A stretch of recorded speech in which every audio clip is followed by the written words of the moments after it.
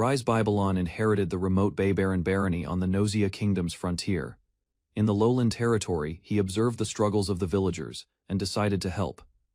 By Rise's actions, the barony began changing, with citizens noticing his kind interventions. Rise, accompanied by allies, faced new challenges, unaware that his small deeds inspired hope. It all started one day, and the barony slowly transformed under his accidental leadership.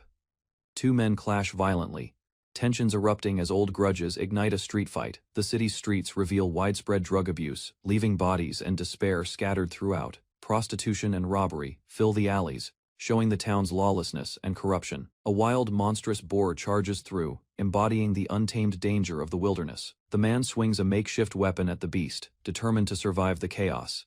The frontier of Babylon Hell revealed a harsh, desolate landscape scattered with bones. Rise Babylon, frustrated and overwhelmed, struggled to adapt to life in the harsh barony. His meals were scarce, filled with weeds, highlighting the barren land and lack of resources. He lamented his noble upbringing, longing for luxury he had never experienced. Despite personal hardship, Rise focused on the citizens' welfare, prioritizing their safety above his desires. Rise Babylon observed the barony, emptied of everyone but the sick, subhumans, and infidels. The previous leader's death left the territory in chaos, with alcohol and disorder rampant. Rise received the official letter naming him the new lord, shocked by the sudden responsibility. With only healing magic and limited skills, he faced the challenge of protecting the people. Surrounded by vicious and desperate citizens, Rise struggled to survive and find a way to lead effectively. Rise Babylon panicked, unable to think of a solution to the growing chaos. A furious noble burst in, claiming the barony as his own, threatening Rise. Rise faced a group of angry and dangerous citizens, realizing it was too late to avoid conflict. The citizens noted Rise's inability to use offensive magic, seeing him as vulnerable. Rise contemplated survival strategies, questioning what he could do against people trying to kill him. Rise Babylon maintained composure, surprising the citizens despite his usual scared demeanor. The angry mob questioned his toughness, expecting him to falter under pressure. One man recounted losing his arm due to nobles' cruelty, fueling the group's rage. Rise prepared to act, determined to protect himself and survive the attack. The citizens were shocked as Rise suddenly used magic, turning the tide of the confrontation. One of the attacking citizens screamed as Rise's magic hit, causing confusion and shock. The man's severed arm unexpectedly regrew, astonishing both him and the crowd. Rise realized he had used healing magic on an enemy, feeling foolish yet effective. A frightened citizen begged for mercy, seeing Rise's power and calm demeanor. The man thanked Rise in relief, leaving Rise bewildered at the unexpected result of his action. The citizens rejoiced, grateful that Rise's magic restored their eyesight and other ailments. Rise realized this healing could be a pivotal moment for earning their trust and loyalty. He observed the population, noting the number of sick and wounded he could help. Despite his inability to fight, Rise resolved to use his healing magic to influence the citizens.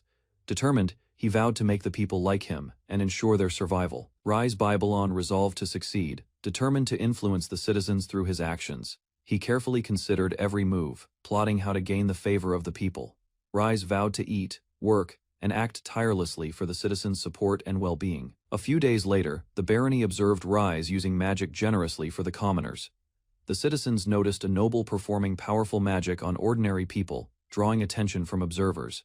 The story begins in Babylon Barony, known as the worst territory in the Nosea Kingdom. Harsh and abandoned, sick and wounded villagers gather there, left with nowhere else to go, struggling to survive amid decay. Rise Babylon, the young lord, prepares to intervene, signaling a turning point for the territory and its people. He unleashes his healing magic, performing extraordinary acts that astonish all around him. Villagers recover immediately, amazed by Rise's unparalleled power, and the barony begins its transformation under his care. Rise Babylon's kindness and strategic thinking win over new followers, who see his intentions as protective leadership. Rise moves freely around the barony, observing improvements and connecting with his people like a normal young lord. He anticipates work progress, efficiently organizing villagers to complete construction and repairs without needing guidance. Villagers gain energy and confidence from Rise's healing magic, recovering fully and feeling stronger than before. The community flourishes under Rise's influence as his magic revitalizes both their bodies and morale, securing productivity. Rise Babylon plans work efficiently, imagining a shorter construction period that allows him more comfort. A visitor approaches, asking if he is indeed Baron Rise Babylon, confirming his reputation spreads beyond the barony. A new character, Alicia, is introduced, immediately catching Rise's attention with her striking presence. Rise notices Alicia's appearance, surprised by her figure, which leaves a strong impression. Alicia formally introduces herself and requests to ask Rise a question, signaling a new interaction and plot development. Rise Ballon is surprised when Alicia suddenly steps close, confronting him directly. Alicia explains the principles of Sophism, the state religion, emphasizing that magic is meant only for nobles. Rise's actions of using magic on commoners astonish Alicia, while others observe the conflict with worry. Alicia realizes Rise disregards the usual restrictions, challenging traditional expectations. She exposes that Sophism was a fabricated religion created by royalty to elevate themselves, shocking everyone. Alicia explains that her group, the Demiurgians, uses magic to guide and protect common people. She tells Rise that his actions are condemned by the state religion, making him a target. Alicia asks Rise to convert to Demiurgism, presenting a new path for him. Rise contemplates the benefits of embracing Demiurgism, understanding it will align with the people's needs. He learns that many already follow Demiurgism in the territory, reassuring him that the community supports his actions. Rise Ballon expresses his willingness to join Demiurgism at the lowest position, surprising Alicia. Alicia is thrilled, praising his judgment and offering him a symbolic position of honor. Rise considers the old meeting house at the edge of town as a place for a church. Alicia is moved to tears by Rise's kindness and dedication to helping others. She pledges her life in devotion to Rise, recognizing him as the chosen figure of Demiurge. Alicia instructs the followers to salute Rise, ensuring everything is prepared for his leadership. Rise observes the gathered followers, who appear organized and attentive, surprising onlookers. He walks among them, confirming their discipline and commitment to the new order. Alicia asserts her authority as bishop, commanding the followers under her guidance. The followers pledge their loyalty to Rise, acknowledging him as their chosen leader and protector. Rise Ballon inherits the Babylon barony, a territory called the worst in the world. He observes the bustling villagers and newcomers, deciding to gain their favor carefully. A local priest praises Rise's magic, calling him noble while condemning other nobles as corrupt. Rise realizes the town is overcrowded, struggling to manage over 3,000 residents. With his guidance, the empty land is developed, turning a simple farmland into a functional meeting house. Rise notices the blonde priest using his growing fame for personal gain, seen as a messiah by villagers. He observes the Afro-delinquent benefiting from Rise's recovery magic, becoming stronger and super-healing his body. The villagers ask Rise to help with a problem in the suburbs, requesting his guidance. Rise discovers a group of runaway beast folk illegally occupying the land, former captives of war. He feels conflicted, afraid of neglecting them, but also fearful of getting involved with dangerous outsiders. Rise receives updates that the beast folk are occupying the land, monitoring the town's movements. He observes a large group of beast folk, including women, children, and elders, moving cautiously in the forest. Rise senses bloodlust but notes not all of them are fighters, deciding to analyze the situation. He suggests negotiating with the beast folk first, avoiding unnecessary conflict despite their superior physical skills. The blonde priest advises using healing magic, anticipating injured or sick people among the many villagers. The blonde priest laughs, impressed with his own cleverness, planning to exploit situations for advantage. Rise steps forward, declaring himself Lord of Babylon Barony, and demands to speak with their representative. He faces both the beast folk and his own allies, preparing for tense negotiations. The beast folk leader, a young fox woman, draws her weapon, asserting dominance over the humans. The blonde priest is stunned, surprised that the foxwoman is the actual leader of the group. The foxwoman challenges Rise, accusing him of seeking a chance to cheat, despite claiming to negotiate. Rise insists he only wants to help the wounded, careful not to provoke the group behind her. The foxwoman reacts angrily, refusing to trust the nobility who aided her enemies, the beast folk. She draws her bow, aiming at Rise and his companions to assert control. The blonde priest is shocked at her reaction, realizing her strength and leadership are undeniable. Rise prepares to confront the beast folk, holding his arrow defensively as tension rises. The foxwoman and others assert their strength. The blonde priest notes the short-tempered, aggressive allies. The beast folk declare their intent to take the land by force, challenging both humans and allies. Rise intervenes, commanding both sides to halt, asserting his authority as Baron. The situation grows chaotic, as villagers, the foxwoman, and Rise's companions react, signaling an intense standoff. The blonde priest introduces herself as a Sophianist, clarifying her devotion to the true god Demiurge. She passionately explains that Rise is their unique messiah, capable of saving the people from corruption.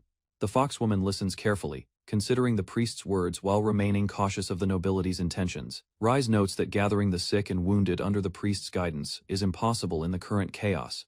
Despite the challenges, Rise, the priest, and their companions stand firm, facing the enemy with resolve. Rise instructs the priest and companions to start healing the wounded child, taking initiative. The child begins to recover, regaining movement and vitality, astonishing everyone around. Rise's skill impresses the foxwoman and priest, as his healing magic works flawlessly on multiple people. The blonde priest is amazed that Rise healed everyone at once, exceeding expectations. Rise encourages the group to consider joining his territory, promising protection and guidance to all. The foxwoman notices something unusual, turning in surprise at a sudden movement. A giant beast falls, shocking the foxwoman and her companions. Rise explains his plan to use his subjects to hunt the beast folk and feed them. The blonde priest notes that any upset from eating the monsters can be healed immediately. Rise sees the foxwoman's frustration, but thinks his strategy will efficiently solve the problem and gain favor. The foxwoman looks flustered, realizing the situation has spiraled beyond her expectations. The beast folk cheer, excitedly thanking Rise for providing them food. The blonde priest is surprised by the reaction, unable to believe their enthusiasm. The foxwoman praises Rise for his generosity, calling him a really good guy. An elder beast folk explains that the monster meat is highly valued, showing respect for Rise's knowledge. The foxwoman, Irina, offers to repay Rise for his generosity, eating the food he provided. She commands her followers, praising Rise's courage, compassion, and healing abilities, inspiring the people to join him. Rise Babylon inherited Babylon Barony, a desolate frontier known as the walking garbage dump. He began organizing the land, writing reforms and plans to help helpless people survive. Overwhelmed by endless paperwork, Rise struggled, exhausted and frustrated by the tasks piling constantly. The growing numbers of beastmen, immigrants, and pagans intensified his workload, leaving him completely stressed. Rise wanted to hire help, but lacked funds, forcing him to work alone endlessly. Rise collapsed under piles of paperwork, overwhelmed by his endless responsibilities and mounting administrative chaos. Alicia arrived, noticing Rise struggling, offering assistance and concern for his increasingly frantic workload. She explained her hallucinations, worried about Rise, while he remained startled by her sudden presence. Irina appeared, teasing Rise, asking about their discussion, adding to the chaotic but lively scene. Rise finally saw his team united, celebrating together, relief spreading as tasks seemed manageable again. Irina hugged Rise warmly, praising him and showing appreciation for his constant care and support. Alicia pouted gently, playfully rubbing Rise's cheek, bringing smiles and lightening the tense atmosphere. Rise found himself caught between Irina and Alicia, struggling to focus on his ongoing work. Alicia explained she had important security matters, causing Rise to worry about increasing responsibilities. Irina requested advice about education, while Rise begged them not to add extra work. Alicia explained their simple training exercises, demonstrating how they were improving skills across the fiefdoms. The trainer shouted aggressively at soldiers, demanding strict effort and discipline during the grueling exercises. Rise's team pushed through physical drills, motivating soldiers while observing the improvements and successes around them. Rise supervised elementary education for children, teaching skills, while ensuring proper guidance and instruction consistently. The children cheered happily, praising Rise and Irina, showing the results of their patient efforts. Alicia and Irina smiled warmly, inviting Rise to join them later, radiating cheerful encouragement. Rise panicked internally, wondering if the two women were romantically interested in him suddenly. He imagined the consequences, internally shouting, "No way." While trying to process the confusing situation, Rise's mind raced with conflicting thoughts, imagining Irina and Alicia in exaggerated, humorous extremes. Despite his fantasies, he resolved firmly not to touch them, focusing only on appearances. Rise reviewed documents, strategizing to assign leaders carefully and avoid mistakes, planning each crucial step. The group walked together, discovering that the inspection concerned the ranch, easing initial worries slightly. Rise emphasized the urgency of maintaining a stable food supply, discussing priorities with companions. They considered hunting monsters for meat, noting potential challenges and ensuring safety during the task. Rise decided to handle livestock issues personally, solving problems efficiently while reassuring Alicia and Irina. Alicia and Irina excitedly discussed using Rise's healing magic on livestock, imagining tasty possibilities. Rise gathered everyone, agreeing it was time to move forward with their next plan. They approached the ranch, noticing livestock resting peacefully, a sign of the barony's progress. Villagers greeted Rise warmly, requesting his help, trusting him to solve their pressing problems. Rise raised his hand, using his magic to heal the livestock efficiently and safely. The cows reacted joyfully to Rise's presence, showing signs of health and lively energy. Rise explained that healing magic could treat livestock illnesses, preventing unnecessary suffering or deaths. He considered scraping meat to regenerate it magically, but realized that method was far too extreme. Rise paused, thinking carefully, exploring alternative ways to secure more meat without causing harm. A sudden idea struck him, brightening his mind with a solution to the problem. Rise requested fresh meat from villagers, emphasizing quality and immediate availability for his plans. He prepared carefully, focusing on magical processes, while Alicia and Irina observed his every move. Rise used healing magic, concentrating intensely to ensure livestock regenerated properly for his intended purpose. The magic began affecting the livestock, transforming them in unexpected ways before anyone could react. Everyone, including Rise, Alicia, and Irina, stared in shock at the strange magical results. Rise was thrilled, amazed that healing magic could create new life for livestock safely.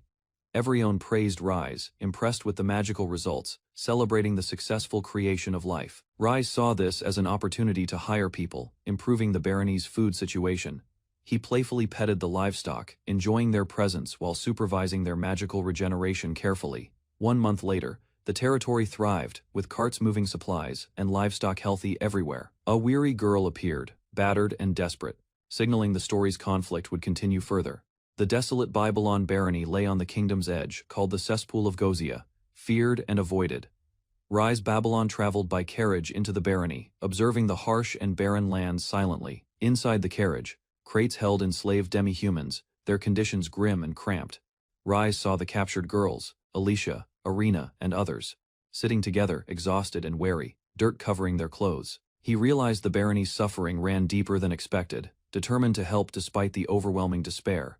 Alicia and Irina overheard the cruel rumors about the barony's lord, fearing the infamous minced meat maker. The captured girls trembled, despairing at the thought of being sold into Babylon's domain and suffering further.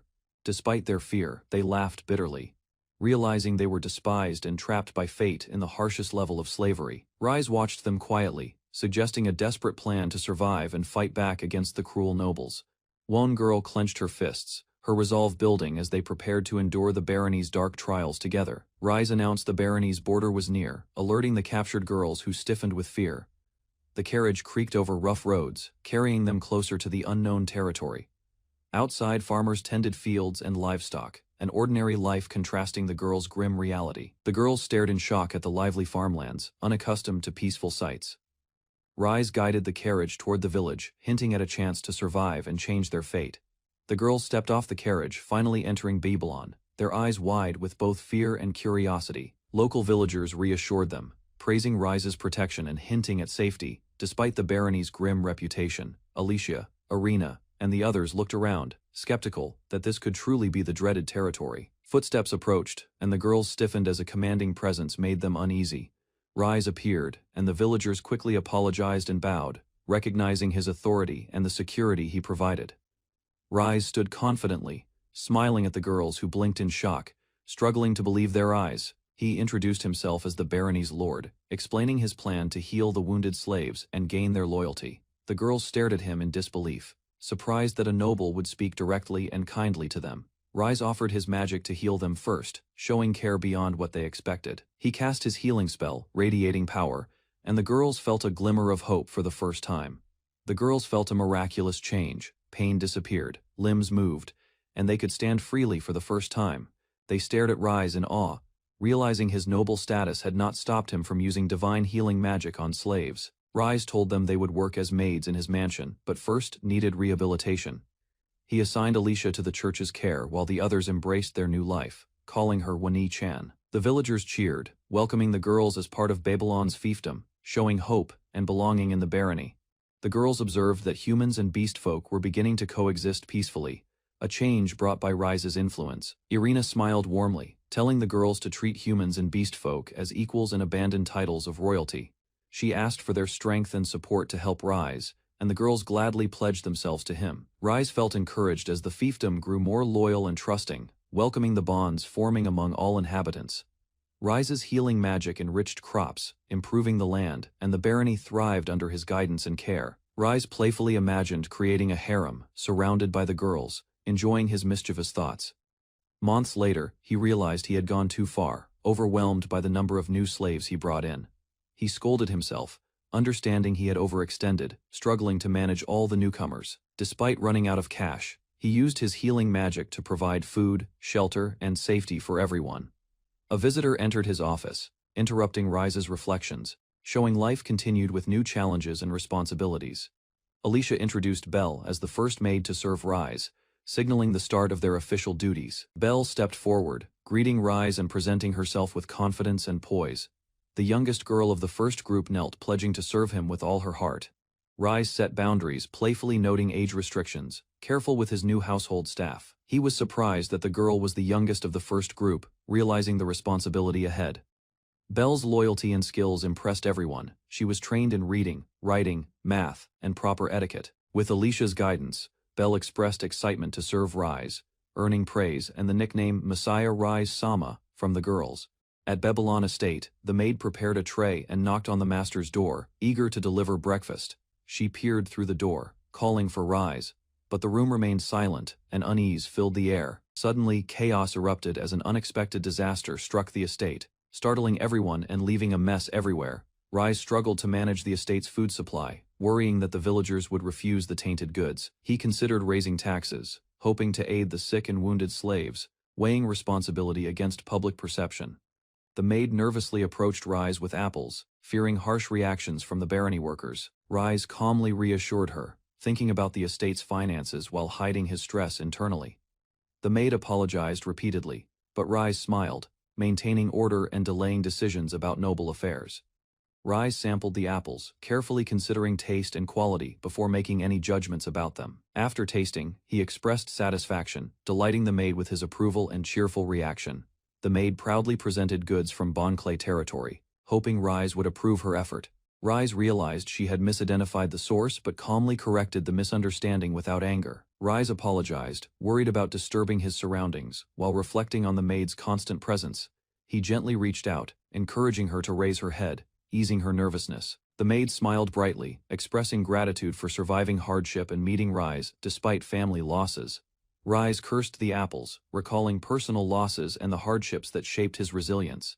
He wondered if recovery magic could replicate the top-tier apple for distribution purposes. The maid eagerly confirmed availability of high-quality items, smiling at the prospect of success. Rise planned a strategy to sell Babylon goods locally, aiming for profit wisely. The project began, with careful notification and coordination promising a significant impact for everyone. The maid approached Rise cautiously, trying to speak while he looked up attentively. Rise considered the estate workers' well-being, realizing profit could protect them from unfair treatment. The maid praised Rise, acknowledging him as a leader capable of guiding their lives. Elsewhere, a blonde sister raised concern that their actions could be misconstrued as treason.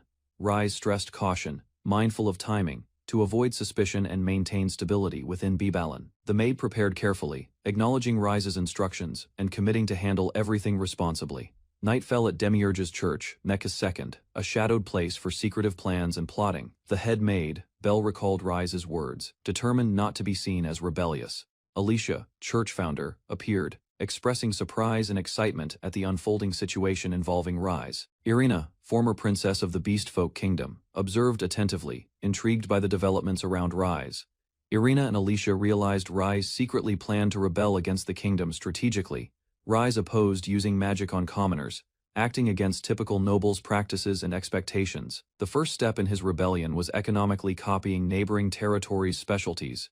Successful copying would divert money into Babylon, weakening rivals while strengthening Rise's own lands. Plans included using insiders, smuggling routes, and territorial forces to expand influence carefully.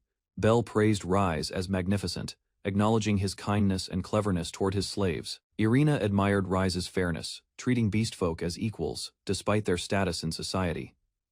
The group discussed maids' loyalty, ready to sacrifice for Rise's guidance and protection.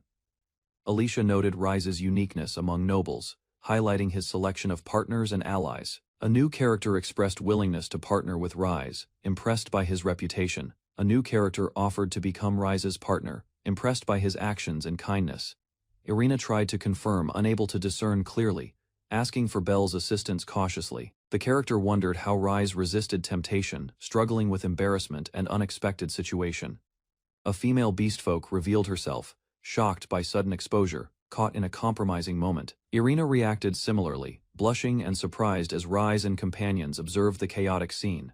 Belle pleaded as Alicia and Irina teased, creating a chaotic but humorous situation at Babylon. The girls laughed, teasing each other, showing camaraderie and playful rivalry within the group. Night fell at Babylon, and chaos continued. As the head maid observed quietly, 2 months later, the map revealed Babylon and Bonclay territories, setting future political tensions. Lord Jaikov of Bonclay discovered numerous copies, shocked by the scale and quality presented. Lord Jaikov demanded an explanation for the sudden surge in goods from his inventory. Guard Captain Klaus tried explaining, reporting stores closing due to unexplained inventory discrepancies. Klaus lost control, frustrated at failing to notice the counterfeit situation earlier. He attempted to investigate quickly, ordered identification of those responsible for producing counterfeit goods. Jaikov angrily confronted Klaus, criticizing a commoner while chaos and explosions marked the moment. Klaus angrily yelled, charging forward, demanding obedience and immediate action against the counterfeit issue. Lord Jaikov complained, frustrated by proximity to Babylon and the sudden economic impact nearby. He swore vengeance, insisting someone must be held accountable for Babylon's rising influence. The story begins at Noja Kingdom's frontier, Bonclay Barony, where dangers and isolation define the territory, despite its perilous location near the Babylon territory. The city thrives thanks to abundant local products. The peace is broken when vicious copies begin spreading chaos through the streets, unsettling the citizens. Klaus is urgently called by Resi and rushes through the building, preparing to confront the threat. Inside, a fallen figure lies on the floor, evidence of the violent confrontation and the chaos that has erupted. Klaus discovers the fallen man is a slave merchant, whose business suspiciously thrives despite chaos. He realizes the merchant sold many slaves to Babylon, gaining enormous wealth from desperate people. Ree pleads for Klaus to stop, fearing the merchant's violent punishment will cause his death. The merchant arrogantly claims no evidence links him to the copies, ignoring Klaus's attempts to intervene. Klaus launches an attack as the merchant demands evidence, threatening chaos and showing no mercy. Klaus receives orders to catch the real culprits by dawn, or execution awaits him. The enemy recalls rumors that the current head of Babylon cannot even use attack. Magic determined, the enemy plots to duel the Babylon Lord and destroy the territory entirely. Exhausted, Klaus doubts they will ever identify the true culprit behind the recent chaos. Alicia appears, revealing herself as the smuggling guide, offering Klaus a path to stop it. Klaus and Alicia sit on a bench, discussing why she helped with the smuggling operation. Alicia admits she enjoyed seeing Jaikov get angry, even if it caused damage in territory. Klaus considers how removing Jaikov could allow a lord who cares for the poor to rule. Alicia insists Klaus cannot abandon the weak people, inviting him to join Rise's cause fully. She encourages Klaus to see Babylon himself, promising he will not regret witnessing the land. Klaus arrives at Babylon Estate, a grand manor, signaling a shift from chaos to strategy. Two maids eagerly offer assistance, showing loyalty and readiness to serve their master in every task. Klaus notices former slaves from Bonclay territory are lingering, attracting attention and complicating his plans. A new figure identifies themselves as the estate guard captain involved in handling the copies. The maids recall his kindness in Bonclay, realizing he may be as sly and gentle. The guard wonders what a man of Klaus's abilities could want with their assistance indoors. Klaus desperately pleads to Rise Sama for asylum, hoping for protection after surviving recent chaos. Klaus is inspired by Babylon's harmony, amazed at how differences in status and race coexist. The captain notices Klaus is bruised from previous conflicts and expresses concern for his condition. The captain begins healing Klaus, using magic to restore him from the injuries he suffered. Klaus is shocked as Rise Sama heals his wounds, restoring him from the injuries he suffered. Klaus thanks Rise Sama, thrilled she matches her reputation, and acknowledges her help with Bonclay dealings. Rise Sama analyzes Jaikov's behavior, realizing he treats his fiefdom like livestock, confirming Klaus's warnings. Rise Sama encourages Klaus to serve her fully, offering food, rest, and freedom to obey orders.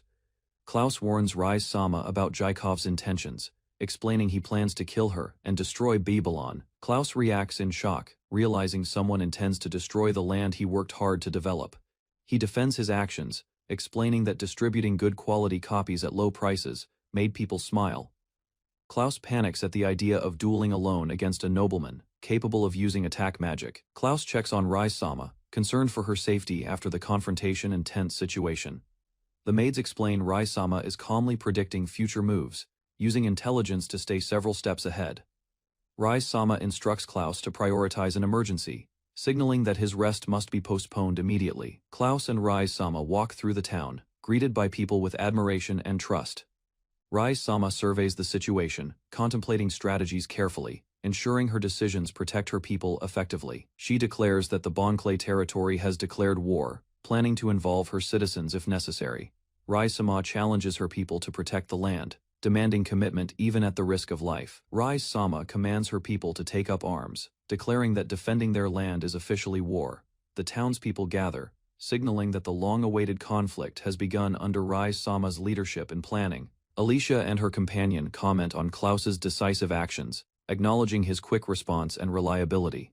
Alicia playfully checks if everyone is prepared for battle, teasing Klaus about his dedication to Rise-sama. Rise-sama and Klaus confirm the other side's guards are neutralized, ensuring freedom to act strategically. Klaus is exhilarated, determined to elevate Rise-sama and the Demiurge cult to unprecedented glory today. He rallies the group with enthusiasm, signaling the beginning of an all-out coordinated effort immediately. Rise-sama steps forward with confidence, declaring the fight officially started and motivating everyone to engage fully. The Lord panicked, demanding to know why the criminal was not caught and blaming Jaikov.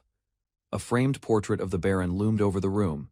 As officials shouted in anger, the citizens protested outside, accusing the Lord of high taxes and the economic recession. Jaikov crouched in despair, labeled as the true culprit by the frustrated Lord.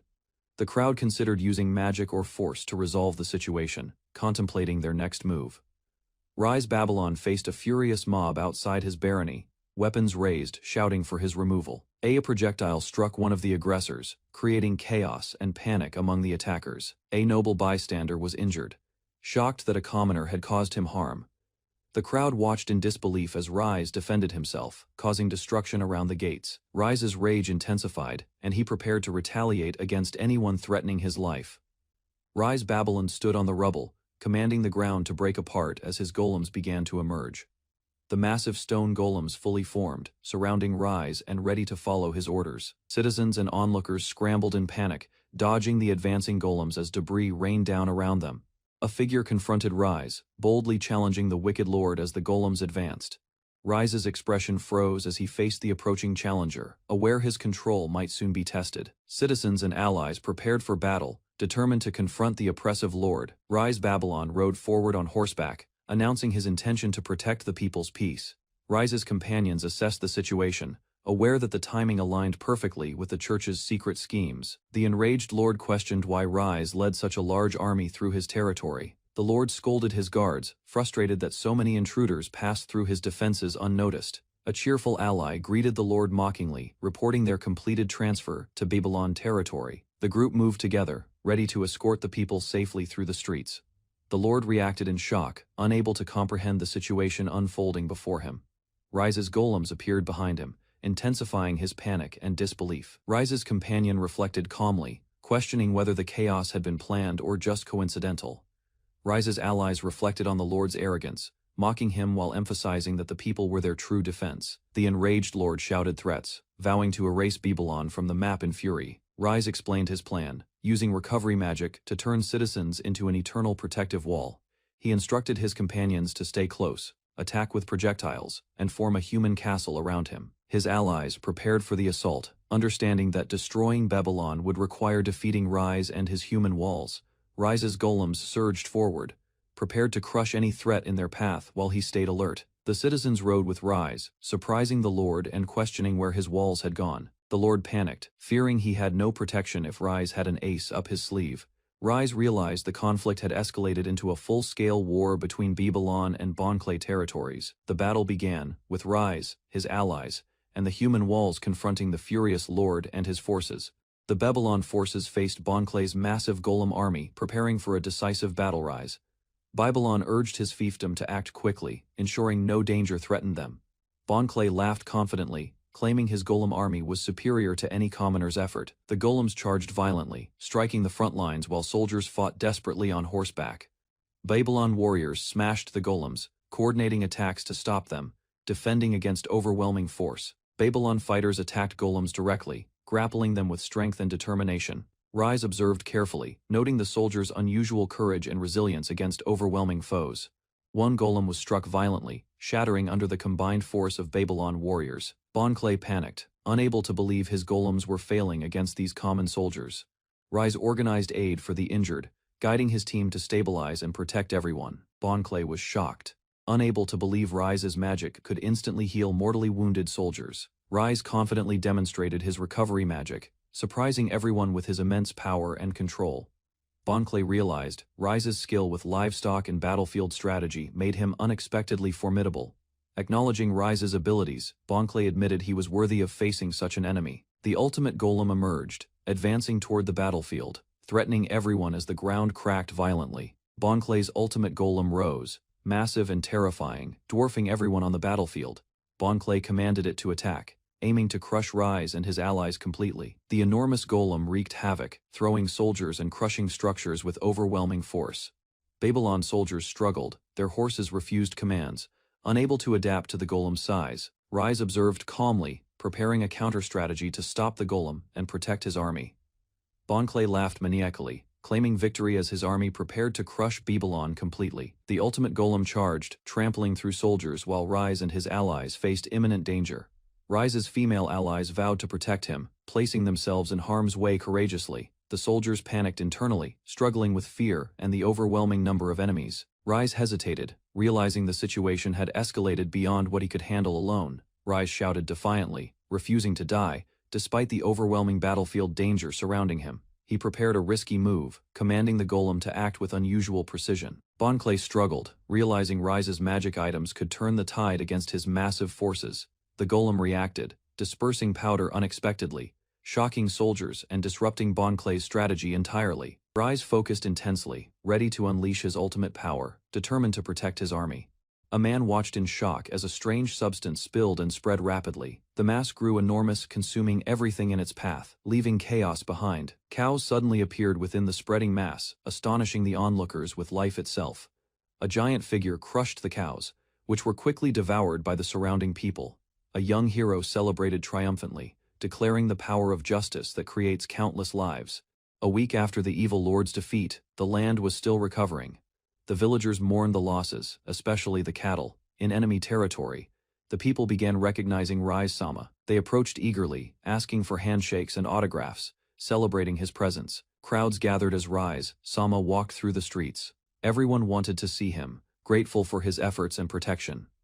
Rise-sama distributed beef and tended to the injured. His efforts eased suffering, making the charade of fame worthwhile. Despite admiration, Rise-sama remained cautious. He knew he could not let overconfidence cloud his responsibilities. The city's economy suffered under poor management, but Rise-sama arrived, promising hope to the citizens. He ensured criminals who supported Jaikov were rounded up and held accountable for their actions. Rise-sama coordinated arrests of those responsible for past wrongs, including those who harmed Belle's family. Belle looked relieved and grateful as Rise-sama's guidance restored safety and trust among the people. With justice served, Rise-sama prepared to formally claim the land, planning its future carefully. The leaders explained that Duke Hohenheim's approval was required to claim the territory. Rise-sama questioned whether the noble could be trusted, but allies reassured him of safety. The noblewoman revealed he was once thought to be their messiah, surprising everyone present. Though unable to use magic, the Duke was respected for his fairness and integrity. He used clever methods to help commoners, proving his leadership extended beyond magical power. Allies agreed that Rise-sama's territory was now properly governed, making the people happy and secure. Rise-sama considered etiquette and the consequences of offending a high-ranking noble, feeling unsure how to act. He realized the Duke would not visit directly, giving Rise-sama time to prepare cautiously. Suddenly, a messenger announced that Duke Hohenheim had arrived personally, surprising Rise-sama and his companions. The Duke laughed, explaining Jaikov's mismanagement and declaring he had come to discuss matters in person. Rise-sama explained that he defeated the enemy to protect their people and uphold justice. The Duke listened and noted that Rise-sama had a good reputation and earned local trust. Rise-sama humbly described himself as a victim of Jaikov's betrayal, showing relief at understanding. The Duke praised Rise-sama's actions, recognizing him as a capable and responsible leader. He mentioned that despite some ongoing issues, overall the territory's governance had improved under Rise-sama. The Duke entrusted Rise-sama with Bonclay's territory, expecting him to manage it responsibly. Rise-sama reflected that the Duke was a good man, unlike many nobles he had met. The Duke observed Rise-sama politely, noting his efforts to respect lineage despite his ridicule. Rise-sama praised the Duke's service to the people, acknowledging him as more capable than magic users. He admitted his own arrogance, prompting the Duke to comment on social expectations and etiquette subtly. The Duke gave Rise-sama full control of Bonclay's territory, expecting him to manage it responsibly. Rise-sama realized that dealing with the Duke was surprisingly comfortable and reassuring compared to other nobles. The Duke observed Rise-sama politely, recognizing his efforts to respect lineage and behave with decorum. Rise-sama reflected that true leadership lay in serving the people, not just wielding magical power. They pledged to protect the country together, promising sacrifice and cooperation to ensure peace and prosperity. Rise-sama was amazed to hear the Duke even used magic to help his people, showing true dedication. The Duke explained that the welfare of the people ultimately determined the well-being of nobles themselves. He pledged to meet again, urging Rise-sama to destroy evil and grasp peace with determination. Rise-sama reflected on the Duke's actions, recognizing a powerful man facing a failing lord and rebels. Rise-Babylon observed the newly reformed barony of Babylon on the kingdom's frontier. The land was wild, filled with forests, mountains, and uncertain borders. He planned carefully, thinking about governing the former Bonclay territory. Strategy and order were needed to stabilize the barony and protect its citizens. Hohenheim's trusted aide agreed to assist, eager to contribute to the barony's management. Even Irina felt the immense work ahead. Rise acknowledged the territory's extremes. Dangerous creatures and isolated communities posed challenges that required patience and careful attention. With mutual understanding, Rise and Hohenheim's aide prepared to restore peace. Both were determined to govern wisely and effectively. Rise Babylon and Hohenheim's aide clasped hands, agreeing to coordinate fully. Rise promised local cooperation, strengthening mutual trust and understanding. They arrived at the outskirts of Babylon, where the beastfolk settlements began. The land was rugged, mountainous, and sparsely populated. Rise led the inspection carefully, cautious of unusual residents and unpredictable terrain. Every area required careful observation. He called out to Irina, needing her assistance in handling potential issues. Her presence was essential for communication. Rise discovered evidence of previous conflicts, including bones and remains. The territory revealed dangers hidden among its wilderness. Rise stumbled upon villagers stirring a massive cauldron, covered in strange substances. He recoiled, shocked at their ritual. He cautiously approached, waving politely to avoid interference. The villagers paused, noticing him, and curiosity lingered. Irina encouraged Rise to observe, insisting his opinion mattered. Rise felt uneasy about the bloodied mess around them. Rise examined an object in his hand, considering a practical use for the unusual materials. Careful thought guided his actions. He identified a magic stone, a pebble taken from a monster's body. Its power intrigued him, hinting at potential applications. Irina considered the magic stone, hoping it could help Rise fight evil nobles in the future. Rise noticed her determination. Rise prepared to channel magic, following guidance to increase their strength.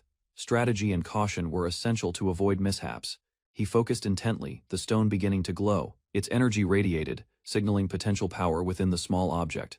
Rise and Irina hesitated, resisting the urge to act too quickly. Control was crucial to safely harness the stone's power. Finally, Rise flicked the stone, unleashing a massive explosion. The surrounding area was thrown into chaos, demonstrating the magic's raw potential. The explosion startled Rise, who rushed to check on Irina's smoke, and debris filled the area around the villagers' ritual. Rise pulled Irina close, ensuring she was unharmed. Relief washed over him as she clung nervously to him. Irina expressed her nervous admiration for Rise's calm handling of the chaos. Rise remained focused, shielding her from harm. The villagers apologized for their extreme behavior, explaining their sensitive nature. Rise listened, understanding their intentions despite the mess. Rise reassured everyone, glad no one was seriously hurt. He prioritized the safety and well-being of both allies and villagers. Rise analyzed the magic stone, realizing excessive energy would cause it to explode. Irina expressed excitement over the discovery. He determined the stone could become a powerful weapon, instructing everyone to continue careful testing. Rise remained cautious but strategic. They approached a massive structure, a new location full of potential dangers. Rise felt a mix of awe and concern. The noise from inside alerted him. He sensed trouble and prepared for unexpected challenges, wary of possible traps. Rise cautiously opened a large door, revealing what lay within. He braced himself, knowing danger could strike at any moment. Alicia addressed the crowd, proclaiming Rise as their true messiah. Villagers cheered, inspired by her confident leadership. She raised her voice, inviting everyone to join in a hymn, emphasizing unity and devotion to Rise. The crowd followed Alicia's lead, declaring Rise their one true savior.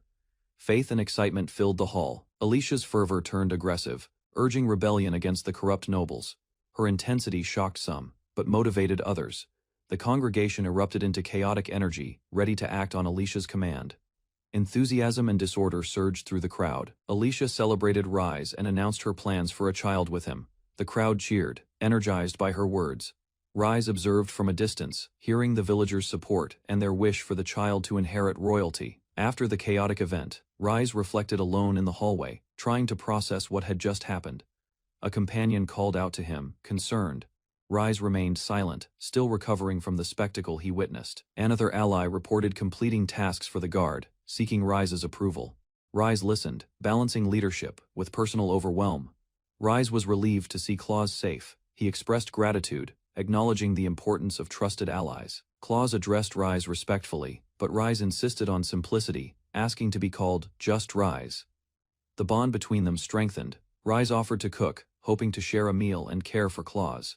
Claus eagerly volunteered to help. They walked down the hallway together, discussing responsibilities and daily tasks, blending leadership with camaraderie. A young observer watched, heart racing. Seeing Rise with another gentleman stirred emotions, highlighting the intensity of admiration and affection. In the frontier barony of Nausea, Baal surveys the seedbed of unusual things. An old ruin quietly waiting, across open fields.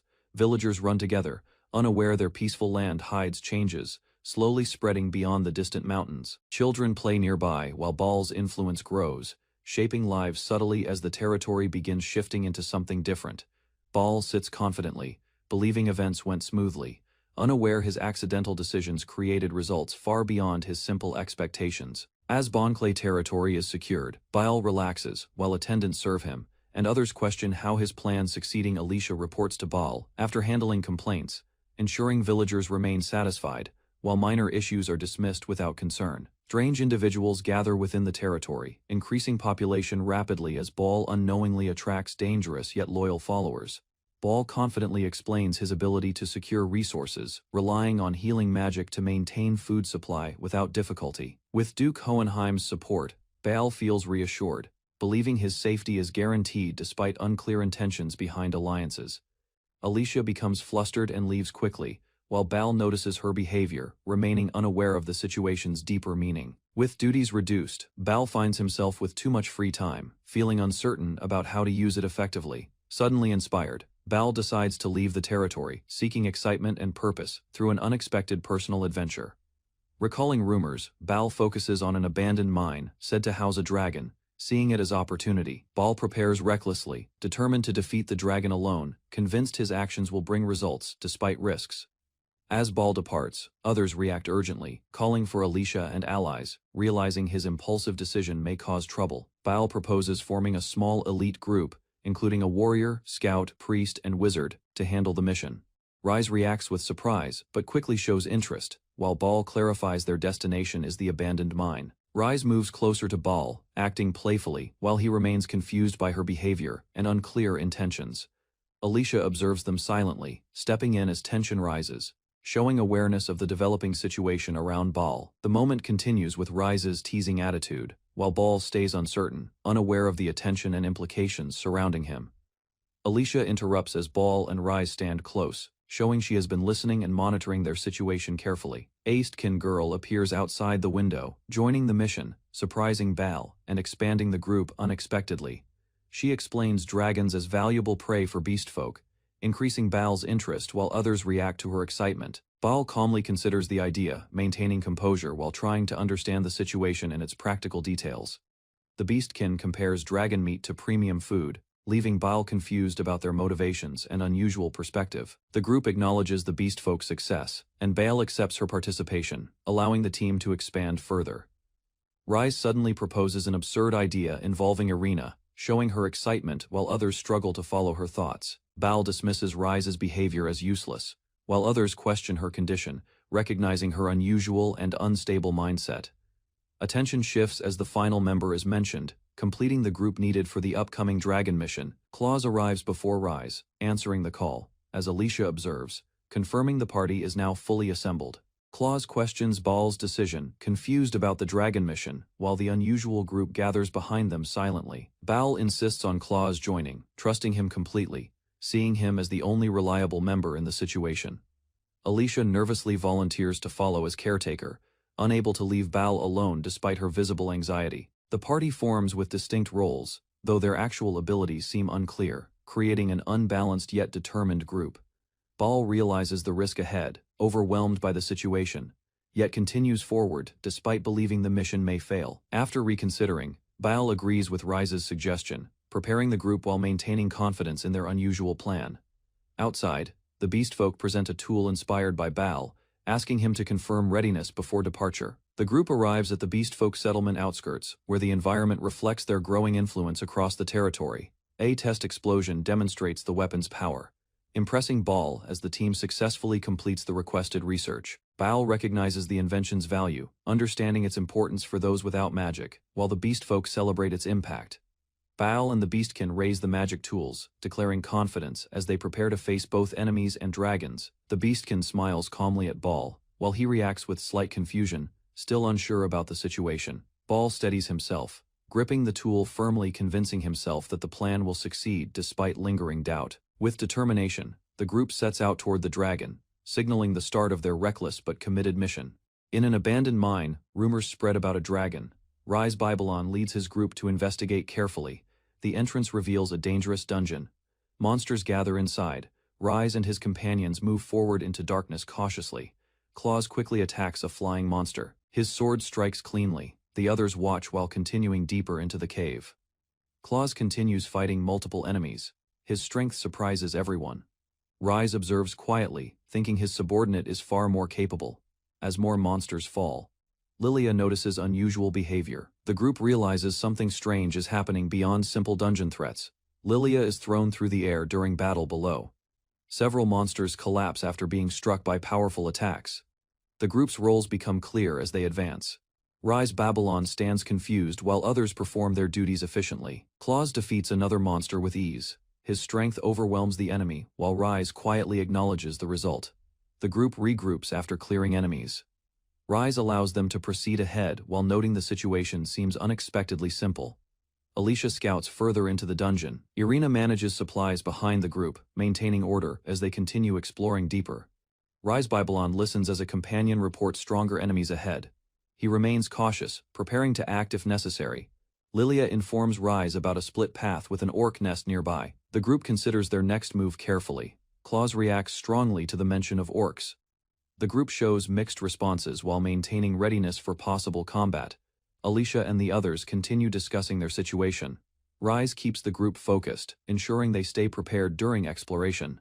A distant presence reacts to their noise. Something unknown observes them quietly, hinting at a new threat deeper inside. Deep within the dungeon, a dragon observes Rise Babylon's group. It senses unusual behavior and begins watching them closely. The dragon realizes intruders have come to challenge it. After a long time, it prepares itself for battle. With a powerful roar, the dragon rises from below. Its presence shakes the dungeon and signals an overwhelming threat. Rise's group hears the loud roar echoing. Fear spreads among them as they recognize the danger approaching rapidly. The group moves toward the source. Claus steps forward to protect Rise, while others prepare themselves for the encounter. Rise Babylon stands calmly before the dragon. He studies its movements while the creature watches him closely. The group gathers behind Rise on the cliff. The dragon observes them, showing interest as it evaluates them. The dragon opens its jaws and prepares to attack. Its focus sharpens as it targets the group below. Alicia throws a small object toward the dragon. It falls directly toward the creature. As it watches curiously, the object strikes the dragon's head and cracks. The unexpected hit causes confusion as the dragon reacts to impact. The thrown object explodes on the dragon's head. A powerful blast erupts, causing immediate damage and forcing the creature back. Rise Babylon and Alicia calmly observe the result. They prepare more attacks while maintaining control of the situation. Alicia continues throwing multiple bombs. The dragon struggles to react as explosions repeatedly strike its body. The dragon suffers heavy damage and panics. It cannot understand the sudden overwhelming attacks hitting it continuously. Unable to endure further, the dragon collapses under the barrage. The battle ends quickly as the creature is defeated. The dragon rises again, despite injuries. Rise Babylon steps forward calmly, drawing its full attention toward him. The dragon releases a powerful breath attack. Rise counters without hesitation, standing firm against the incoming force. Rise extends his hand and activates his ability. A strange power spreads, confusing the dragon instantly. The dragon begins weakening rapidly. It realizes something is wrong as its strength fades under Rise's influence. Rise declares the outcome with certainty. The dragon collapses completely, unable to resist the overwhelming power anymore. The dragon's body begins shrinking and destabilizing. Rise Babylon's group watches from a distance as its form changes. The dragon suddenly struggles to breathe. Its body swells unnaturally, reacting to the strange power affecting it. The creature transforms into a small, harmless form. Its overwhelming presence disappears, leaving it completely weakened. After the battle, the group departs the area safely. Their journey continues as they leave the dungeon behind. Rise reveals the result of his ability. The former dragon becomes a small pet, surprising everyone with the outcome. Rise Babylon gently cares for the small dragon. He feeds it while observing its behavior with calm interest. Alicia happily interacts with the creature. The small dragon responds, showing signs of attachment to the group. The group rests together after the battle. Rise watches quietly as everyone recovers from the earlier fight. Claws and others relax while holding the small creature. Their tension fades as the situation becomes peaceful. The group reflects on the quick battle. They realize the dragon was defeated far faster than expected. The small dragon continues making noises. It remains harmless, confirming the battle has completely ended. Babylon sits alone in his territory office, thinking seriously about future plans. After the dragon incident, feeling uncertain and pressured. Dorotora plays happily with a small creature while Alicia watches nearby, creating a lively atmosphere inside the normally quiet room. Dorotora and Alicia become noisy and energetic, disturbing the space, while Babylon remains seated, trying to stay calm and focused. Alicia moves closer to Babylon and asks about his thoughts, while Dorotora reacts playfully without understanding the situation. Babylon regains composure and reflects seriously, focusing again on developing the Babylon territory, despite constant distractions around him. Dorotora worries about the territory's poor reputation and lack of tourists, realizing the situation keeps repeating without improvement or outside attention. Babylon sits quietly in his office, thinking carefully about possible ways to improve the territory and attract more visitors. Alicia suggests cultural exchange with beastfolk in the forest, showing activities that could bring interest and new opportunities. Dorotora proposes teaching demiurgism at the church, but the idea is considered dangerous and quickly rejected due to risks. Babylon considers another plan involving dragons, aiming to create something unique that could entertain visitors and improve the territory. Alicia studies the map and realizes the mountains block access to the ocean, but confirms a possible route exists. Babylon understands the idea and begins forming a plan, seeing a way to connect the territory beyond the mountains. Workers begin digging through the mountains, creating a tunnel as Babylon's plan moves forward with strong physical labor. The tunnel construction progresses successfully, supported by magic and effort, allowing steady advancement through the difficult terrain. Babylon reflects on the teamwork, appreciating everyone's cooperation while believing his simple idea may not deserve such dedication. A worker informs Babylon that someone is injured inside the tunnel, requesting Rise's recovery magic to handle the situation quickly. Rise confidently steps forward and prepares to use her recovery magic, assuring that the injured worker will be restored. After receiving healing, the worker's body becomes excessively muscular, surprising everyone as the recovery magic produces an unexpected result. Despite the strange effect, the worker feels energized, and Babylon decides to use this strength to continue pushing the tunnel forward. Rise enhances the worker further with magic, increasing energy and stamina, allowing rapid progress as the tunnel breakthrough approaches. The overpowered worker suddenly releases immense strength, smashing rocks violently as the tunnel shakes from his uncontrolled physical power. Alicia reacts in shock, unable to understand the situation as the worker moves at high speed through the collapsing tunnel. The worker regains awareness and examines his body, realizing he has gained overwhelming strength from the recovery magic. He continues, striking the rock with precision and force, efficiently breaking through the tunnel walls with his enhanced abilities. Babylon observes the scene calmly, while others worry, as the worker's transformation raises concerns about his condition and control. More workers gather around Rise, requesting her recovery magic, forming a line as they seek strength to continue tunnel work. Babylon reflects on the process, acknowledging unexpected outcomes while remaining satisfied that the plan is progressing successfully overall. The group reaches the ocean, discovering a completed path through the mountains, marking a major achievement for the territory's development. Babylon quickly plans the next step, deciding to build a resort and port, aiming to attract visitors and improve the territory. Rise approaches Babylon at the beach, showing excitement, while he reacts calmly as the group begins enjoying the new location. Alicia stops Rise from changing clothes, warning about unknown dangers near the beach, while Babylon observes their behavior calmly. As the group stands near the shore, something begins moving beneath the water, signaling a hidden threat approaching from the ocean. Babylon ordered a route through the mountains to the sea, aiming to build a resort and attract visitors. The map showed Palisade territory across the shore, known for luxury, making Babylon consider competing for customers. His retainer carefully summarized the plan, ensuring Babylon's vague intentions sounded like a calculated strategy for development. Belle and others tested the beach, enjoying the water, while unintentionally promoting Babylon's territory as an appealing destination. Babylon joined the activity, believing it was research, while his actions strengthened the image of a successful resort plan. Belle invited Babylon and Claus to play with a beach ball, while Babylon observed, unsure about the activity. Claus mentioned rumors of a kraken in the ocean, but the group continued playing, believing the area was safe. Babylon suddenly realized the danger, recalling the kraken, and panicked as he recognized the beach was unsafe. He considered defeating the kraken using past experience, assuming similar methods used against a dragon could work again. The group reacted with shock as Babylon proposed slaying the kraken, turning a simple outing into a serious mission. Babylon proposed defeating the kraken, then using healing magic to create a controllable pet, imagining a unique resort attraction. Belle and others supported the plan, believing luring the kraken would also strengthen their forces and weaken Palisade territory. Rise watched the group play on the beach, unsure whether to follow Babylon's dangerous plan or continue harmless activities. Belle approached Rise enthusiastically, drawing attention, while Babylon reacted awkwardly, struggling to maintain focus on the situation. Rise restrained herself, trying to act properly, while Babylon remained distracted, complicating the already risky plan involving the kraken. Rise stayed close to Babylon, but a sudden explosion erupted behind them, forcing Babylon to realize the situation escalated unexpectedly. Belle approached while explaining the magic misfire, leaving Babylon confused as the beach environment became increasingly unstable. Irina grew uneasy, thinking about control over the beastfolk, while emotions rose as she clung to Babylon. Rise struggled to remain composed, trying to maintain dignity despite the chaotic atmosphere and her own emotional reactions. Alicia and Irina confronted each other over Babylon, while he remained uncertain, unable to understand the tension forming around him.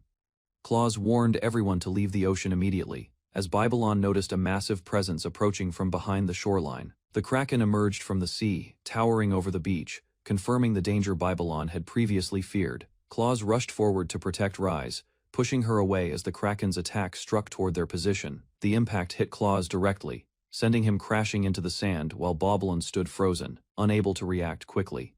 Babylon finally realized the severity of the situation as panic spread, forcing him to face the kraken directly. Irina and Alicia were suddenly grabbed by the kraken's tentacles, struggling as they tried to free themselves from its grip. The kraken revealed its full form towering over the beach as the true threat of the sea became clear. Babylon released Dorotaro toward the kraken, hoping the creature could fight, but it showed no effectiveness. Dorotaro failed to act properly, leaving Babylon realizing his plan was ineffective against the kraken's overwhelming strength. Babylon acknowledged the situation was worsening, understanding he needed a stronger method to defeat the kraken immediately. Babylon realized using the bomb would endanger Irina and Alicia, since they were still trapped by the kraken. He reached a conclusion, forming a new plan after recognizing the risks and limitations of his current approach. Babylon ordered Belle and Claus to prepare the bomb, while others objected, concerned about leaving him alone. He decided to rely on his healing magic, believing he could weaponize it and endure while protecting everyone nearby. Babylon sent the group away, standing alone on the beach as he prepared to confront the kraken directly.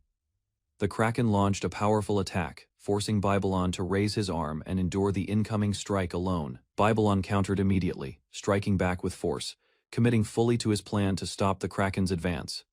His healing magic transformed, creating multiplying organisms that spread rapidly across the battlefield and overwhelmed surrounding space. The multiplying creatures latched onto the kraken, consuming its surface while Babylon confirmed his strategy was working effectively. The kraken struggled under the relentless spread, showing signs of weakening as Babylon's unusual ability dominated the fight. Babylon launched starfish-like creatures toward the kraken, continuing his attack while refusing to stop the assault. The starfish multiplied rapidly, overwhelming the kraken as natural predators consumed it and weakened its massive body. Belle and Alicia pulled the others free, confirming the kraken's grip was loosening as Babylon's strategy took effect. Babylon added more creatures, including jellyfish, intensifying the attack and ensuring the kraken could no longer resist. With the kraken defeated, the group gathered safely. Recognizing Babylon's actions had saved everyone on the beach, Claus returned with materials as the group regrouped. While Babylon confirmed preparations for the final step were complete, Babylon rallied everyone, distributing tools and leading them with confidence as they prepared to execute the final plan. The group launched the bomb attack together, striking the ocean and causing a massive explosion to finish the kraken. The sea calmed afterward, filled with remains, as Babylon acknowledged their success in restoring safety to the area.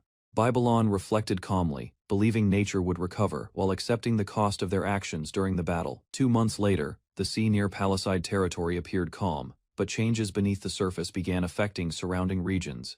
Silica received reports that fish production had dropped sharply, causing concern about the territory's economic stability. Her subordinate struggled to explain the situation clearly, as confusion spread due to unexpected environmental changes in the ocean. Silica decided to act personally, confident in her abilities, determined to resolve the crisis affecting Palisade territory. Silica stood on the rocky shore, exhausted and hungry after losing her noble status, staring at the vast sea alone. Rise appeared suddenly, loudly declaring himself while pointing at Silica, surprising her as he approached with confidence and strange enthusiasm. A few days earlier, Rise trained outside, breathing heavily while Claus watched, concerned about his condition and unusual behavior. Rise looked toward the sea, thinking seriously about the kraken, unaware his thoughts would soon lead to unexpected events. Claus and Rise reflected on the unknown danger, realizing the giant kraken existed. Yet no one had understood the threat before. Rise faced a giant baby kraken, realizing it was still young, yet already massive and far beyond normal expectations. Claus complained about the creature, explaining it scared visitors away and consumed seafood, worsening problems in the coastal territory. Claus fell silent when questioned, causing Rise to feel uneasy as he tried to understand his subordinate's unusual reaction. Rise worried about betrayal, recalling Claus's past, yet still tried to accept him and resolve the situation peacefully. Claus suddenly grabbed Rise's hand tightly, surprising him, showing strong emotion while calling out to him with urgency. Claus credited Rise for defeating the kraken, while expressing worry about being abandoned and questioning his own usefulness. Rise reassured Claus by treating him as a friend instead of a servant, strengthening their bond and easing his concerns. Belle secretly watched them from behind a tree, surprised and emotional after witnessing their sincere and unexpected interaction. Belle quickly hid her reaction, pretending she was only sketching, trying to avoid revealing what she had just seen. Belle regained composure and informed Rise that Alicia requested his presence at the port for an important matter. Rise called out to Claus, deciding to head to the port, while Claus agreed enthusiastically and followed without hesitation. At Babylon Port, Alicia welcomed Rise warmly as people gathered, showing excitement toward his arrival at the planned location. Alicia pulled Rise closer and tried to lead him aside, while others reacted noisily, creating confusion around the situation. Another woman noticed Rise and Alicia together, pointing toward them as she approached quickly, drawing attention to their interaction. Everyone noticed a strange ship in the sea, realizing it resembled a pirate vessel, raising concern about a possible threat. Rise became overwhelmed as reports spread about criminals appearing, confusing him just as the territory had begun improving. He panicked internally, thinking about problems in his land, feeling unprepared to handle sudden threats and worsening situations. A guard noticed movement at sea and pointed out a small boat, drawing Rise, Alicia, and Claus to observe carefully. Men on the boat shouted for help, but the situation seemed suspicious, making Claus warn Rise about a possible trap. Rise decided to approach calmly, believing they might need help, and aimed to resolve the situation without conflict. The rescued men felt moved by Rise's words about helping others, showing gratitude as they began to trust him. However, their tone changed as they demanded money and asked Rise to handle dangerous people instead of helping them. One man suddenly attacked, revealing hostile intent as the group abandoned their act and rushed forward aggressively. Rise realized they had many dangerous individuals among them, including former slaves and sick people causing chaos. The attackers charged across the water at high speed, shocking everyone as they advanced toward Rise and his group. The attackers rushed forward but were suddenly struck down mid-charge, crashing into the ship as their assault failed instantly.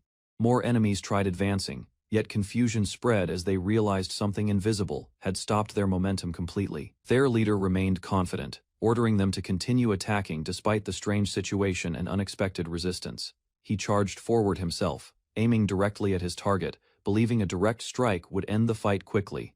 However, his attack failed, and the group froze in shock, their confidence breaking as the situation turned against them. The rescued people knelt before Rise, expressing gratitude after being saved, showing relief and exhaustion from their suffering. Rise used magic to heal their injuries, further increasing their respect as they recognized his kindness and unexpected abilities. Rise calmly asked about their situation, focusing on understanding how they became involved with the pirates. They explained they were fishermen captured at sea and intended to be sold, revealing the pirates' true actions. Alicia reacted firmly, stating such actions were unacceptable, emphasizing justice against those who kidnapped innocent people. Rise realized the situation was a serious crime, while another figure saw it as an opportunity to gain advantage. The territories were compared, showing Palicide's prosperity, while someone planned to take advantage of Babylon's situation. The hidden figure revealed selfish intentions, thinking of using the crisis for personal benefit. Despite the ongoing suffering, Rise remained determined, deciding to rely on his people, while considering how to act despite uncertainty about the situation. He approached the suffering group and questioned their situation, preparing to guide them toward a better outcome. The fishermen cried, explaining their situation was hopeless, as even their efforts could not solve the problems they faced. Rise stepped forward, offering to take responsibility for their suffering and emotions, trying to give them reassurance and direction. Alicia and the others silently agreed, supporting Rise's decision and showing trust in his leadership. Rise made a firm decision, declaring they would move to Palicide, aiming to change their situation and provide stability. At the estate, reports revealed declining fish supplies and repeated accidents, worsening the crisis affecting the surrounding waters. A noble argued that they had identified causes of the problems, while another admitted even working with pirates failed. Frustration grew as the situation remained unresolved, leading her to refuse meeting officials and avoid further complaints. She stood alone by the sea, reflecting on her troubles, as her inevitable encounter with Rise drew closer.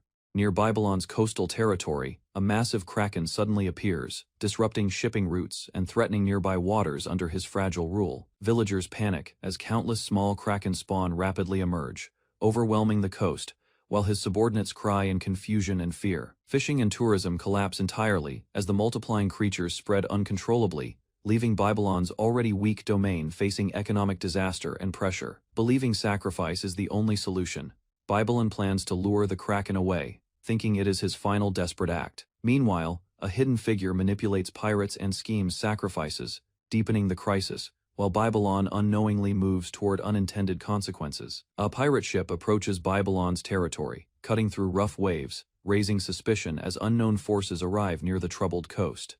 A subordinate notices movement and reacts with shock, recognizing the return of enemies as tension quickly spreads across the area. On the rocky shore, a girl signals loudly toward the approaching ship, trying to draw attention and reveal her presence.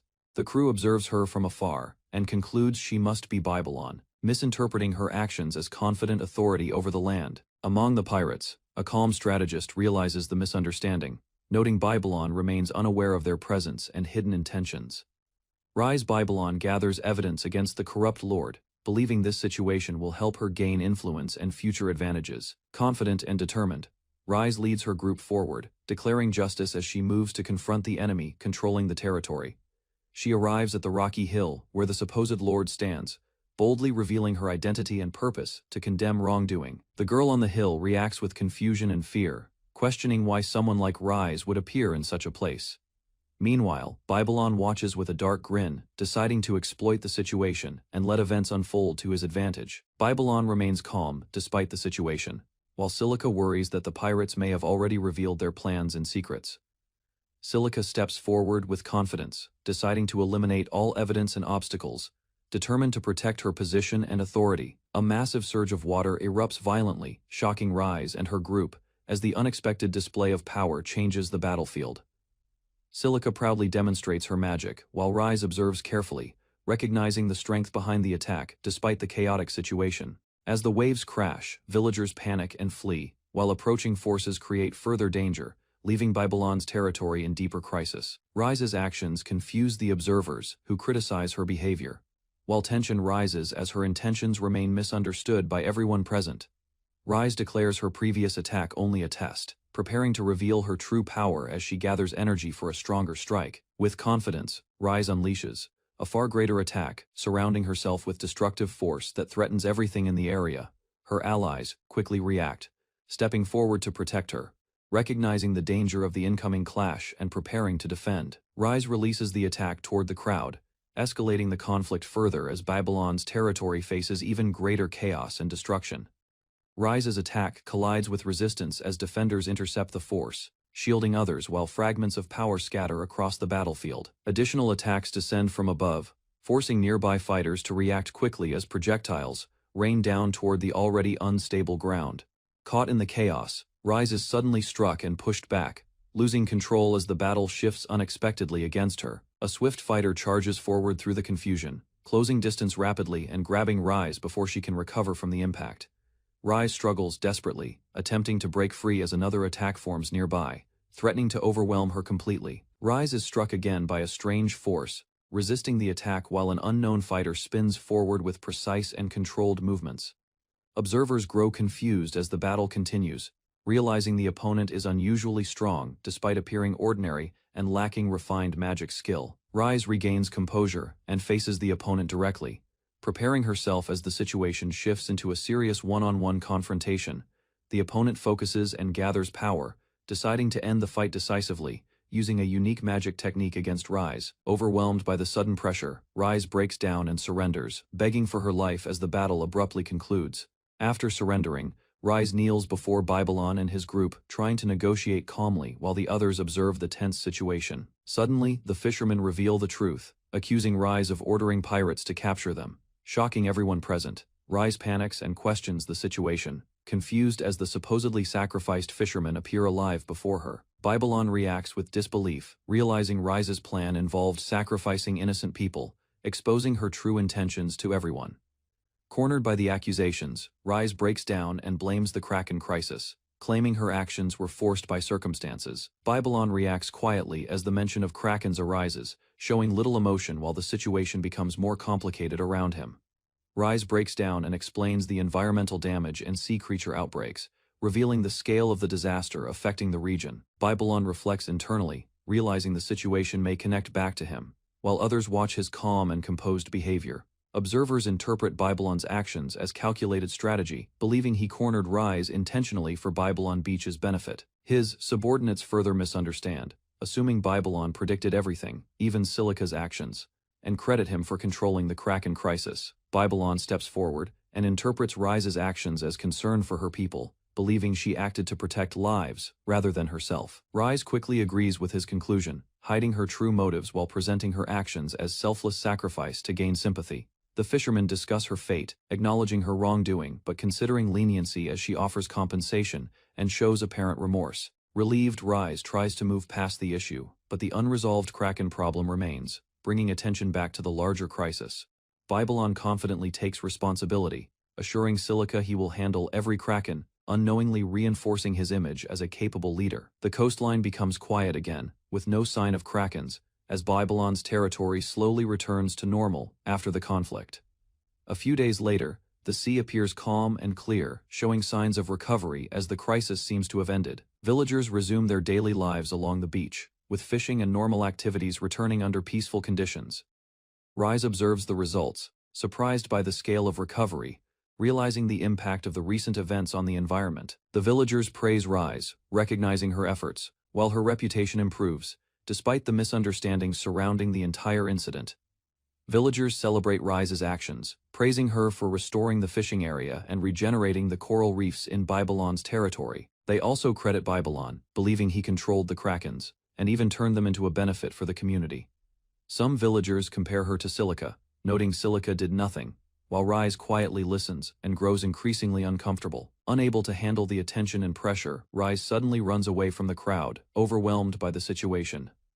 Later Rise decides to leave and travel, believing she can solve problems elsewhere while enjoying the benefits of her reputation. News spreads that Earl Silica's palace side has suddenly disappeared, creating confusion and raising questions among those observing the situation. It is revealed that Silica left a letter, officially transferring control of her lands to Rise Babylon before leaving. A Noble speculates that Babylon manipulated events, believing he removed an unstable factor by setting Rise into position. Attention shifts toward another corrupt noble, as observers assume Babylon's plans will now target remaining threats within nearby territories. A rival noble expresses excitement, challenging Rise's future actions while expecting resistance to arise against her growing influence. Meanwhile, unaware of these interpretations, Babylon remains casual and unaffected, continuing his usual behavior without realizing the impact of events. Rise learns Alicia and others arrived while reviewing his expanding territory, already reaching baronial size. Surprising him greatly, Rise raises his arms in excitement, feeling everything finally progressing as he hoped. Overwhelmed by sudden unexpected developments, Rise calmly reflects, believing his efforts are finally recognized, unaware others misunderstand his actions. As deliberate genius planning, Rise imagines Silica granting him palisade territory, convinced his leadership earned trust. While reality differs from his assumptions, Rise continues reviewing territory maps, satisfied with growth, unaware his rise is driven by others misinterpreting his ordinary decisions. Alicia and Irina arrive cheerfully to assist Rise, offering help while he observes them. Surprised by their enthusiasm, Rise requests Alicia and Irina as partners for a party, explaining invitation from neighboring noble after dragon subjugation. Irina reacts excitedly, misunderstanding Rise's request as proposal, while Alicia accepts calmly, causing Rise visible confusion and panic. Rise quickly clarifies intentions, insisting it is only for appearances, though he still acknowledges both as capable companions. Rise instructs Taylor to prepare his suit and their dresses, organizing appearance carefully for upcoming noble party event. The tailor reveals his past, showing his restored fingers after punishment by royals. Explaining his exile and hardship, the tailor kneels gratefully before Rise, pledging lifelong service after receiving his fingers back. While Rise reacts indifferently, Alicia prepares confidently for the party, determined to represent Babylon territory, while another quietly reflects on lacking companions that evening. The party begins at a grand castle, setting the stage for nobles to gather and observe Rise. A nobleman watches calmly, noting events unfolding as expected, suggesting hidden schemes surrounding Rise's growing reputation and influence. Alicia and Irina sit with a noble, discussing how Viscount Django sought contact with Rise, leaving them cautiously impressed. Irina judges Viscount Django as inferior, deciding he should be removed quickly to avoid trouble involving Rise. Alicia questions potential danger at the party. Considering their role guarding Rise and possible schemes forming around him, the noble confidently believes Rise already planned everything, interpreting events as part of his calculated strategy and alliances. 1 month later, the party begins at Viscount Django's estate, where many nobles gather, unaware of misunderstandings surrounding Rise. Nobles gossip about Rise's arrival, mocking his status and questioning his part. Expecting something improper and lacking refinement, a composed noble interrupts, discouraging rude assumptions. As attention shifts toward the expected arrival of Rise Viscount Snail, Django greets guests politely, presenting himself as host while others flatter him. Unaware of his intentions, the nobles prepare to mock Rise publicly, planning to expose his lack of aristocratic knowledge. During the gathering, Rise arrives with Alicia and Irina in formal attire, surprising everyone with their appearance and immediately drawing attention. Viscount Snail, Django reacts in shock upon seeing Rise arrival, unable to understand the unexpected change in atmosphere. The surrounding nobles notice Alicia and Irina's refined appearance, questioning how such elegance came from a lowly domain. Alicia introduces herself politely as Rise's partner, presenting confidence and grace that impresses the gathered nobles. Irina introduces herself firmly, showing loyalty to Rise while warning others through her presence and sharp demeanor. Despite their elegance, nobles remain confused, focusing on their origins and questioning Rise's decision to bring them there. The nobles admire Alicia and Irina's beauty, pairing them to divine figures. As their presence shifts attention away from Rise Viscount Snail, Django reacts with visible shock, unable to accept the unexpected elegance and confidence shown by Rise's group. Rise approaches calmly, greeting the host politely, maintaining composure despite the tense atmosphere and attention from surrounding nobles. Rise apologizes awkwardly while recalling noble etiquette, but his words unintentionally provoke Viscount Snail, creating immediate tension. Viscount Snail grows angry, misinterpreting Rise behavior as sarcasm and arrogance. While Rise remains confused by the reaction, Viscount Snail angrily raises his hand to attack Rise.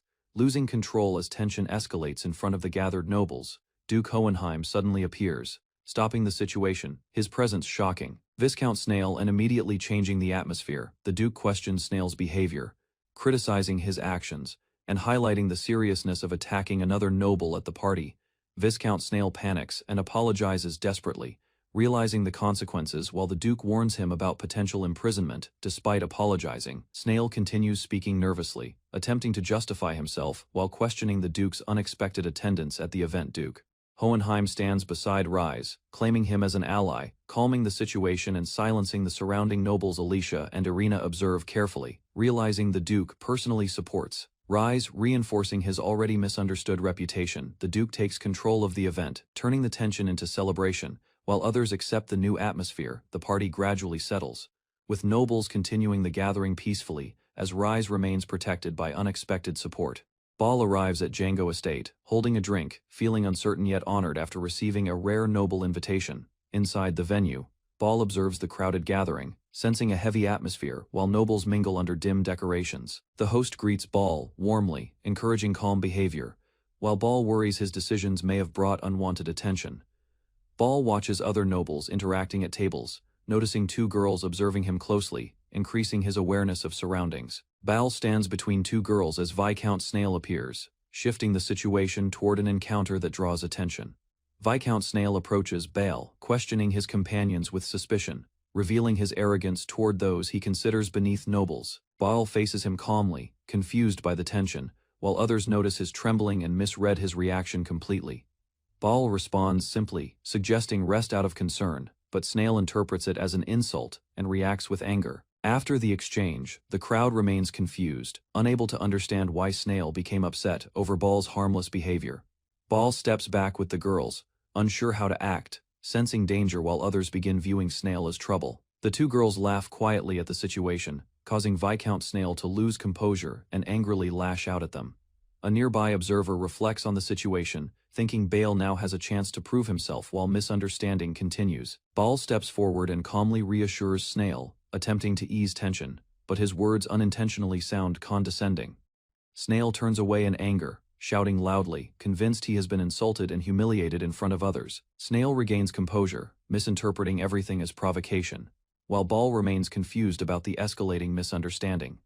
Ball bows slightly and comments on Snail's hairstyle, speaking honestly while explaining his rural background without awareness. Viscount Snail explodes in anger, shouting threats while declaring his territory's strength, trying to assert dominance over Ball. Ball responds calmly, adding another remark, while observers begin recalling rumors about a dragon tied to recent events. Eyestander connects Ball to the dragon incident, reinforcing misunderstandings and increasing tension surrounding Ball's presence. Ball questions Snail directly about the dragon, while Snail reacts defensively, unable to maintain composure under pressure. Ball becomes confident, believing he can fix the situation, planning to improve matters, while others misunderstand his intentions again. Ball politely invites Viscount Snail to visit his territory, bowing respectfully, while attempting to build a better relationship. Snail's attitude changes instantly after hearing about the dragon, realizing Ball's influence and reconsidering his previous hostility. Snail proudly accepts Ball's words, acting superior again, while demanding recognition and trying to maintain control of the situation. Ball agrees casually, while Snail warns about consequences, leaving both sides believing they have gained advantage from encounter. Viscount Snail suddenly screams in rage, losing control completely as his emotions overflow in front of everyone at the party. Snail collapses onto the ground unexpectedly, shocking the surrounding nobles while Ball stands confused by the sudden outcome. Servants rush in panic, assuming a medical emergency, quickly carrying Snail away while others speculate about his condition. A nearby girl realizes the situation could be useful, thinking this event might create an opportunity to gain favor. Ball steps forward offering healing magic, attempting to help sincerely, while others view his action as impressive capability.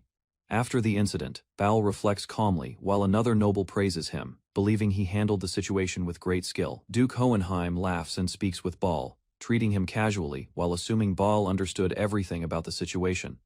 Hohenheim believes Ball acted intentionally to improve his mood, misinterpreting Ball's actions as thoughtful and deliberate planning. Ball becomes confused by the praise, unable to understand the meaning behind Hohenheim's words and expectations toward him. They share a toast under the night sky, strengthening relations, while Baal unknowingly gains trust and respect from another noble. The two girls stand together calmly, watching the aftermath of the party, while the atmosphere slowly settles around them. Baal speaks with Duke Hohenheim again, inviting him to visit Babylon, continuing to build relations despite earlier confusion. Hohenheim escorts Baal out confidently, while nearby nobles watch in surprise at their sudden closeness and cooperation. The scene shifts to Baal's mansion in Babylon, marking the continuation of events following the party encounter. Later, Baal collapses from exhaustion and alcohol, ending the night while others reflect on his unexpected achievements. At Babylon Mansion, Baal rests at the table while others continue drinking, and Duke Hohenheim observes the situation calmly. The beastman speaks openly, praising the drink while addressing Hohenheim without hesitation, showing confidence in her stance. Discussion shifts to discrimination, as she firmly explains her views, while Baal remains unconscious beside them. She reveals preparations involving beastmen and a weapon, informing Hohenheim about actions taken with Baal's approval. Another girl thanks Hohenheim, acknowledging his role in providing information, strengthening their position within Babylon territory. Duke Hohenheim acknowledges Baal's influence, deciding to keep Babylon's situation hidden while recognizing the importance of his actions. Hohenheim declares his support, raising his resolve, showing readiness to back Baal when the situation escalates further. While Baal sleeps unaware, others align around him, as plans move forward quietly under his name and growing reputation. At Babylon State's coast, Babylon stands alone, crying quietly after failing to impress nobles during an important gathering earlier. A wasted chance troubles Babylon deeply, as his plans collapse unexpectedly, leaving him shocked and reflecting on his poor timing. Suddenly, a large fish leaps violently, striking Babylon and sending him flying, interrupting his thoughts and changing the situation instantly.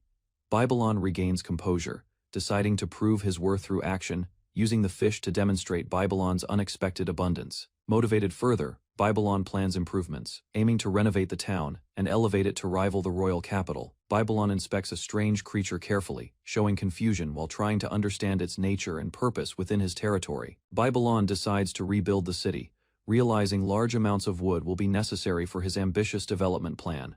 Standing in a wide empty land, Babylon chooses a suitable location, preparing himself to begin construction work immediately. Babylon activates his power, focusing intensely as he uses multiple abilities to manipulate materials and generate building resources.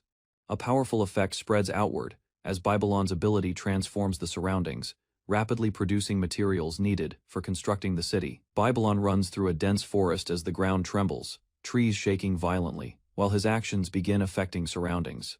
Babylon reflects calmly, believing his healing magic supports him. Unaware his power is actually far beyond simple restoration abilities. Babylon considers his growing mana, remembering his role as apostle of God, while followers unknowingly amplify his misunderstood abilities. Looking over the forest, Babylon decides to organize his territory, forming a plan to improve structure and development efficiency. Nearby, observer reacts with shock, realizing Babylon's plan could drastically reshape the territory and alter its future entirely. Babylon sits before his subordinates, acknowledging the territory's growth while they credit both his leadership and the people's efforts. Babylon confidently urges everyone to improve further, pushing his group to take their performance and ambitions to a higher level. His companions respond with excitement and determination, each showing readiness to support Babylon's vision for future development. One subordinate interprets his idea as constructing a new castle and reorganizing the land, expanding the scope of his intention. Another member suggests hosting a large party, believing it will attract people and help achieve Babylon's goals efficiently. Babylon's group discusses planning carefully, while a confident ally claims to know someone capable of helping their construction efforts. They recall a skilled chief carpenter once involved with the royal castle, known for secrecy and high-level craftsmanship. Babylon shows interest, recognizing the carpenter's experience as valuable, believing such skill would greatly support their plans. His companions expand the idea, suggesting copying the royal castle's design to elevate their territory's appearance and status. The group becomes excited, praising Babylon's direction, convinced his plan will impress nobles and strengthen their growing reputation. Alicia pledges loyalty to Babylon, while the people increasingly believe in him, strengthening his influence across the territory. Babylon reflects on the plan, thinking copying the design with changes will show loyalty and improve their standing. Babylon confidently signals the start of the project, as his group immediately prepares to follow his ambitious orders. Left alone, Babylon realizes the plan has grown larger than expected, far beyond his original simple intention. Babylon considers additional needs, understanding that besides wood, stone will also be necessary to complete the construction project.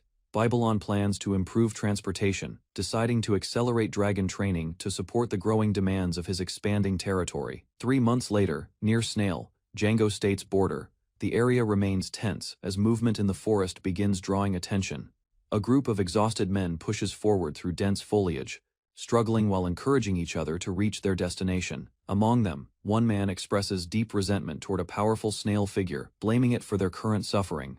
A fierce individual glares ahead, filled with anger and determination, silently vowing to confront and defeat the enemy someday. At Babylon's border, Babylon led dwarves through dense forest, aiming to secure cooperation and improve his struggling territory. A dwarf leader followed behind, exhausted but determined, trusting Babylon's judgment. Despite the harsh journey through unfamiliar lands, the dwarves pushed heavy loads forward, showing pride and strength, believing their effort would prove loyalty to Babylon's leadership. Some dwarves questioned Babylon's reputation, unsure if escaping their homeland for this place was truly a wise decision. The dwarf leader silenced doubts, maintaining discipline, ensuring the group continued forward under Babylon's misunderstood, yet effective guidance.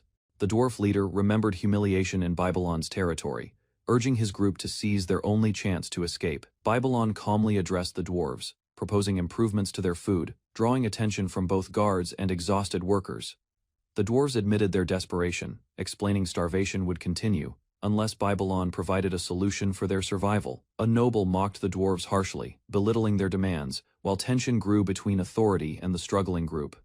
The dwarf leader responded firmly, offering blacksmithing skills in exchange for materials, asserting value despite insults from opposing nobles. The noble insulted the dwarf leader harshly, exposing deep discrimination, while the dwarves endured humiliation within the confined territory. The noble unleashed violent power, striking the dwarf leader, asserting dominance as the dwarves reacted in panic and desperation. Chaos spread among the dwarves, some attempting escape, others protecting their leader, while danger escalated rapidly within the enclosure. The noble mocked their suffering, maintaining control, as imprisoned workers watched silently, unable to resist the oppressive authority surrounding them. Despite fear, the dwarf leader resolved to resist oppression, believing any outcome was better than enduring constant abuse under tyranny. The dwarves encouraged each other, reaffirming loyalty to their leader, trusting their blacksmithing skills would help them survive together. They advanced through rough terrain, believing crossing the peak would lead them to safety beyond Babylon's harsh territory. The leader suddenly noticed something ahead, stopping mid-step, sensing danger or an unexpected presence blocking their path forward. The group gathered closely, confused by the halt, watching their leader carefully as tension quietly spread among the exhausted dwarves. Shock spread across their faces as they realized something unforeseen awaited them, threatening their fragile hope of escape and survival. The dwarves reached a high vantage point, shocked to see a vast city and a massive castle dominating the territory. They noticed something approaching from above, growing anxious as an unknown flying presence moved quickly toward their position. A dragon descended before them, its massive form overwhelming the group as fear spread among the already exhausted dwarves. Babylon appeared riding the dragon, observing their condition and recognizing they had fled from another territory in distress. He moved closer, preparing to assist, while the dwarves reacted with confusion and shock at his unexpected and overwhelming presence. Babylon reassured the dwarves, explaining the dragon was under his control, though his strange explanation caused confusion among them. He urged the dwarves to head toward the city quickly, offering them a safer destination after their difficult escape. The dwarves followed cautiously, still uncertain, trying to understand Babylon's intentions while moving through the forest path together. One dwarf angered Babylon with a careless remark, causing him to react sharply, revealing unexpected authority and seriousness. The dwarves regained trust, believing Babylon would help them, placing hope in his leadership despite their uncertain situation. Babylon assured the dwarves that Rise accepted everyone, giving hope to those who had suffered oppression for long. Elsewhere, at the former lord's mansion, the situation shifted as events began unfolding separately from Babylon's group. A woman inside the mansion called for Rise, drawing his attention as he worked quietly within the building. She approached him with unusual enthusiasm, holding a personal item she had discovered from his past belongings. Rise showed little concern, allowing her actions, while she celebrated happily, treating the item as something extremely valuable. The woman separated the items carefully, assigning different purposes, while Rise observed, confused by her unusual behavior and decisions. Rise reflected on their move to the castle, realizing preparations needed to begin seriously, despite distractions within the mansion.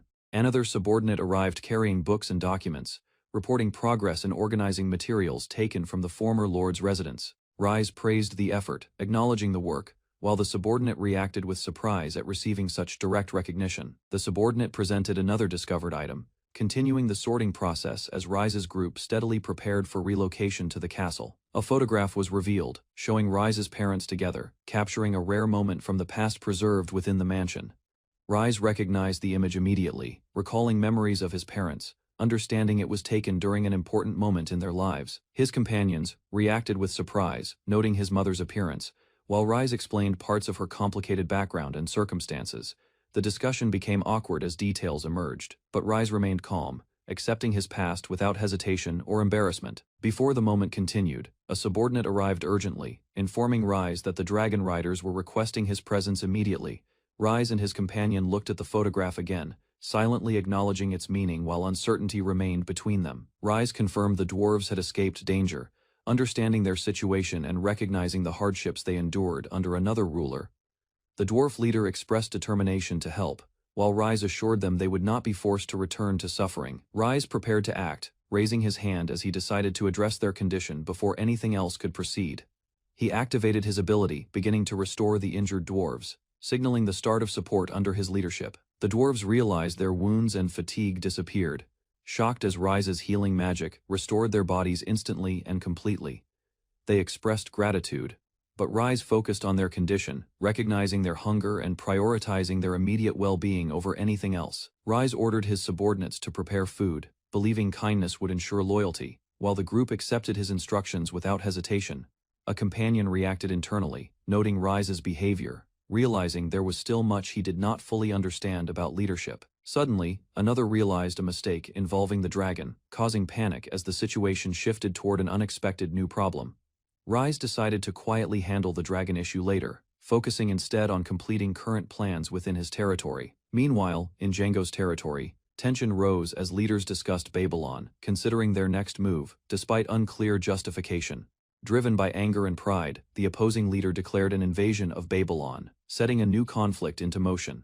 At the frontier of Nozia Kingdom, Babylon State stands isolated, a poor barony far from central authority and influence. Years later, Babylon, now ruled by Babylon, shows rapid development, surprising others. Despite his reputation as an imprudent lord, 16 years earlier, the land suffered a terrible reputation, known for disorder, poverty, and lack of proper leadership or structure. Within Babylon State, the Lord's mansion stands modestly, reflecting limited resources during the early days of Babylon's rule. Inside, Babylon reacts harshly to accusations, showing his crude nature, yet this behavior begins shaping his misunderstood reputation. Early morning at the mansion. Zamiel Babylon sits tired, showing little motivation while casually handling his meal alone. Zamiel, a 19-year-old baron, appears exhausted and overwhelmed, struggling to accept his role and responsibilities as a noble ruler. Outside, Babylon's land remains barren, with failed crops and vermin spreading, leaving the territory in constant decline. The region fills with criminals and sick people, driven out elsewhere, creating unrest and leaving no trustworthy individuals behind. Zamiel recalls inheriting everything suddenly after his parents died, leaving him burdened with endless problems and no preparation. A loud scream echoes through the mansion hallway, breaking the quiet morning and drawing Zamiel's attention toward the entrance.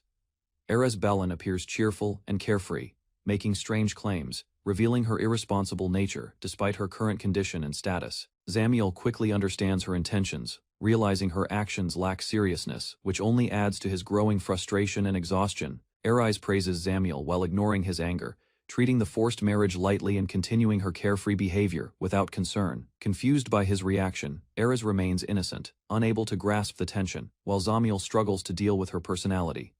Zamiel reflects on Erez's childish behavior, realizing her own family abandoned her, despite being an earl's daughter. He recalls meeting Erez at a city bar, where both of them tried escaping their stress through drinking.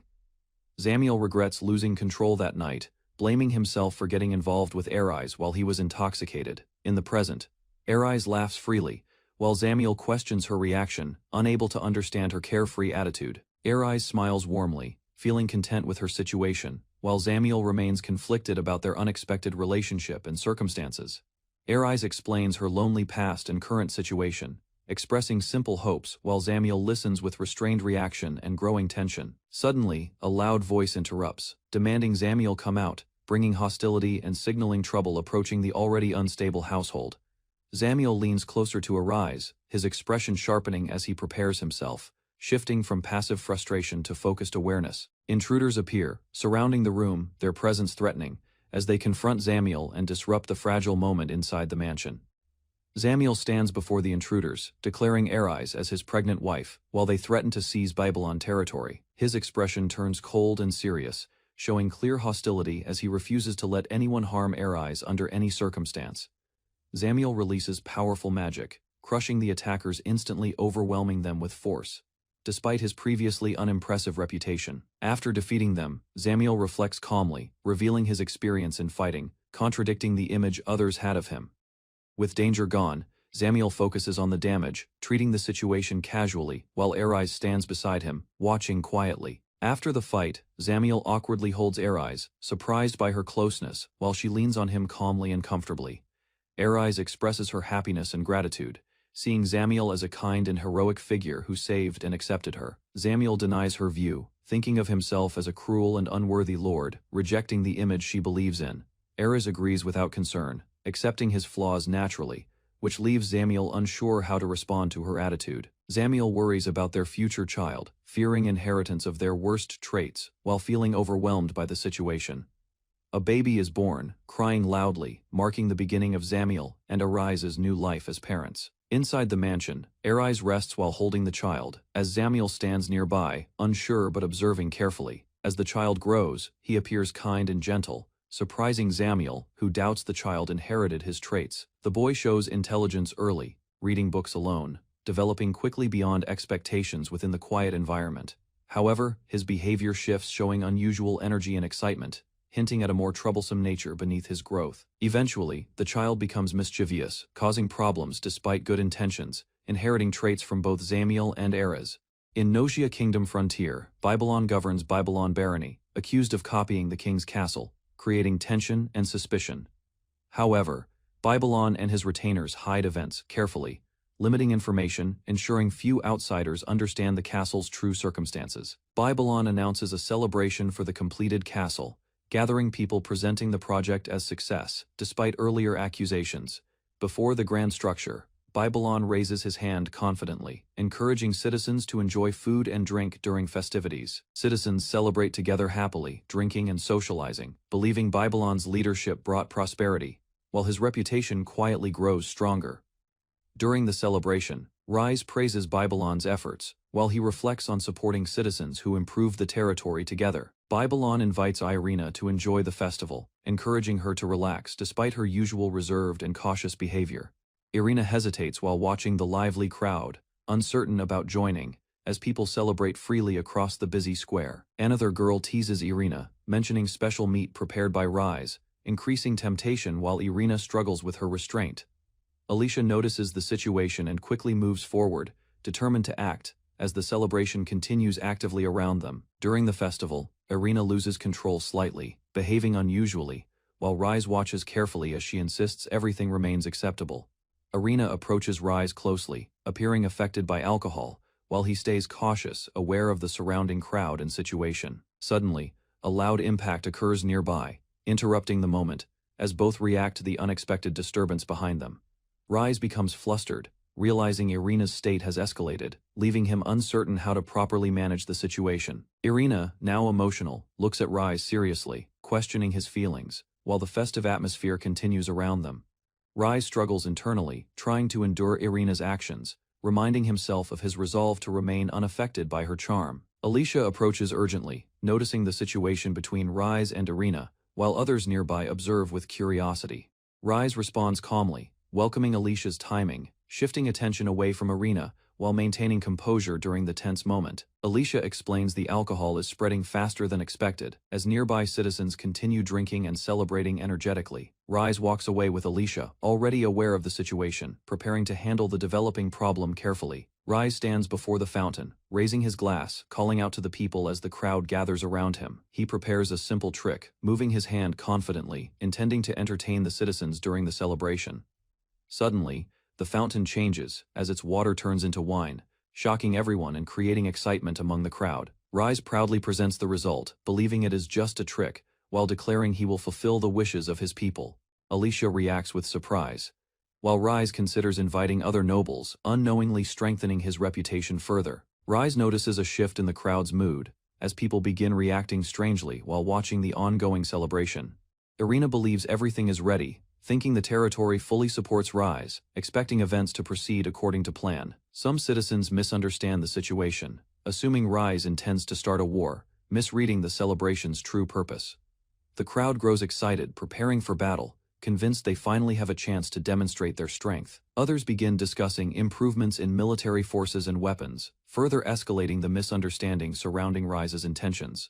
The dwarves pledge loyalty, promising new weapons, while others admire explosives, increasing the growing military enthusiasm. Nearby maids smile calmly, pleased with the situation, unaware of how far the misunderstanding has already spread. Rise stands before the crowd again as people cheer loudly, their excitement continuing to rise around the fountain. Rise realizes something is wrong, noticing the reactions differ from his intentions, causing concern about the situation.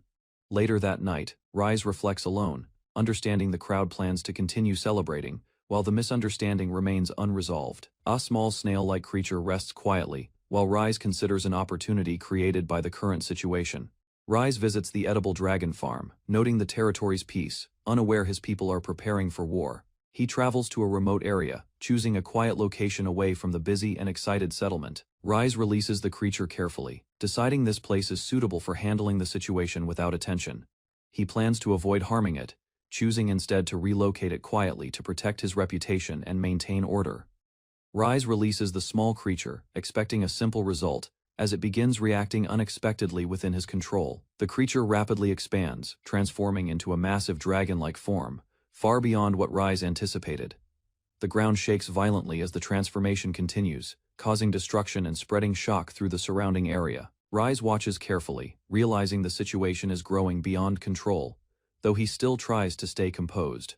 The enormous dragon stands before him, its body altered and unstable, while Rise observes with concern at the unexpected outcome. Rise leaves the dragon and creature behind, believing the situation resolved, unaware they cannot properly understand each other. Satisfied with his actions, Rise returns calmly, convinced he handled everything well and expects a peaceful outcome. The dragon suddenly roars, its unstable body reacting violently, signaling the situation is far from controlled. The creature mutates further, spreading uncontrollably across the ground, creating dangerous growths and destruction in the area. The abnormal expansion continues, marking the beginning of a disaster that will soon threaten the surrounding land.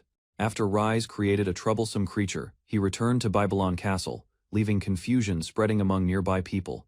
Despite Rise's absence, the castle celebration continued through the night, with citizens cheering and working tirelessly until morning news spread across Giano State that Babylon territory stood exposed, drawing attention from rival forces planning sudden invasion. Giano leader misunderstood Rise's actions as strategy and ordered all troops to march toward Babylon, preparing immediate attack. Crowds gathered as Giano army advanced, their excitement rising. Unaware they were walking into another misunderstanding caused by Giano, Lord reacted angrily when questioned, rejecting hesitation and demanding loyalty as his subordinates struggled to justify invasion. Soldiers discussed rumors about Rise, suspecting hidden motives, but dismissed concerns and prepared excuses to continue their mission. Some troops doubted the invasion's purpose, noting Babylon lacked wealth. Yet they followed orders under the kingdom's authority. Giano Lord, convinced of victory, commanded total slaughter, planning to erase all resistance and secure dominance over Babylon territory. Afterward, he intended to blame dragons or internal conflict, hiding responsibility while believing his actions would remain unquestioned and justified. Giano Lord suddenly sensed danger as a loud roar echoed across mountains, interrupting his confident advance toward Babylon. An explosion struck the marching army, causing chaos as soldiers panicked while debris and shockwaves spread through their formation. A massive dragon appeared, the creature Rise created, descending violently and overwhelming the battlefield with its terrifying presence. The soldiers realized the dragon was far stronger than expected, questioning why it remained nearby, instead of leaving earlier. Giano Lord panicked as troops scattered, losing control while his plan collapsed under the unexpected arrival of Rai's creation. Dejano Lord watched in shock as the dragon roared again, its attacks continuing while smoke and destruction spread nearby, the battlefield filled with thick dust,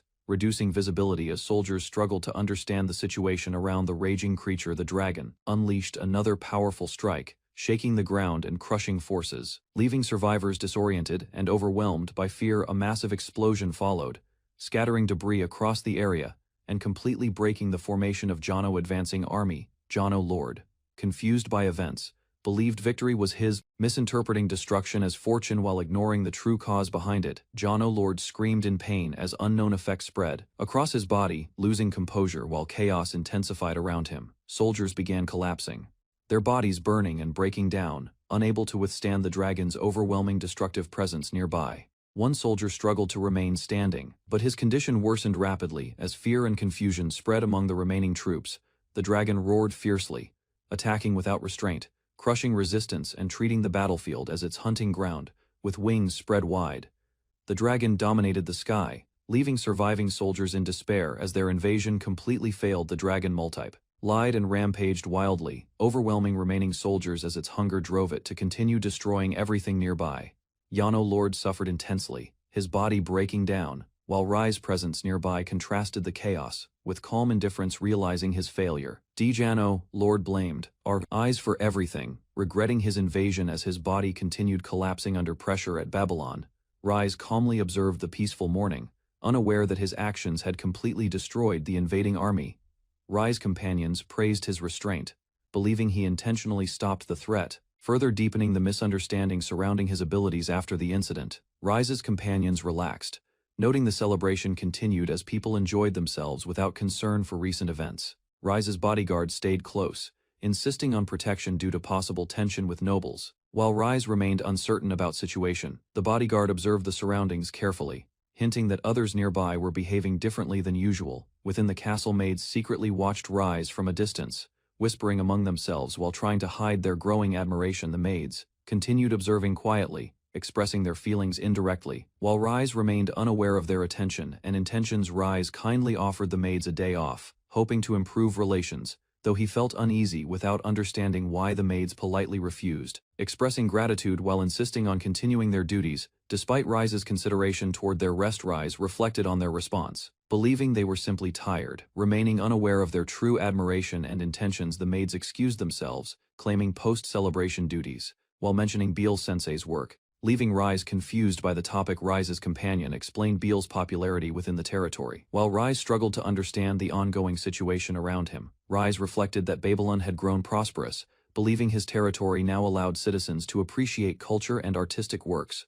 While speaking with his bodyguard, Rise was suddenly called by someone approaching quickly from inside the castle. A messenger arrived in haste, drawing attention as Rise noticed her urgency and asked about the situation immediately. The messenger reported refugees from Jano territory, explaining their village had been destroyed by an unidentified monster attack. Rise and his bodyguard reacted with shock, unable to connect the disaster to the events caused by Rise's earlier actions.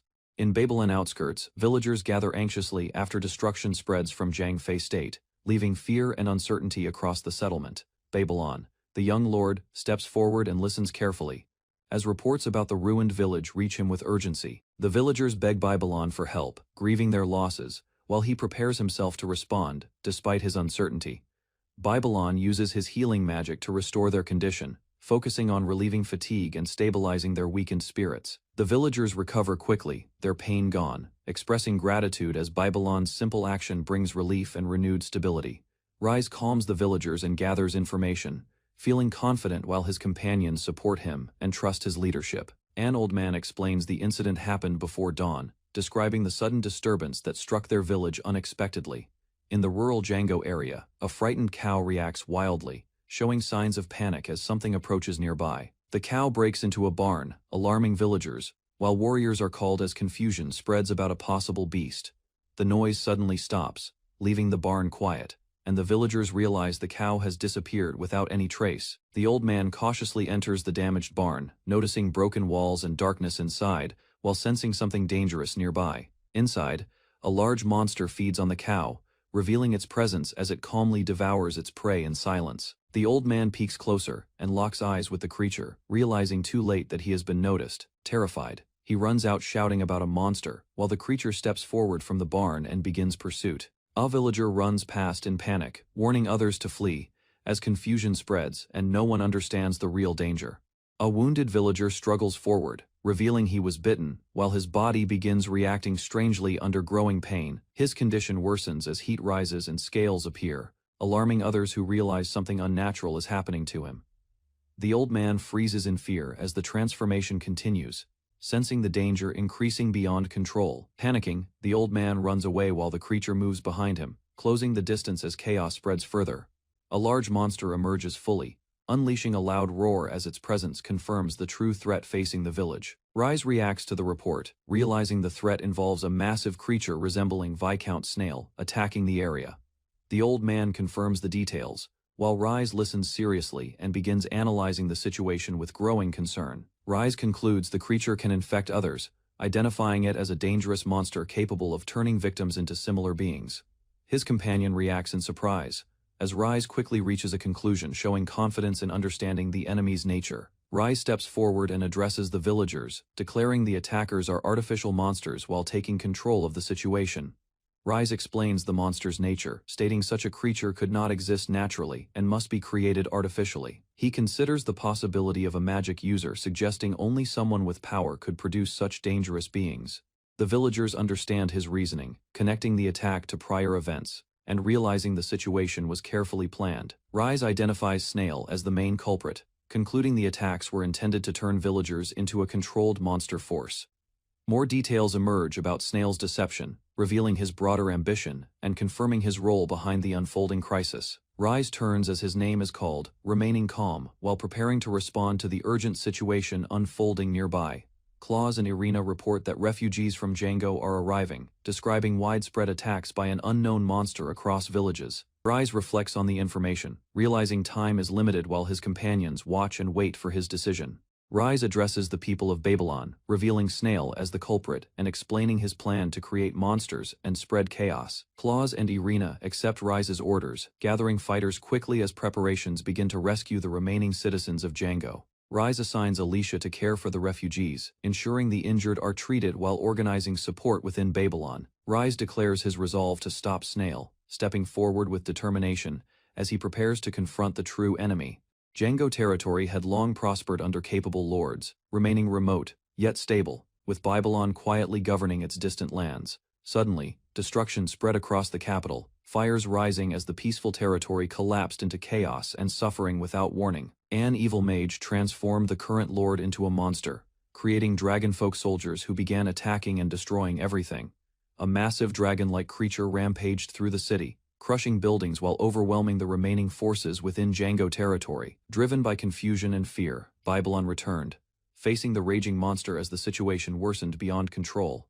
And danger spread. Terrified citizens prayed for help as destruction continued, believing no one could stop the dragon and its spreading chaos. Rise Babylon stepped forward with his allies, declaring himself boldly while confronting the evil dragon's army threatening the territory. Rise identified the true enemy and prepared to stop the tyranny, though he felt nervous, seeing the overwhelming number of enemies. The dragon creatures charged forward, roaring loudly as they attacked, forcing Rise and his group to face them directly. Despite fear, Rise resolved himself, believing in his allies, and prepared to confront the evil dragon and end the disaster. The dragon charged through the forest, destroying trees as Babylon stood ahead, forcing the creature to focus on him. A sudden impact struck the ground, throwing dragonfolk aside as the force scattered enemies and disrupted their advancing formation. The dragon crashed violently, its body slammed into the ground, weakening as Babylon's unexpected power overwhelmed the battlefield. Witnesses watched in shock, believing Babylon possessed divine or magical abilities after seeing the overwhelming attack destroy the enemy. Babylon calmly explained the situation, recognizing everyone as victims of Snail's plan, while maintaining control over the battlefield aftermath. Babylon stepped forward and decided to save the victims, focusing his strength to restore those affected by the dragon's curse. He activated his power, releasing a bright energy from his hand as his ability spread across the battlefield. The dragon and infected humans reacted in shock as the strange power began affecting their transformed bodies. Witnesses noticed the monsters changing, realizing something unusual was happening as Babylon's power continued spreading. The dragon folk bodies dissolved, returning to normal forms, as Babylon successfully removed the curse and saved the victims.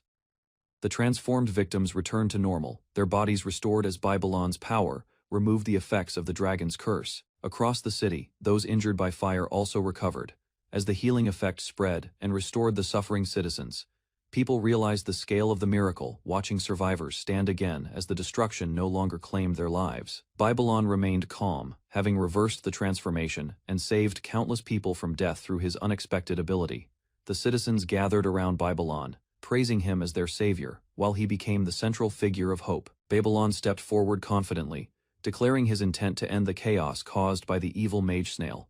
With his allies beside him, Babylon led the group, aiming to restore peace and protect the people of the territory. The remaining dragon creatures roared as they prepared to resist, refusing to retreat despite the overwhelming situation. Babylon's allies launched a coordinated attack, sending arrows forward as they pushed back the advancing enemies. The battlefield shifted as enemies were struck down, weakening the dragon army while Babylon's side gained control. Babylon's allies engaged the enemies directly, cutting through advancing dragonfolk while maintaining formation and protecting their leader. The battlefield spread wider as fighters moved across the area, keeping pressure on enemies while preventing further destruction. Babylon directed the group and prepared healing magic, relying on his allies to defend him during the process. Injured people were carried to safety as the team secured the area, ensuring survivors received immediate treatment. The operation stabilized, with Babylon's forces rescuing civilians while maintaining control, as others believed everything followed his plan. A hooded subordinate appeared before Babylon's side, responding quickly as new orders were quietly prepared during the ongoing battle. Another ally planned to capture remaining enemies, aiming to secure targets before Babylon restored them to normal again. Some believed the dragon's power could strengthen Babylon, thinking the situation could still be turned into an advantage. Others trusted Babylon's kindness, knowing he intended to save everyone rather than sacrifice victims for power. The rescue operation neared completion, with allies confident that Babylon's plan had prevented casualties and secured the territory. Meanwhile, the dragon continued raging, as Babylon prepared to confront and defeat the source of the disaster. Rise Babylon restored the cursed villagers to normal, ending the spread of dark magic. The chaos began to settle, and the people slowly regained their senses. However, one threat remained. Viscount Snail had transformed into a massive dragon, becoming the source of the remaining evil. Rise prepared to confront him directly. Aki, observing the situation, realized that defeating Snail might not return him to normal. The problem required a different solution. Mina considered using force with dragon riders, but she understood it would only destroy Snail completely. Rise then focused on the villagers, deciding to release their anger safely, hoping it would weaken the remaining darkness and bring peace. Rise's magic restores villagers from dragon curse, while Babylon observes chaos. Realizing the situation is unexpectedly resolving itself, Viscount Snail appears as a raging dragon, targeting Babylon. As recognize him as the source behind the disaster, Babylon considers the aftermath, noting Snail might not return to normal, and begins thinking carefully about next actions. Rise evaluates a forceful solution using dragon riders, while Babylon hesitates, unwilling to cause unnecessary destruction. Despite pressure, Babylon decides to calm the suffering townspeople first, planning to release their anger. As the town regains order, Babylon stands with Rise and allies, preparing to address the villagers, deciding to guide the situation toward controlled resolution. Babylon reveals Viscount Snail's crimes, explaining the dragon transformation, directing the villagers' anger toward the true culprit behind chaos.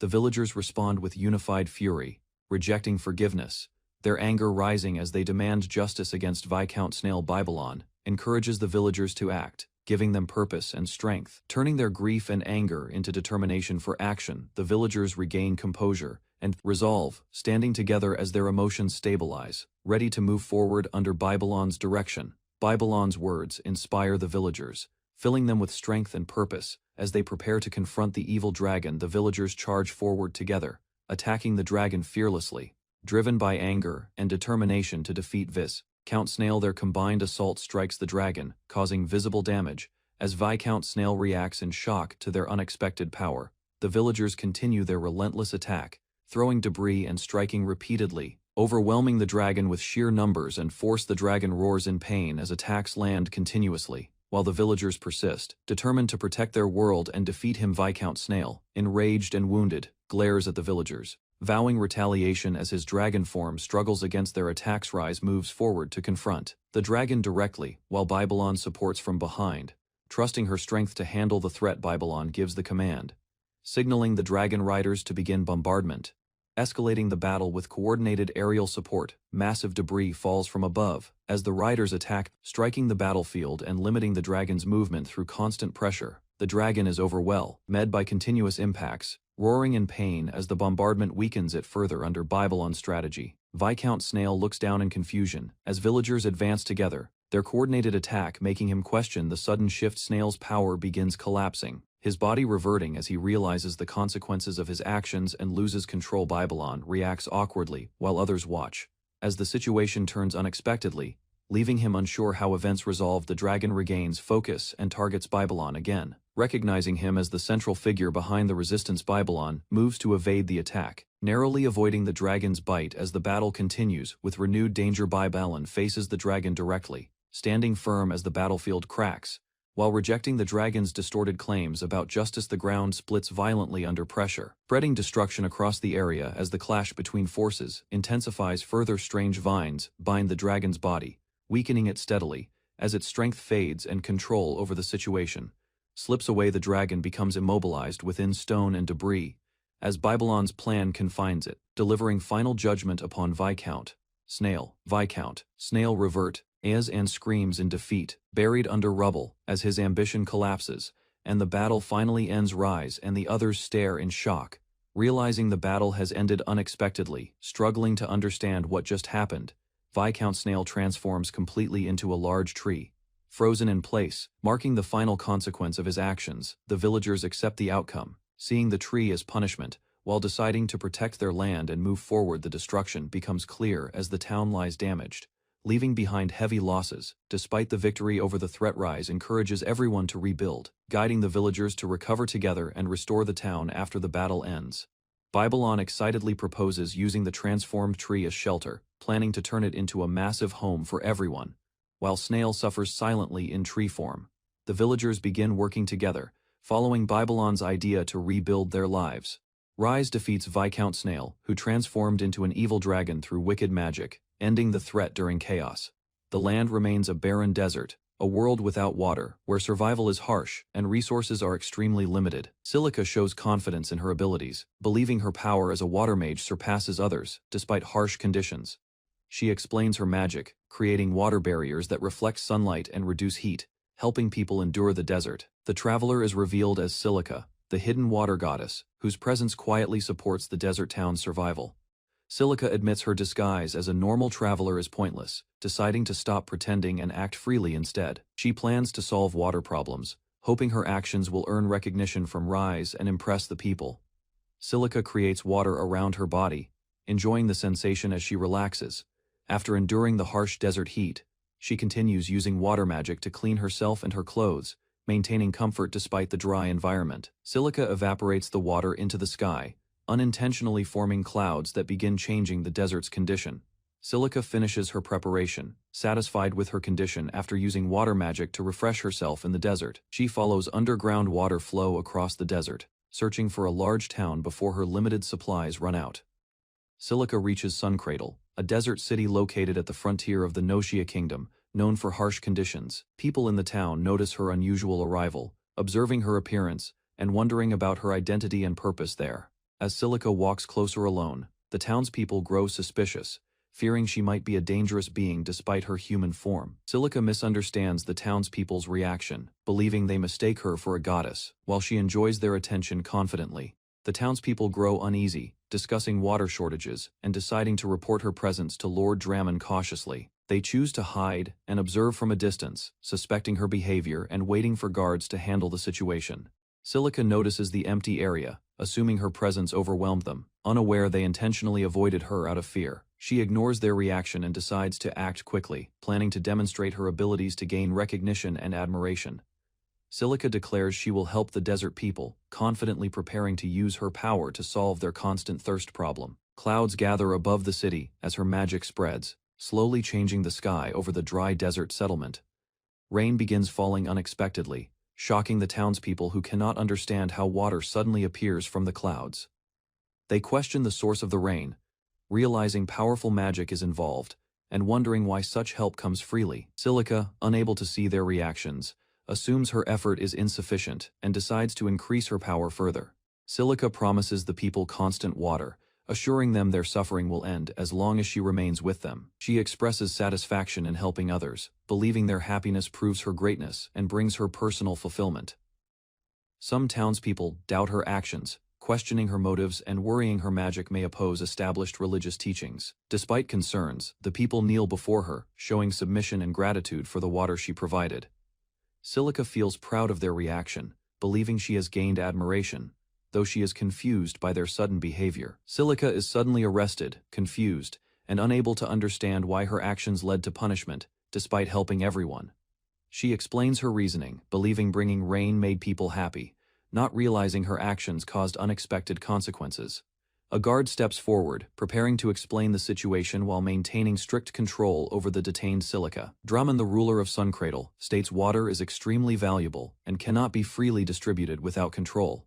He explains the law forbidding unauthorized magic use, leaving Silica shocked as she realizes she unknowingly broke serious rules. Drummond explains that magic is dangerous and controlled, accusing Silica of causing trouble and even destroying villages unintentionally.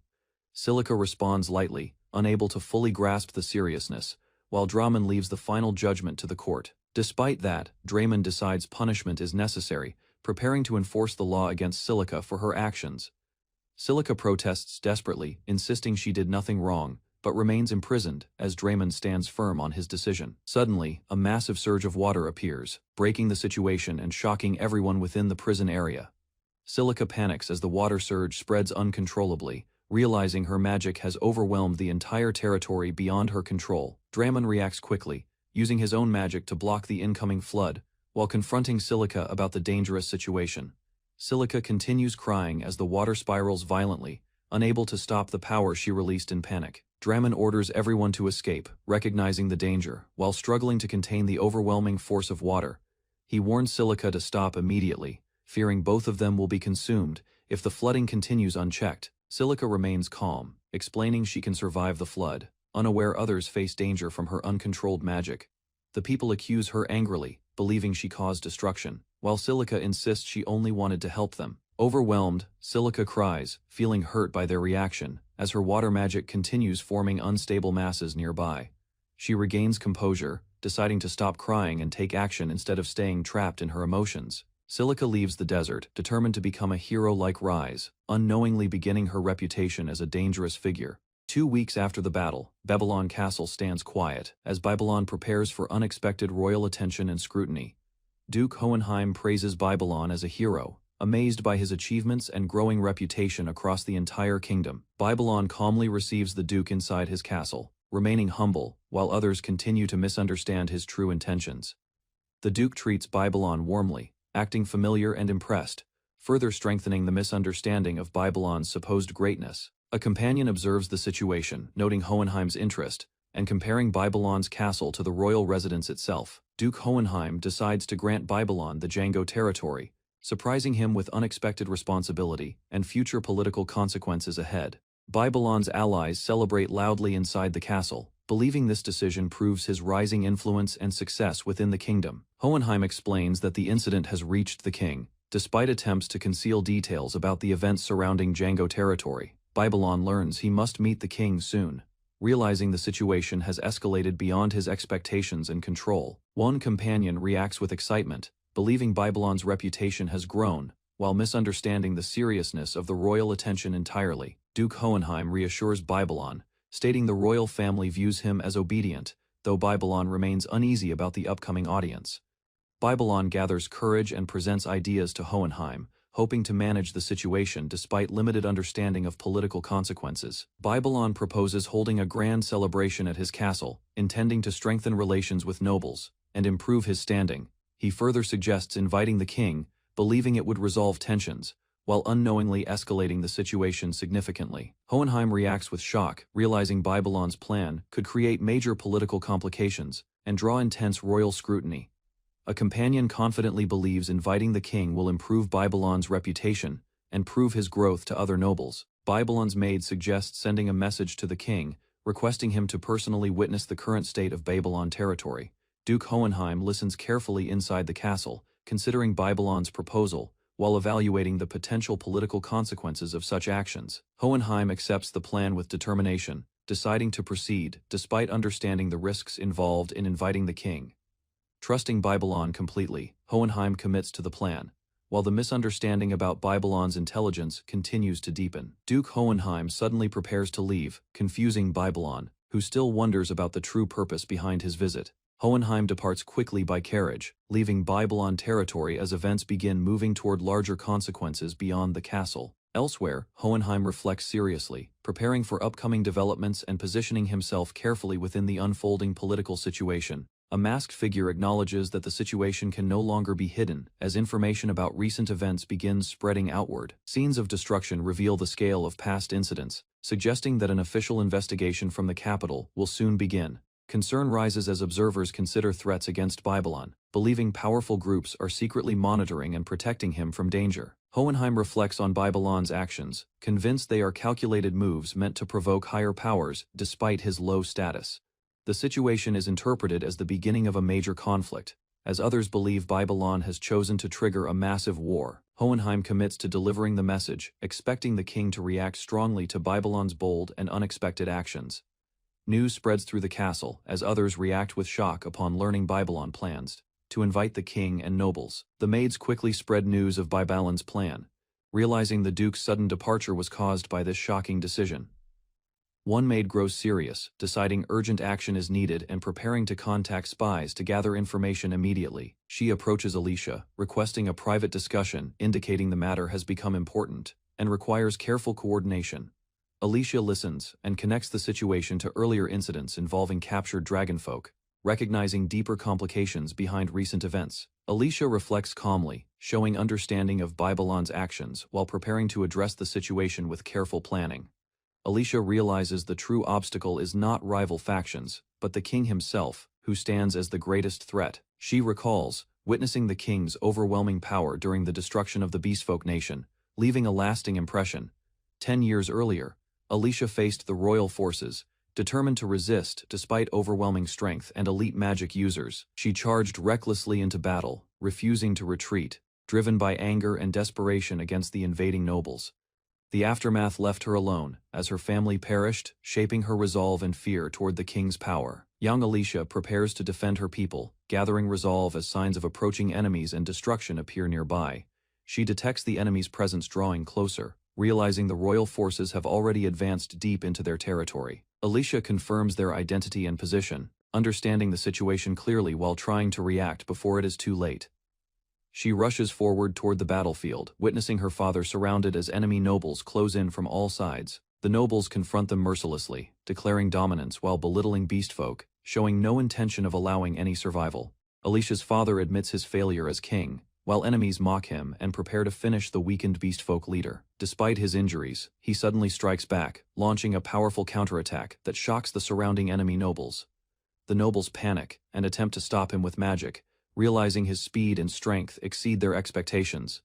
He continues advancing through their attacks, breaking their formation and overwhelming them despite heavy damage to his body. From afar, Alicia watches in awe, seeing her father's strength as he fights alone against the enemy forces.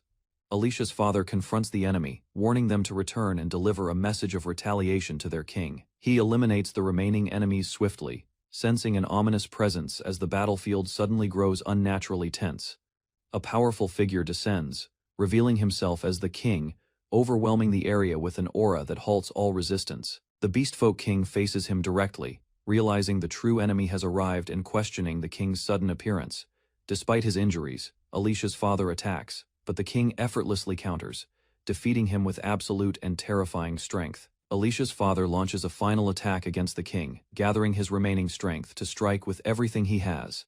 Alicia briefly believes her father has succeeded, feeling hope, as she watches his desperate effort from afar. The king easily counters the attack, delivering a devastating blow that overwhelms Alicia's father without resistance. The king shows no concern, deciding to destroy the region entirely after dismissing the Beastfolk king as insignificant. Alicia stands frozen, realizing the outcome, as fear and despair replace her earlier hope while witnessing the defeat. The king leaves the battlefield calmly, allowing survivors to live while showing complete confidence in his overwhelming dominance. Alicia realizes they were spared intentionally. Understanding the king never considered them a real threat to his power, she resolves to defeat the king one day, placing hope in new allies like Babylon and others supporting her. Far away, the capital of Nosea stands firm, symbolizing the center of power Alicia must eventually confront. Seated on his throne, the king shows interest in Babylon, viewing his rise as something worth watching closely. In Nosea Kingdom's frontier, Babylon's territory improves after clearing evil seeds, slowly gaining stability and recognition from surrounding lands. Within a supposed terrorist hideout, Babylon's allies gather, each possessing strength and loyalty, unknowingly supporting his growing misunderstood reputation. Babylon sits calmly as his retainers praise his foresight, while operations succeed smoothly, leaving others unaware of his true intentions. He accepts their trust with modest confidence, believing he simply built connections, while others see him as a brilliant leader. One ally celebrates joyfully, planning a grand party with nobles and the king, further expanding Babylon's influence and misunderstood success. Babylon questions the dragon buffet choice, unaware of royal preferences, while his companion reacts nervously beside him during planning. In the city, followers actively assist preparations, organizing the venue and decorations, showing strong cooperation under Babylon's growing influence. Inside, allies review plans and logistics, noting how even former critics now support Babylon, strengthening unity across different groups. Workers continue tirelessly, handling tasks and gathering supplies, ensuring everything is ready, demonstrating dedication toward the upcoming grand celebration. Babylon reflects on the situation, seeing the event as a chance to unite everyone, accepting the outcome without deeper consideration. At Nosea's royal castle, nobles angrily demand Babylon's execution, misinterpreting his actions as threats against authority and stability. Amid rising tension, a figure intervenes, urging calm as the court reacts emotionally to exaggerated claims about Babylon's conduct. King Jardaber acknowledges Babylon's flaws, but recognizes his achievement in defeating the evil dragon, granting him consideration. The king decides to evaluate Babylon personally, expressing interest in visiting his territory to understand his true intentions. Nobles remain doubtful, believing Babylon's actions are improper, while others suspect he seeks support through indirect, calculated methods. King Jardabert firmly maintains order in the court, emphasizing discipline as nobles continue reacting emotionally to the ongoing discussion. Guards step forward, surrounding a noble who hesitates nervously, unable to defend his earlier accusations against Babylon. The frightened noble is restrained, pleading desperately, while the court witnesses the consequences of reckless claims and disorderly conduct. Execution is carried out swiftly, silencing opposition and reinforcing authority, leaving others shocked by the sudden and severe judgment. Afterward, the court regains composure, and proceedings continue formally, with remaining nobles now cautious under the king's strict rule. At the royal court, King Jardabert decides to reward achievements, and considers granting Baron Rise's request regarding Babylon's territory. The king summons the 48th Prince Johann, stating he cannot go personally and will assign the task to him. Prince Johann receives the fey, being instructed to travel to the Babylon territory as the king's representative. Johann reacts with surprise, recalling Babylon's strange reputation, yet considers the journey as a new experience. The king firmly reinforces his command, leaving Johann no choice but to accept the mission and prepare for departure. Prince Johann learns the kingdom's strict rule, realizing any disrespect toward the king leads to immediate execution, increasing his tension. Despite harsh words from King Jardabert, Johann quickly accepts the mission, deciding to comply to avoid further danger. The meeting concludes as nobles are dismissed, leaving the decision finalized and Johann's assignment officially confirmed by the court. Johann exits the hall alongside others, the heavy doors closing behind them, marking the end of the tense royal audience.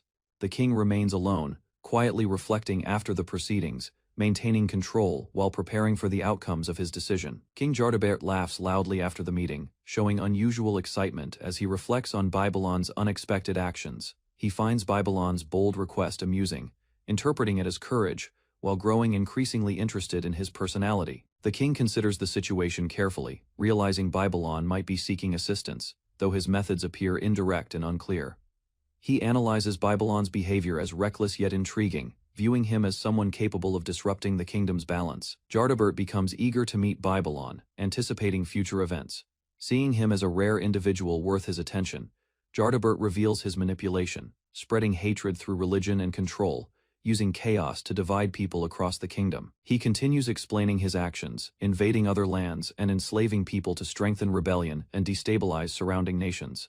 Despite the chaos, he intentionally leaves Babylon's territory untouched, allowing it to grow separately from his destructive influence. Jardabert expresses excitement toward Rise, seeking a worthy opponent, driven by his desire to relive battle once more. He declares Prince Johann as a sacrifice, planning his death to ignite war and intensify conflict against the nobles. Meanwhile, Babylon remains unaware, enjoying peace in his territory, believing everything is progressing positively under his leadership. Rise Babylon announced a grand party at his castle, inviting all who wished for the kingdom's peace. Nobles doubted Rise's status, mocking him as a low-life baron and questioning his achievements in castle. Despite his anger, one advisor reminded the noble that Duke Hohenheim had signed the invitation, forcing attention. The noble pondered deeply, suspecting that Rise might have a secret strategy behind the invitation. With a confident smile, the noble declared he had devised a plan to neutralize risks while handling the situation. The noble decided to respond to Rise's invitation, instructing his advisors to confirm attendance immediately. 1 month later, the party at Rise's castle was prepared, with a young noble's son sent as a representative. Rise observed the young guest warmly, noting that his respect seemed genuine despite his naive nature. Rise and his attendants reviewed the guest list, ensuring all preparations were complete for the upcoming arrivals. The attendants noticed the distinguished guests approaching, signaling that the party would soon begin as planned. Rise noticed that many lords and their sons had fallen ill simultaneously and considered using his healing magic strategically. The attendants agreed, seeing the situation as an opportunity to prepare for future visits and demonstrate Rise's influence. Rise focused on preparations inside the castle, ensuring everything was ready to welcome the incoming guests efficiently. The attendants reviewed which children would participate, noting that some illegitimate or young heirs were being sent instead. The staff acknowledged that this was a deliberate method to manage troublesome guests and maintain control over the situation. The attendants noted that the lord's children were being sent to eliminate nuisances, revealing the kingdom's harsh politics. One attendant realized that Rise had anticipated the situation and prepared accordingly, showing his strategic foresight. They observed that the children shared similar experiences of neglect and mistreatment, making them relatable to Rise's own background. The attendants believed Rise intended to care for the sadness in the children's hearts, demonstrating his kindness and foresight. Rise called to Irina, signaling that the preparations were complete and the party was ready to officially begin. Rise's attendants carefully moved through the castle, ensuring security for the upcoming party and checking all preparations. Rise reminded them that they must stay close, emphasizing safety as the top priority during the event. One attendant noted the challenge of dealing with noble children, anticipating at least 1 or 2 unusual personalities. The staff mentally prepared, counting on each other to manage the guests efficiently and maintain order. Rise sensed that trouble might appear early, showing readiness to face unexpected issues as the party began. Irina noticed commotion near the entrance, signaling that a guest had arrived unexpectedly at the castle. A young noble confronted Rise, demanding an explanation about the castle and his status as baron. Rise calmly explained that the castle's design mirrored the royal castle, warning the young man to be careful. The young man revealed himself as Prince Johann Nocia, asserting his royal identity and expressing outrage. Rise's attendants worried about offending the prince, realizing the need to carefully manage the situation and his reaction. Rise tried to calm Prince Johann, explaining that his previous comments were only a joke about royal upbringing. Irina observed the situation, noting that Rise's words had unintentionally angered the prince. Rise teased Johann, suggesting he could use healing magic on him, further provoking the prince. The prince angrily criticized Rise's castle, pointing out its black paint and comparing it unfavorably to the royal castle. Rise responded calmly, hinting that the castle might remind the prince of home. While Johann's temper flared, Prince Johann demanded that Rise explain his intentions, expecting an immediate response to his anger.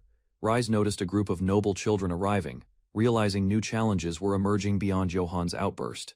He observed the children, noting their short tempers and weak spirits, preparing for potential trouble during the event. Rise understood that the children had been sent for education and guidance, recognizing the responsibility entrusted to him. He instructed his attendants to restrain them as needed, showing readiness to manage the children safely and efficiently. Suddenly, Prince Johann and his group were struck, shocking everyone with the unexpected action. The children and nobles collapsed as mysterious hooded figures appeared, creating chaos in the castle hall. Rise instructed Irina to manage the situation, assuring her that the children would be properly educated and cared for. Irina stepped in to assist. while the attendants worked to maintain control and safety among the children. Rise decided to move the remaining guests to the underground temple, using healing magic to ensure none were harmed. Prince Johann awoke, confused about his surroundings, unsure of what had happened to him and the other children. He looked around and saw the other nobles' children similarly restrained, asking what would happen next. Rise and Irina appeared, smiling reassuringly, signaling that the children were under control and safe. The prince realized the situation was serious, but understood that Rise's intentions were to educate and guide them. Rise warned Johann to behave, promising that no harm would come if he followed the rules. Prince Johann angrily threatened Rise, claiming his father would never forgive him for what had happened. The beastwoman reminded him not to rely on his parents too quickly, and to develop as a man himself. She explained her plan to correct his way of thinking for the benefit of the kingdom's future. She asked Johann for his honest thoughts, checking if he truly accepted the current situation. The prince confessed his hatred for his father and other nobles, expressing frustration at being ridiculed as the youngest princess. Rise revealed a drug that forced honesty, explaining it was used to properly educate Prince Johann and the other children. Johann panicked, claiming the people were terrorists, while the others looked confused and terrified by the situation. The children began confessing their true feelings, voicing hatred toward their families and frustration at the aristocracy. Rise encouraged the children to freely express their anger, letting their true desires and emotions come to light. The prince suddenly admitted he couldn't hate his father, showing a surprising change after the drug's effect. Prince Johann expressed his anger and violent desires, including killing his father and older brothers, influenced by the honesty drug. The prince screamed in shock as the drug's effects intensified, experiencing a sudden surge of power. Rise explained that the strengthening drug, derived from devil dragonfolk samples, enhanced both mana and physical abilities. Rise encouraged the children to show their new strength to their parents and siblings, embracing the power within them. Irina and Rise observed as the children began expressing their newfound strength and abilities with excitement and energy. One attendant observed the children and nobles from afar, noting that everyone seemed to be thriving under Rise's guidance. Despite the chaos and power surges, one person remained oblivious to how serious the situation had become, focusing only on the party. Babylon Castle stood quiet, the morning after the grand party. Rise observed the courtyard, noting the calm after the festivities. He walked through the halls, reflecting that all guests must have safely returned home. The castle felt unusually empty. Alicia appeared unexpectedly, confirming that some guards had escorted the guests, ensuring their journey went smoothly. Rise tried to maintain composure as Alicia jumped through the window, her lively entrance causing a brief fluster. Alicia cheerfully downplayed the commotion, while Rise admired the effectiveness of her unusual educational program. Peace returned once more. Rise greeted the young guests departing from Babylon Castle. They expressed gratitude, recalling their difficult pasts and newfound respect for him. He smiled as he considered the political advantage gained. Even the king's opinion was now more favorable due to the party's attendees. Alicia shared his excitement. They both anticipated how the children's parents would respond to the positive impression created by the event. One parent arrived, surprised and emotional, realizing their child had been treated kindly. He questioned the nature of the newfound bond. The child confronted their parent firmly, rejecting past mistreatment. Rise's influence had shifted family dynamics, leaving respect and fear in its wake. The child confronted their parent harshly, revealing the depth of past mistreatment and the soldiers' reports of neglect. He declared the only family he recognized was the Demiurge Church, shocking his parent and causing visible fear. The narrative explained that these children, previously oppressed by relatives, quickly seized control of their families through extreme brutal measures. Rituals and sermons began immediately, instructing the people to worship God Demiurge, enforcing obedience across the households. The children preached that true magic and divinity should guide with compassion, exposing lies of the royal family and establishing their new order. The child rallied the people, urging them to embrace demiurgism, spreading a new religious movement through the town. Some citizens hesitated, aware that supporting this movement defied royal law and could bring severe punishment. The child revealed that both their father and brother had died, taking full control of the family and the territory. They promised further explanation later, keeping the citizens attentive and curious about the new leadership and changes. Finally, the child declared full allegiance to the Demiurge Church, securing the people's support and solidifying their authority. The child declared their commitment to use magic for the people, gaining the crowd's admiration and loyalty. The citizens cheered for both the new lord and the Church of Demiurge, solidifying faith in the movement. A priest of the Church of Sophia appeared, curious and concerned about the unfolding events in the town. The high-ranking priest quickly recognized the child as the youngest lord, shocked by their audacity and influence. He acknowledged that the child would face consequences, but admired their cleverness, noting the rare combination of strategy and courage. The Church of Sophia confronted the citizens, demanding obedience and reminding them of state religion laws. The high-ranking priests instructed soldiers to punish the dissenters, warning the lord of the territory about delays. Several citizens fell under the priest's orders, struggling to resist the sudden crackdown and the overwhelming force. The young lord revealed that his sworn brothers had already mobilized, demonstrating that the movement had multiple layers of support. He declared that all actions were for Rise and the Demiurge Church, defying the priests and asserting his authority over the people. A few days later, Rise read letters from children, thanking him for the strength and teachings he had provided. Reports also arrived showing the favorable state of affairs in each region, confirming the success of his guidance. The child received advice from his father's letters, warning him to avoid overthinking and acting childishly in public. Rise noted Alicia was managing the day-to-day affairs, allowing him to focus on larger strategies and the Sophia Church. The story ended with the Church of Demiurge standing strong, signaling the consolidation of power and the new religious order under Rise's influence. Alicia hurried down the castle stairs. Arriving at a chamber where a group of priests had gathered, she faced them alone, standing against the entire assembly, challenging their authority with unwavering confidence. The priests protested, invoking the power of the Church of Sophia, claiming divine punishment would follow. Alicia smiled, her confidence unshaken, exuding a mix of mischief and bold determination. She taunted the priests, noting she had yet to be punished, despite being held captive, daring them to act. The priests shouted angrily, claiming the young lord and his followers were defying the state religion and summoning royal intervention. Alicia scolded them, accusing the priests of relying on authority figures, instead of taking responsibility for their own actions. The priests reacted with shock and fear, realizing the severity of Alicia's boldness and the shift in power. She smiled faintly, hinting at potential consequences if the priests continued to challenge her authority.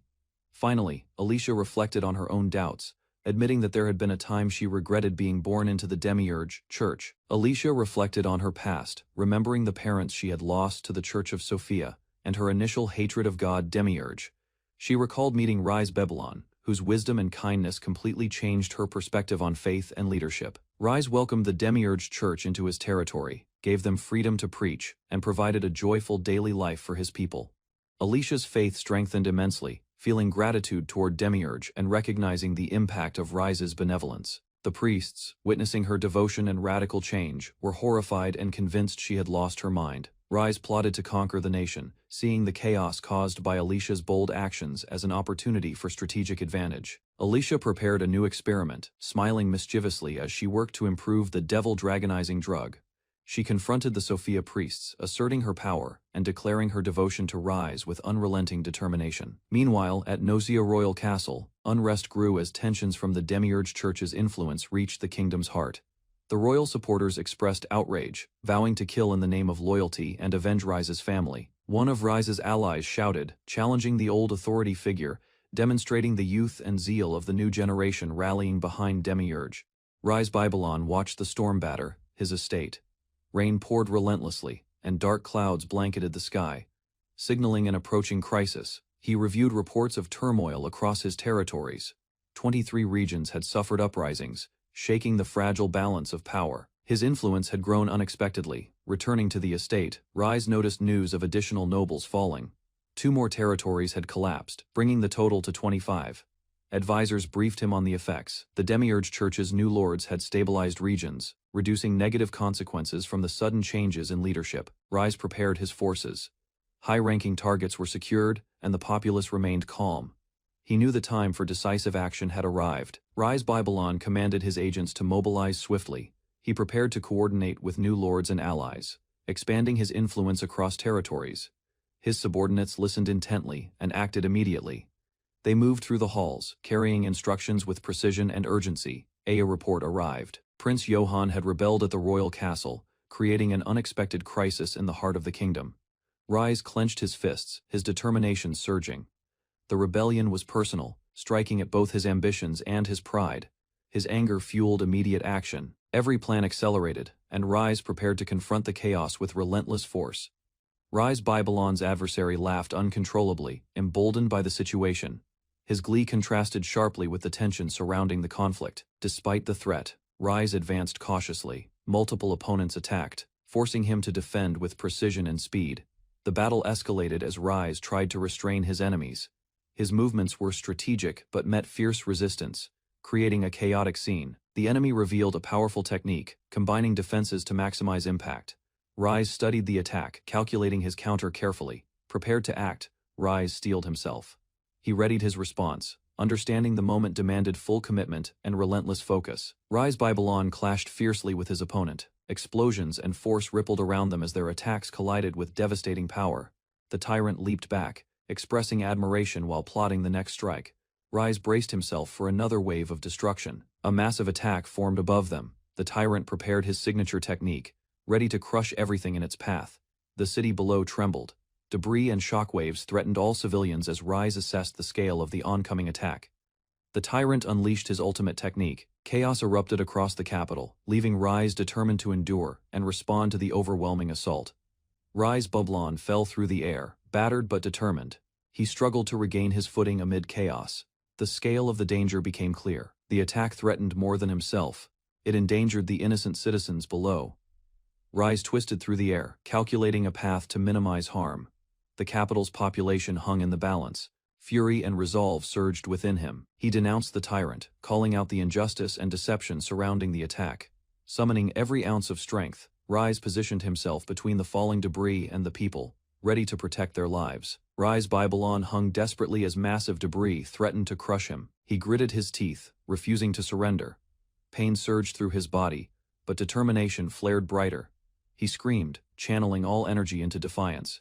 The debris loomed above, a near impossible threat. Rise assessed the falling mass, calculating how to confront it head-on.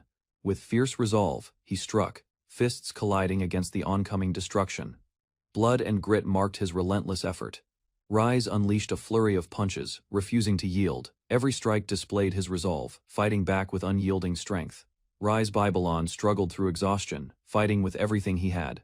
He aimed to show his strength and determination to the people. Pain and fatigue surged, yet he clenched his fists and yelled, unleashing all his power with unrelenting force. The debris and attacks threatened him, but Rise calculated his strikes precisely, countering the falling destruction with skill and courage. He struck the source with overwhelming force, shattering the enemy's attack and sending shock waves across the battlefield. Rise collapsed, exhausted but triumphant. The city was safe, and he had proven his strength and commitment to his people. Rise Babylon remained on the battlefield, bruised and battered. The city lay in ruins, yet he had endured the tyrant's attacks. The tyrant regarded him with surprise and admiration. He had not expected such resilience from a young lord. Rise had exceeded all expectations.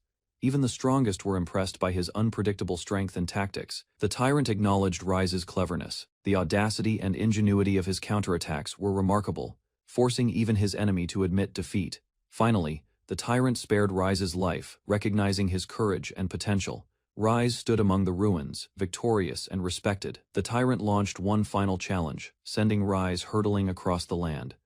The battle had ended, but tension lingered. Rise soared through the sky, holding steadfast, his resolve unshaken despite the final push.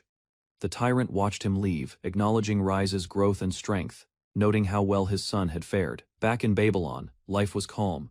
Citizens and allies basked in the peace, enjoying a respite from constant conflict. In the castle gardens, companions gathered. They celebrated the safety of the city and the enduring legacy of Rise Babylon. Rise Babylon's companions cheered upon seeing him, happy and relieved. The atmosphere was light after the chaos of battle. The group teased him about his humor and antics, making the moment playful and carefree. Rise explained his preparations, digging tunnels in anticipation of any future enemy attacks, showing his diligence even in peace. One companion revealed ambitious plans to connect their rooms through tunnels, adding a humorous twist to the calm setting. Rise observed quietly, reflecting on the charm and liveliness of his allies. The peaceful garden offered a rare moment of joy and safety. Rise Babylon's companions spotted something unusual. Alarmed, they called his attention toward the approaching threat. Rise's allies expressed their wishes for proper heroes and protagonists, unknowingly hinting at the coming chaos. A strange force rapidly approached, catching everyone's attention. The group braced for impact. Prince Johann appeared in the middle of the turmoil, spinning violently through the air, signaling a new conflict. Rise quickly intervened, protecting his companions and preparing for the sudden attack with decisive action.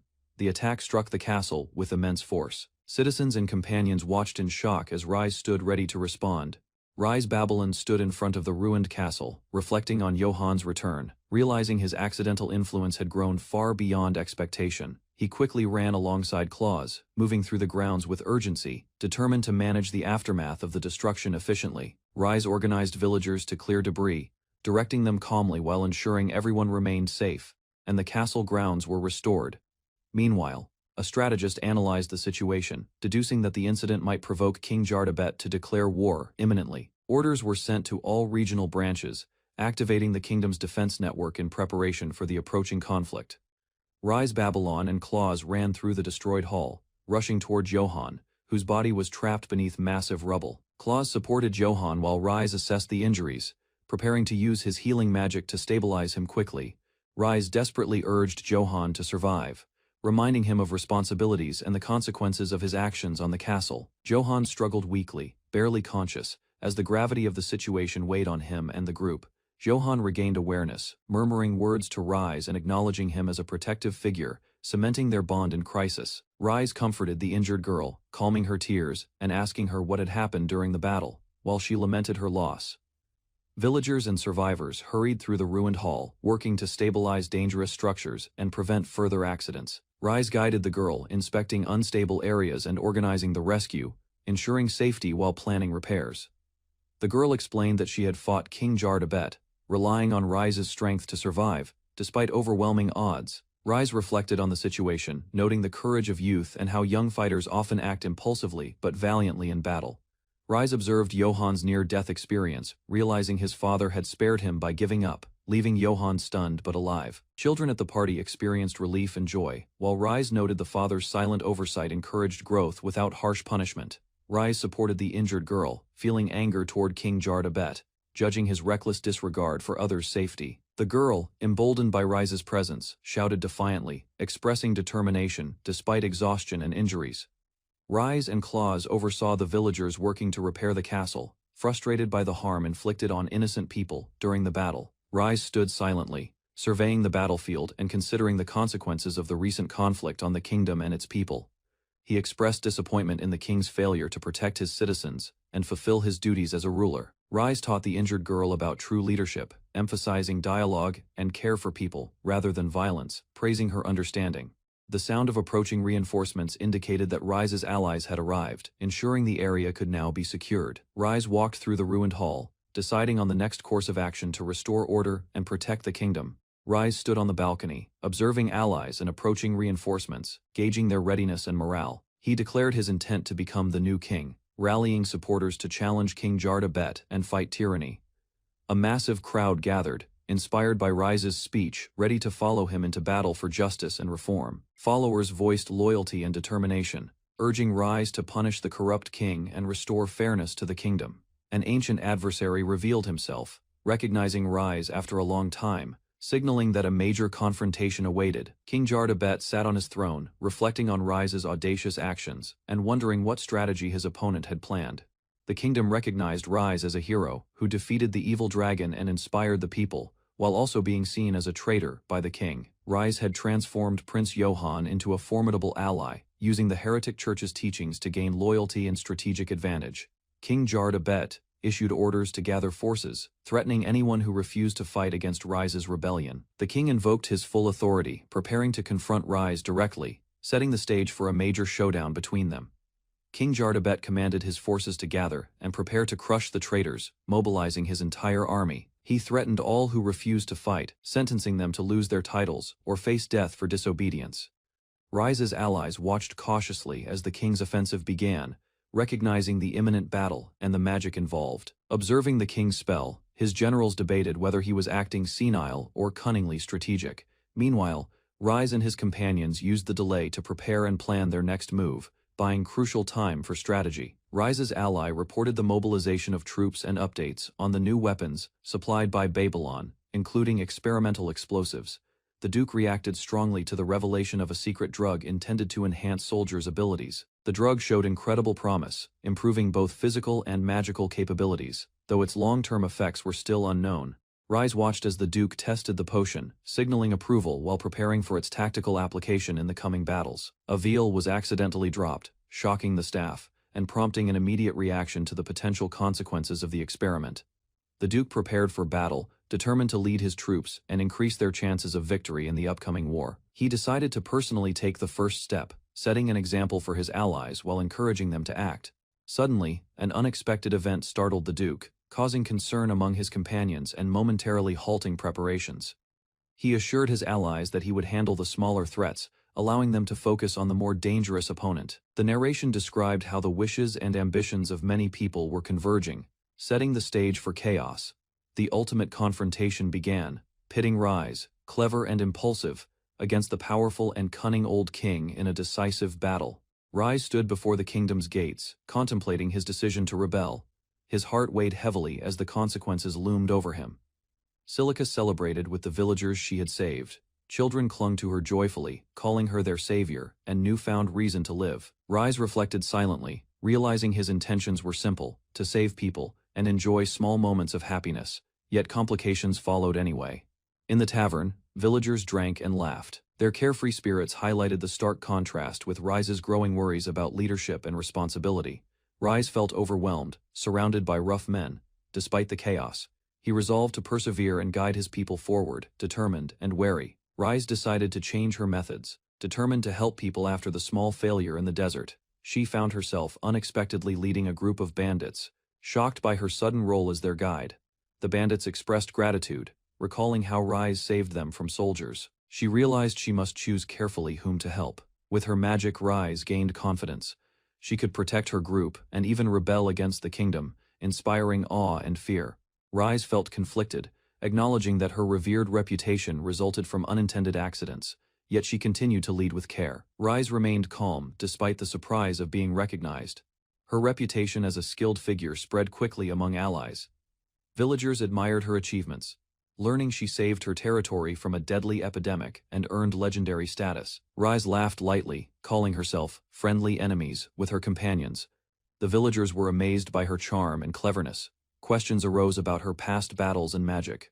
Rise modestly explained her tactics while the villagers grew more impressed. She recounted struggles with krakens and chaotic events, showing how teamwork solved her problems, leaving the villagers both awed and inspired. Rise struggled with the bounty on her head, feeling conflicted as her hard work clashed with the consequences of fame. She confidently assessed the challenge, believing that if Rise-kun could face a dragon, she could do the same. A bandit revealed his hometown was nearby, prompting Rise to consider traveling north to explore potential opportunities. She learned of a dragon's den filled with treasure deep in the mountains, sparking excitement and curiosity. The bandits eagerly agreed to join her. Together, they planned to seize the treasure and begin honest lives once more. Rise panicked at the thought of a dragon so close. She searched for an excuse, realizing she couldn't avoid the challenge. The bandits explained their hopes. Defeating the dragon could help their hometowns and redeem the lives of lost friends. Rise saw no way to escape.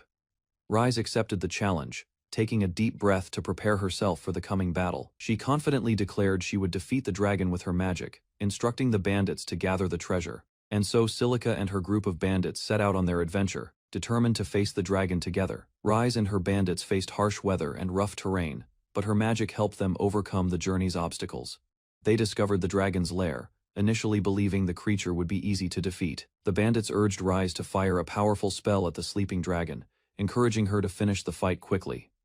Rise realized controlling a dragon with a single spell was far more challenging than she imagined. The dragon stirred, waking with a roar, and demanded to know what the humans wanted, startling the entire group. Rise nervously approached the dragon, requesting it to share some of its treasure with her group. The dragon regarded them coldly, calling the adventurers fools consumed by greed. It explained that previous lords had offered riches in exchange for protection and sealing the mountain. The dragon warned that anyone attempting to steal the treasure deserved death. Rearing up in a threatening posture, Rise had no choice but to unleash her maximum mana, preparing to confront the dragon with her full magical power. Rise struck the dragon with her full magical power, trapping its head as she focused all her energy. The dragon thrashed violently, struggling to breathe as Rise maintained control, showing her skill and determination. Finally, the dragon fell still, exhausted but triumphant. Rise realized she had defeated the mighty beast. The bandits cheered loudly, celebrating Rise's victory as they approached her, full of relief and admiration. With the dragon's treasure secured, the bandits began planning how to use it wisely, opening opportunities for new lives. Rise reassured the bandits that she had earned the treasure through her efforts, calming their concerns. She thanked them for believing in her and following her all the way, smiling despite the cold and snow. Suddenly the ground began to crack, and Rise realized they were in trouble as the terrain shifted violently. One bandit remembered a volcano nearby, realizing the dragon's seal might have been holding the mountain in check. The volcano erupted, and Rise's companions cried out, relying on her magic to escape the catastrophe. The bandits called out to Rise, seeing her caught in the eruption's chaos as lava and smoke surged. The volcano continued to erupt violently, spewing ash and molten rock across the landscape. Rise realized crying would not help. She steadied herself, focusing on survival and guiding her companions safely. Determined, she vowed to become a hero like Rise-kun next time, inspiring hope and courage in the bandits, despite the devastation. Rise Babylon surveyed the ruins of his castle, frustrated by the destruction caused by Johann. Despite the damage, he refused to seek compensation, trying to remain composed. Rise reflected on his mistakes, realizing that following events blindly led him to declare he would become king, escalating the conflict unexpectedly. He considered retracting his statements, but knew that doing so might worsen the situation, leaving him trapped in the consequences of his actions. Facing a room of tense nobles, Rise understood there was no simple way to escape the political pressure now surrounding him. As the nobles plotted, Rise realized they were gathering forces to march on the capital, forcing him to confront the full scale of the brewing war. Johann observed the nobles hurriedly sending troops to the castle, ensuring their loyalty would not be questioned. Rise grew concerned, realizing that something about the nobles' actions seemed unusual and unpredictable, causing unease in his mind. Rose watched Clayes with jealousy as he was surrounded by two men, feeling a sudden flame of rivalry in her heart.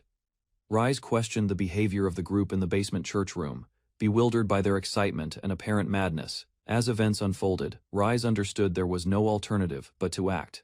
Thinking carefully of a strategy to survive, Rise approached the ruined throne room cautiously, noticing the damage and the kneeling soldiers within. King Jardabert received a report that his troops were prepared for deployment, confirming readiness for the coming battle. The king and his advisor walked through the castle hall, inspecting the damage and planning the army's sortie. Jardabert appeared on the balcony, observing the troops gathered below, his expression calm but commanding. Facing a massive assembly of warriors, King Jardabert raised his hand, praising their loyalty and inspiring them for the upcoming campaign. King Jardabert commanded his army to eliminate Baron Rise Babylon, labeling him a traitor to the nation. The knights questioned the logic of sending such a large force to confront a single lord at the southern frontier. Jardabert dismissed their doubts, stating he expected little from the knights, while emphasizing his authority.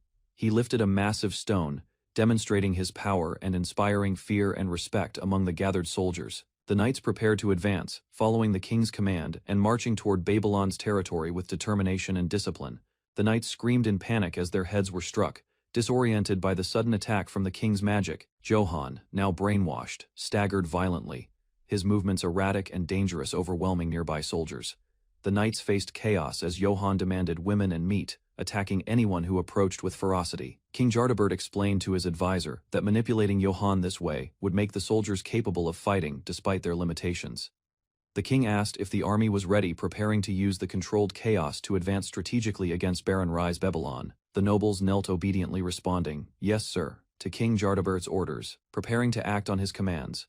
Jardabert used fly magic to transport the knights directly to Babylon, initiating the assault on Baron Rise's territory. The king announced that whoever brought him Rise's head would be appointed the next king, increasing competition and tension. Jardabert reminded a prince that, thanks to Johann's insurrection, many in line for the throne had perished. Reflecting on his son's failures, Jardabert lamented that none had been capable of securing the throne with their own hands. King Jardabert dismissed his council decisively, ordering them to leave immediately after his decision was announced. A prince hesitated and raised a question, challenging the king's instructions respectfully, but carefully. The prince asked about handling people who did not answer the king's call, seeking clarity on proper action.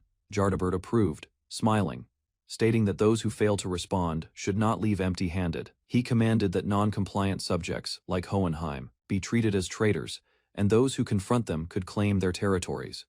King Jardabert observed from above as all minor roles of his strategy fell into place, satisfied with his plan. From the ground, the soldiers, driven insane by stimulants, prepared to act recklessly against their enemies. From the sky, noble mages, motivated by greed, descended to join the attack and pursue their own objectives. The insane soldiers caused uncontrollable destruction, while the mages targeted specific enemies with precision, creating chaos and fear. Jardabert confronted Rise Babylon, challenging him to face all the pawns he had orchestrated, testing Rise's leadership and skill. A horde of soldiers prepared to march on Babylon, following King Jardabert's cruel orders. The city faced imminent destruction as the invading army moved relentlessly.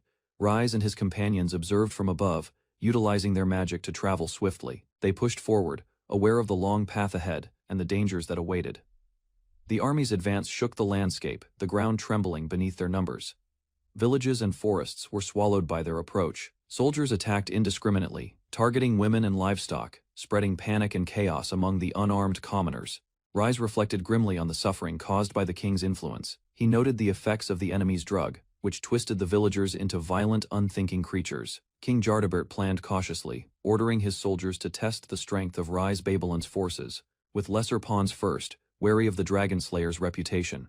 Rise's enemies schemed among themselves, plotting that whoever could bring his head home would claim victory, thinking they could outsmart him. Jardabert encouraged his pawns to prove their usefulness, subtly manipulating them to gauge Rise's strength while keeping the true threat hidden. Lone Noble analyzed the greedy soldiers' mindset, predicting their reckless moves while recognizing the unexpected danger posed by Rise. He concluded that the king's unusual interest in Rise meant the young lord possessed exceptional potential, and capturing him promised high rewards for those daring enough.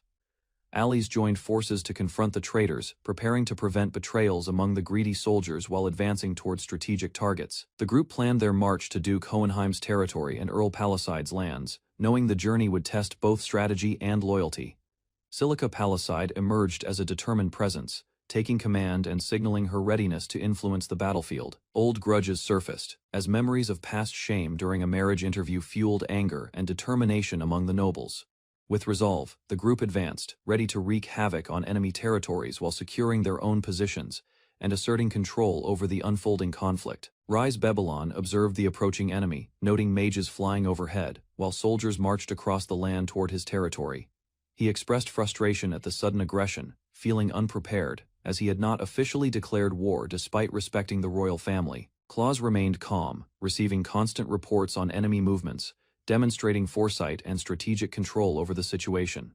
Claus revealed he had prepared extensively, readying defenses and planning contingencies to counter the invading forces. Rise delegated command of soldiers to Claus and distributed weapons crafted by the beastfolk and dwarves, ensuring his territory was fortified against the impending attack. Rise assessed the battlefield, confident that his allies, including the Dragon Riders' units, could handle the flying mages and protect his forces.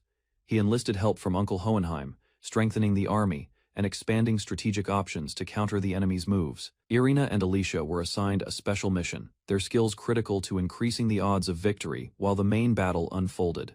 Claus secured a safe position away from the front line under the pretext of tending to the wounded, maintaining control over operations. Despite enemy mage units invading the Palicide region, Rise remained calm, coordinating responses and ensuring the defense was organized and effective.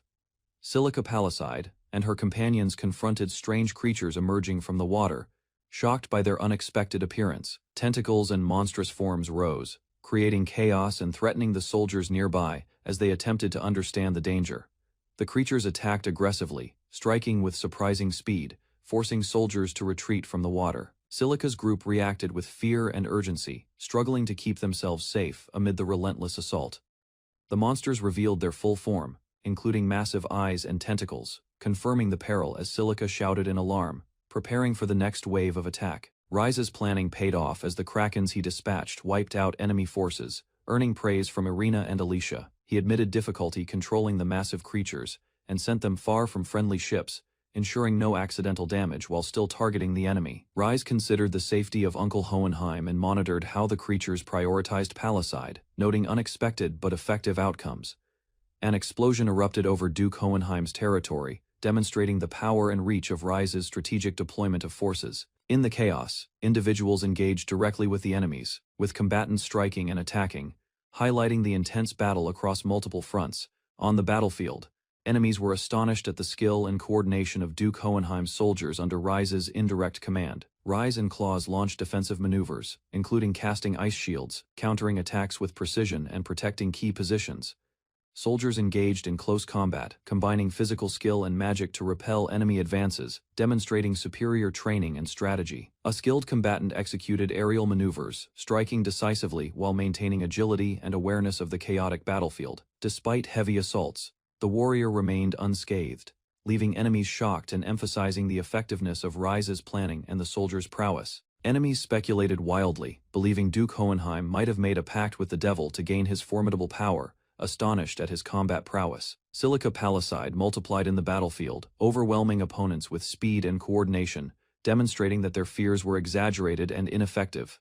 She and her duplicates attacked from the sky, striking decisively while maintaining aerial superiority over the enemy forces. Rise's strategy proved effective as Silica executed precise, lethal strikes, causing heavy casualties and demonstrating the strength of his planning. After the battle, Silica ordered patrols to secure the area and sent one group to report back to Babylon, ensuring continued vigilance and control. Silica assured the Baron that the land would be protected in his absence, promising vigilance and safety. Rise acknowledged the support, contemplating the unfolding battle and preparing mentally for the challenges ahead.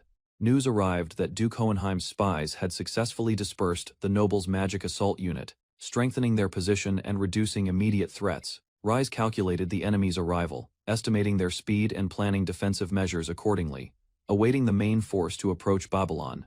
He checked on Claws and the maids, confirming all operations were proceeding well while the final battle drew near, ensuring coordination across the defense. The citizens and maids remained loyal, providing aid and support as Rise prepared for the ongoing conflict, ensuring his forces were well organized.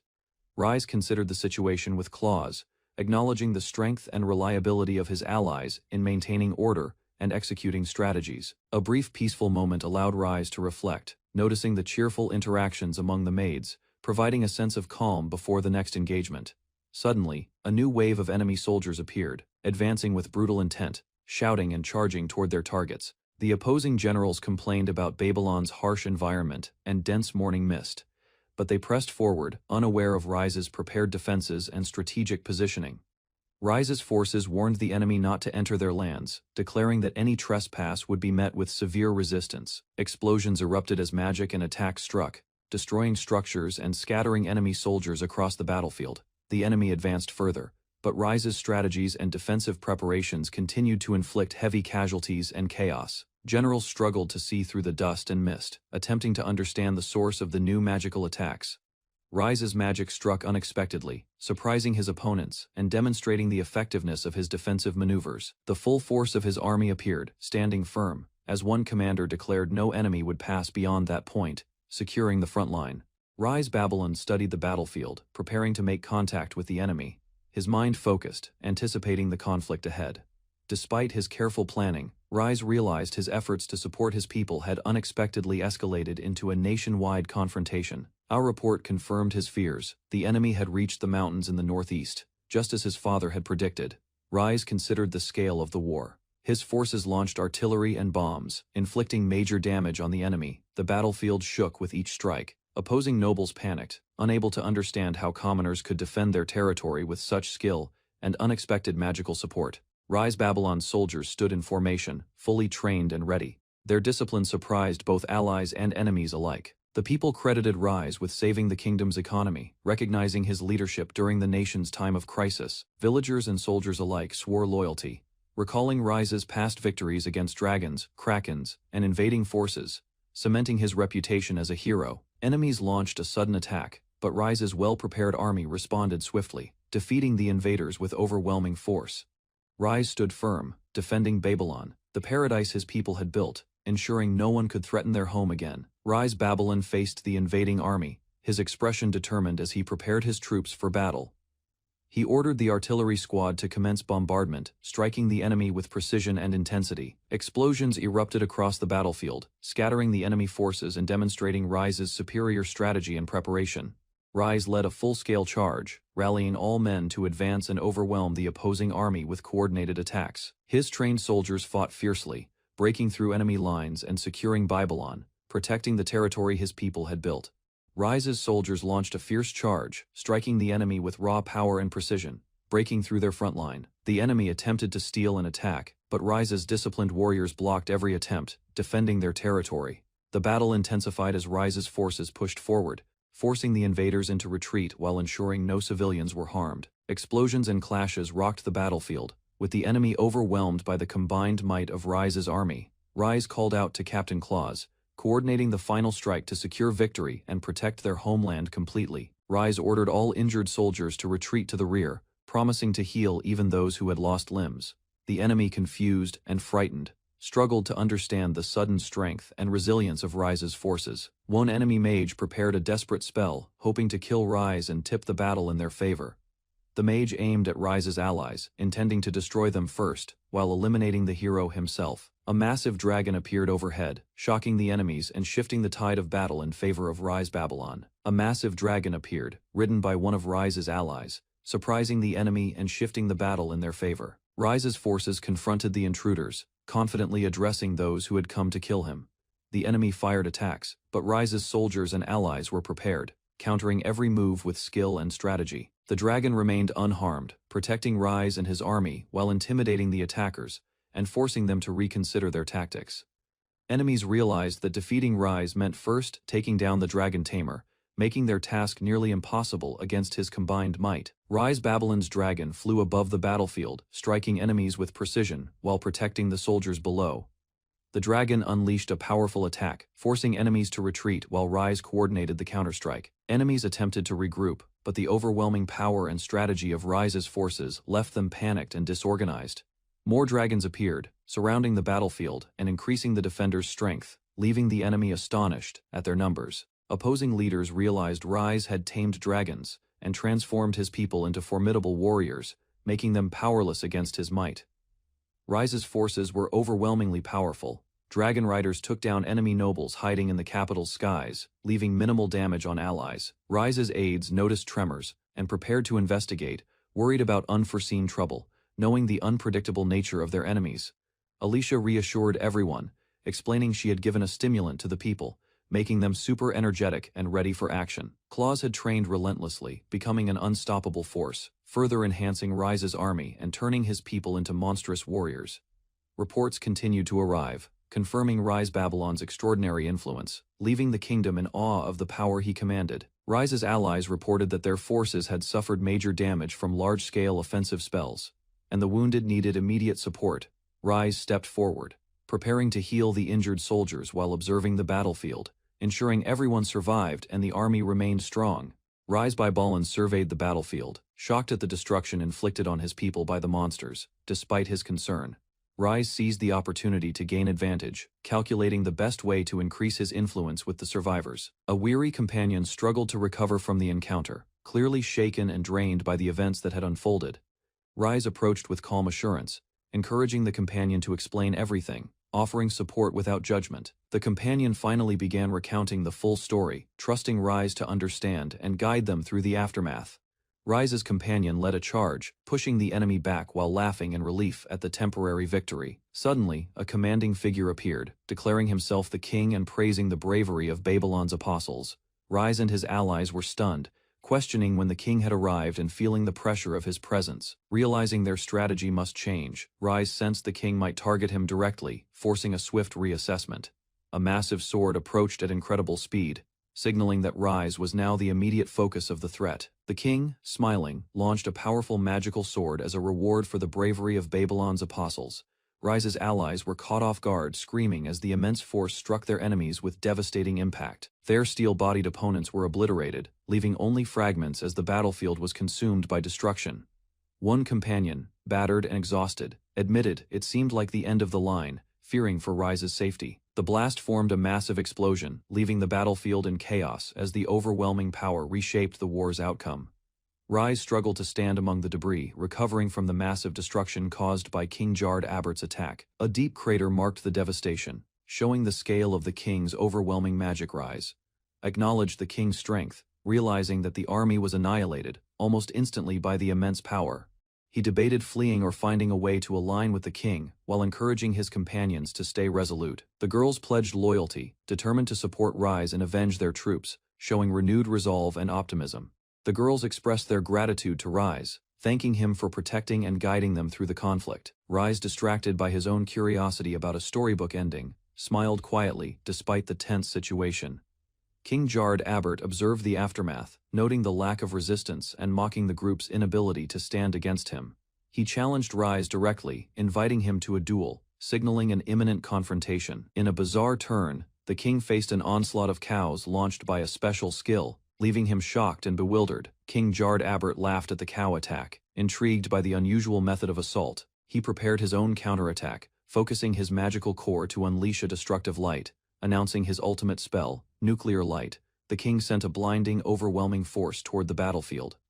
The cows charged bravely, mooing loudly, attempting to intercept the incoming magical attack. A massive explosion erupted, scattering debris and light, leaving the battlefield in chaos and the outcome uncertain. Rise faced King Jard Abert, walking through the smoky battlefield, eyes filled with determination. The king greeted him, recognizing Rise as a hero who had challenged his authority and rebelled against injustice. Rise shouted back, naming Jard Abert and condemning him for killing his allies and ignoring his contributions. The two prepared to clash, magical flames rising around them, signaling the start of an intense and decisive battle. Rise Babylon turned sharply, refusing to hear pleas. The Baron's resolve strengthened as his companions begged him to reconsider. He watched the barony's residents, their hope and loyalty clear. Determined, he decided to face King Jard Abert, relying on his magic to protect everyone. Rise stepped forward, the heavy door creaking open, his cape fluttered, signaling the start of his decisive action. Kneeling, he unleashed his total healing magic. Trees, plants, and the land around him flourished, revitalized by his power. Across the battlefield, the enemy wizard invoked offensive spells. The stage was set for an epic clash between life and destruction. The enemy wizard raised his hands, casting a massive lightning spell. The sky darkened as energy surged through the battlefield. Rise countered immediately, targeting the enemy with precise magic. His attack aimed to protect the barony and his allies. A herd of cows was caught in the spell's effect, moving violently across the ground, amplifying the chaotic battlefield. The wizard laughed confidently, underestimating Rise's strategy. He believed his lightning could overcome any obstacle in his path. The cows, electrified yet unstoppable, trampled forward unexpectedly. The wizard's shock grew as his control over the spell faltered. Rise smirked confidently, explaining his endurance-style healing magic. His spell would help allies resist fatigue, weakening the enemy's advantage. The wizard grinned, preparing to stop the charging cows himself. His arrogance underestimated Rise's clever strategy and resilience. Electric energy enveloped the wizard's body. He fused with the storm, preparing to unleash a devastating attack with full power. Lightning crackled violently, arcing across his form. He called the electric wind to merge with his body, turning himself into living armor. The cows charged forward with unstoppable force. The wizard struck but was overpowered, flattened beneath the trampling herd as Rise's plan succeeded. The wizard Jard Abert laughed maniacally, vowing to destroy everything in his path. His power surged, threatening complete devastation. Rise observed the chaos, realizing the wizard's monstrous strength. He focused, preparing to counter with strategy and magic. With determination, Rise accepted the challenge. He resolved to act faster than Jard Abert, protecting his barony at all costs. Jard Abert unleashed a flurry of lightning strikes, his arms moving with blinding speed, attacking everything in sight. Rise responded, instantly pointing and launching a rapid series of spells. His offensive matched and countered Jard Abert's fury effectively. Jard Abert laughed, thrilled to face Rise. He admired the Baron's strength, anticipating a battle worthy of his own power. Rise shouted in anger, condemning the wizard for killing innocents and his own allies. His resolve hardened. He noticed the fallen cows, realizing the true scale of destruction. Rise's heart weighed heavy with the lives lost. The wizard exploited Rise's fatigue, the young Baron's mana depleted, leaving him vulnerable to the enemy's attacks. Jard Abert remarked on Rise's limited mana, launching another strike. The cows were sent flying, showing the cost of exhaustion. Jard Abert acknowledged Rise's strength, impressed by the young Baron's power and daring. He admitted enjoying the battle. Rise glared, furious over the destruction and lives lost. He vowed never to forgive the wizard's actions. Exhaustion overtook Rise as he realized the limits of his mana. The wizard seized the advantage, exploiting his fatigue. Jard Abert attacked again, launching Rise and the remaining cows across the battlefield. Rise struggled to maintain control. Rise reflected on the fight, accepting his defeat. He admitted his efforts weren't enough, feeling the weight of his responsibility as Baron. Rise felt the push of his allies' encouragement. Their voices reminded him of his strength and responsibility as a baron. Allies arrived unexpectedly, Baron Jykov and Viscount Snail. Their presence brought hope, reinforcing the morale of the exhausted barony. Both nobles expressed gratitude. They thanked Rise for saving their lands and preventing the enemy's evil schemes. They continued to cheer him on. Their belief in his abilities strengthened Rise's resolve to keep fighting. Rise, inspired by their support, realized giving up now would dishonor the sacrifices made. He prepared to continue the struggle. Rise stood firm, determined not to give up. His allies' encouragement reminded him of the stakes and his responsibility. He focused, channeling all his remaining power. Determination surged as he prepared to face the enemy head-on. The wizard's illusions caused terror among the nearby onlookers. They regretted interfering, overwhelmed by the scale of Rise's power. Rise relied on his inner strength and self-made illusions to regain focus. His confidence solidified, showing his independence. Jard Abbott watched in disbelief. Rise remained visible and undeterred, his self-reliant strategy marking the birth of a miraculous protagonist. Jard Abbott was shocked. He believed Rise had exhausted all mana, yet the young baron stood firm, prepared to continue. Rise appeared as a solid, unwavering silhouette, immune to the wizard's disbelief and overwhelming power. An enormous explosion erupted, shaking the battlefield. Rise's determination turned destructive energy into an opportunity for strategic advantage. He declared his return from the depths of his own limits, preparing to erase Jard Abbott from existence. Rise's self-reliance reached its peak. His miraculous, self-created illusions formed the basis for a new, unstoppable, heroic form. Rise Babylon appeared before the old noble, his presence shocking everyone in the battlefield. The noble realized Rise had acquired a rare skill that allowed him to resist certain death itself. Rise's power shone with an intensity rivaling ancient magic, overwhelming anyone who saw it. The noble laughed, impressed by this unknown magic, but refused to admit defeat. Standing ready, with determination, the noble unleashed a powerful attack, intending to end Rise once and for all. Rise Babylon raised his hand, preparing to demonstrate his new skill, a shining light of justice. Unexpectedly, a herd of cows appeared, forming a barrier that blocked his attack completely. The old noble was stunned, unable to believe that mere cows could stop such a powerful light. Rise hovered above the battlefield, commanding the cows to maintain their formation, while he readied his next move. The noble struggled against the unexpected defense, determined to uncover the secret behind Rise's new skill. Rise unleashed his attack, but the cows shielded him, sending shockwaves across the battlefield. The old noble struggled to comprehend the absurd amount of power contained within the strange barrier. He realized Rise's skill rivaled, and even surpassed, his own nuclear-level magic, leaving him stunned. Rise revealed that his true strength came from healing magic, the skill he had mastered above all. He explained that using his power solely for the people made it impossible for destruction-focused enemies to overcome him. Rise laughed, explaining how his magic differed from the noble's nuclear light, fueled by life rather than destruction. He activated an upgraded healing rate, amplifying his power beyond comprehension. Rise launched his ultimate attack, the planetary extinction Fey nuclear fission, cow laser, targeting the battlefield with precision. The old noble was thrown aside, unable to evade the unexpected force of Rise's offensive. Rise revealed the remaining airborne cows, prepared to counter any attack and secure his overwhelming advantage. Rise activated his next attack, the life energy exhaustion Fey cow dust, nuclear explosion, unleashing overwhelming force. The old noble was struck violently, unable to withstand the impact of the explosive blast. Rise's defensive shield protected him, allowing him to observe the battlefield safely while the attack landed. The old noble realized Rise's cunning. He had turned the fight into poison, weakening his enemy further. Rise's strategy forced the old noble to acknowledge his skill, combining healing magic and tactical poison to dominate the fight. The old noble embraced the battle, thrilled by Rise's overwhelming power and relentless determination. He acknowledged Rise's teaching, vowing to strive and match him as a worthy opponent. The noble released all his remaining energy, declaring he no longer needed his old body to fight.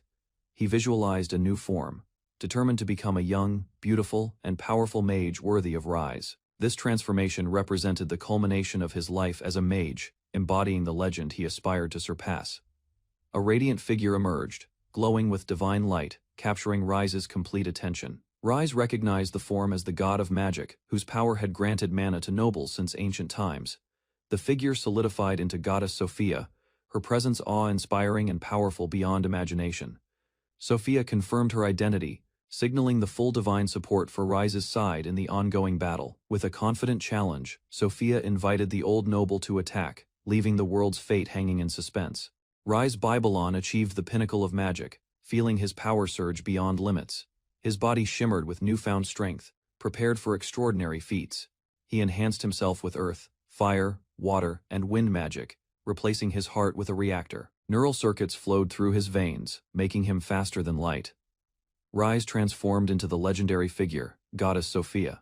His presence overwhelmed the battlefield, commanding awe and fear. From all who gazed upon him, enemies attempted to resist. But Rise unleashed unstoppable attacks. Chaos spread as he pressed forward without hesitation. Finally, Rise called upon his people, drawing their power and unity. Together, they prepared to change the fate of the realm.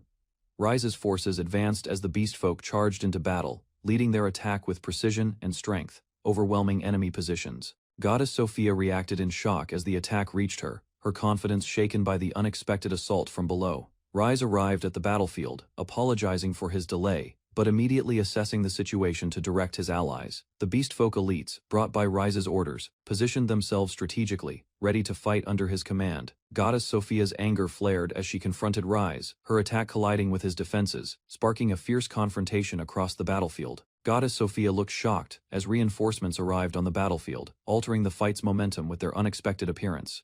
Rise recognized Duke Hohenheim, calling out to him in surprise, acknowledging the powerful ally joining the fray. Duke Hohenheim explained that he had secured the surrounding territories, bringing the trained fighters under his command to aid Rise.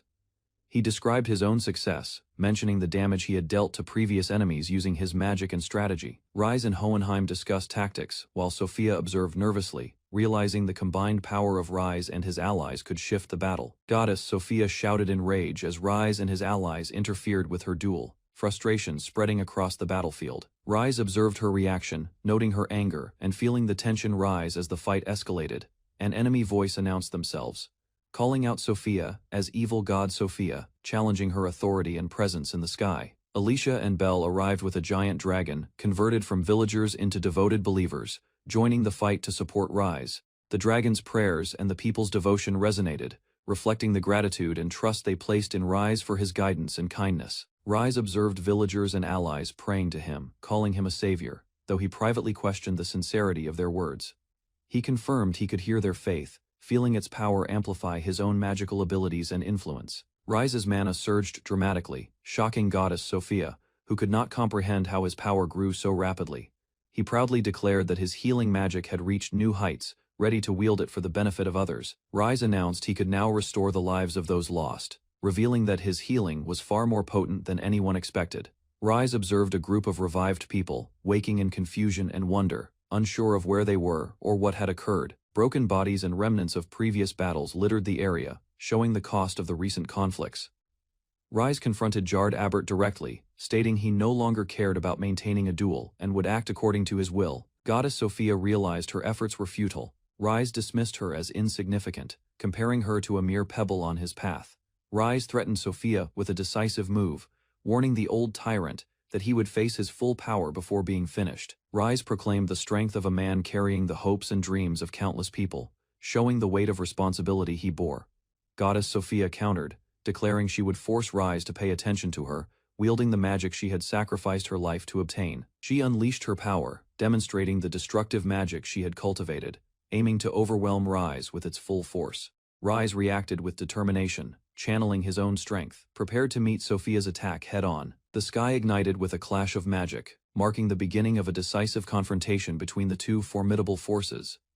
Goddess Sophia marveled at the amount of mana Rise possessed, realizing he was stronger than anyone she had faced. Rise revealed he was not alone, drawing strength from the support and faith of the entire Beastfolk clan behind him. Allies encouraged him, including Duke Hohenheim and others, urging him to unleash his spells and end the conflict decisively. Even the youngest and most timid supporters expressed trust in Rise, pledging to follow him to the ends of the world. Rise stood resolute with his allies, ready to bring peace and hope, his aura radiating strength as he prepared his final move. Alicia expressed her unwavering faith in Rise, asking him to guide everyone toward a brighter tomorrow. Rise responded with gratitude and determination, promising to take care of everything entrusted to him by his allies. Goddess Sophia watched as Rise's healing magic surpassed the speed of light, breaking through new dimensions with unprecedented power. Rise manifested a colossal magical attack, summoning the Apocalypse Black Hole Cow, shocking Sophia and asserting his dominance. Sophia trembled before the attack, realizing the overwhelming scale of Rise's magic and the true power he wielded in the battlefield. Sophia reflected on mana, realizing it does not grow with age but through belief in oneself, and the faith others place in them. She acknowledged that power increases as belief strengthens, both in oneself and among those who support you, amplifying magical potential. Sophia admitted defeat, recognizing that her past actions could never match the strength Rise wielded through unity and faith.